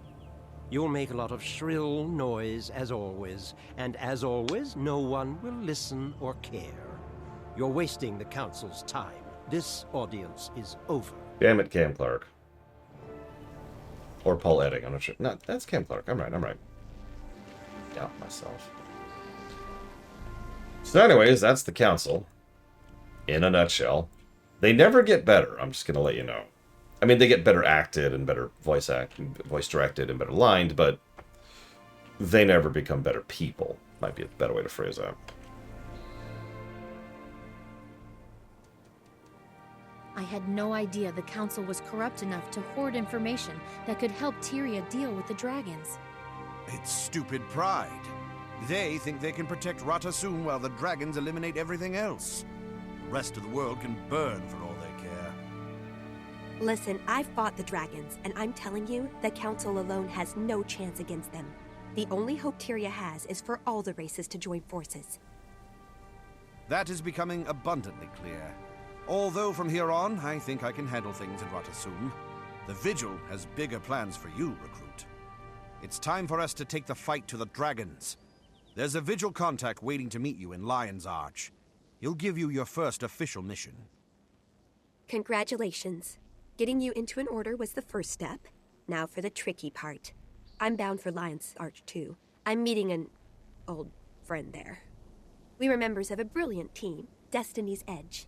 Things went horribly wrong, but I'm starting to think the team is worth another try. That's why I will consistently refuse to join up in that team when Air and Kaith constantly try to recruit me to it for the entire next MSQ. And Destiny's Edge needs all the help they can get. Once you're settled in at the Vigil, I may call on you again.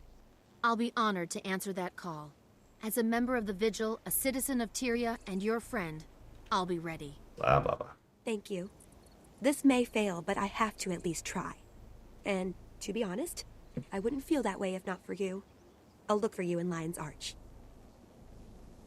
So if it's not obvious, and I do think this deserves a negative, by the way, every single one of these quest arcs ends with their particular member of Destiny's Edge saying, "We need to reunify, and you helped me see that."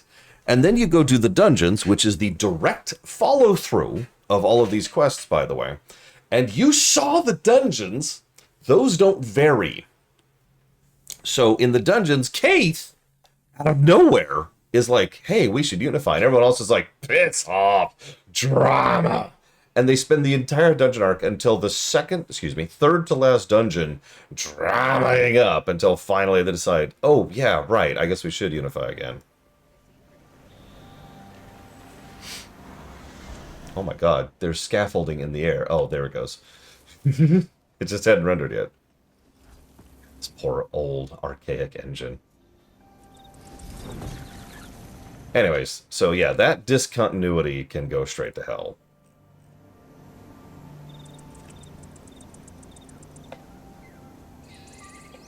Yeah, those builders were like, quick, quick, quick, build it. He's almost on his way. Okay, there we go.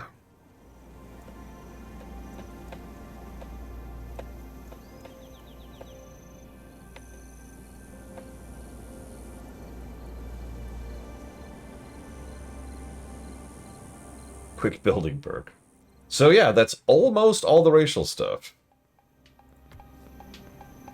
Who's making music? Oh, that was my beetle. I'm so sorry, beetle. Here, let me free you. Be free. From life. Whoops. I didn't mean to burn that cliff. Anyways, just gonna switch over. I want to double check something. I have 2 char. Hello, cat. Can I help you? Is there something that you want?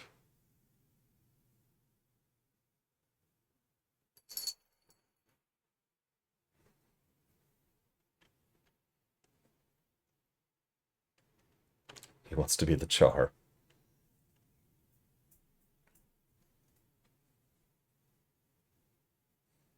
I just want to check, Ulgrim. The engineer, I know with total certainty, hasn't done the racial quest, but I just want to see if this one has. And she hasn't. What do you know? Ooh, stuffed peppers. So the real question is, who do we want? The amazing char female actress or the terrible char male actor?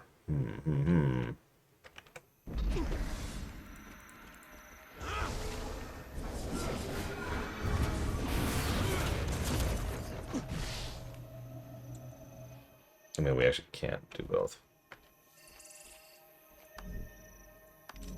Oh, right. I'm a guardian. I was just getting confused. Why do I have a shield equipped? When did I equip a shield? God, I'm so confused.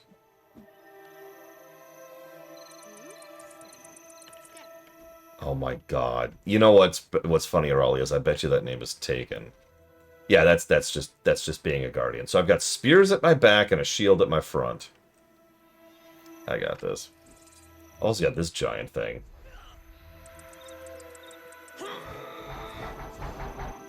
Don't mind me. Guardians are badasses. Actually, fun fact, Guardians were so terrible at launch. It was the very first class I tried out, because of course I wanted to play a tank. It sucked. It really sucked. I mean, most of the classes kind of sucked. So the second class I tried was Necro. That didn't work out.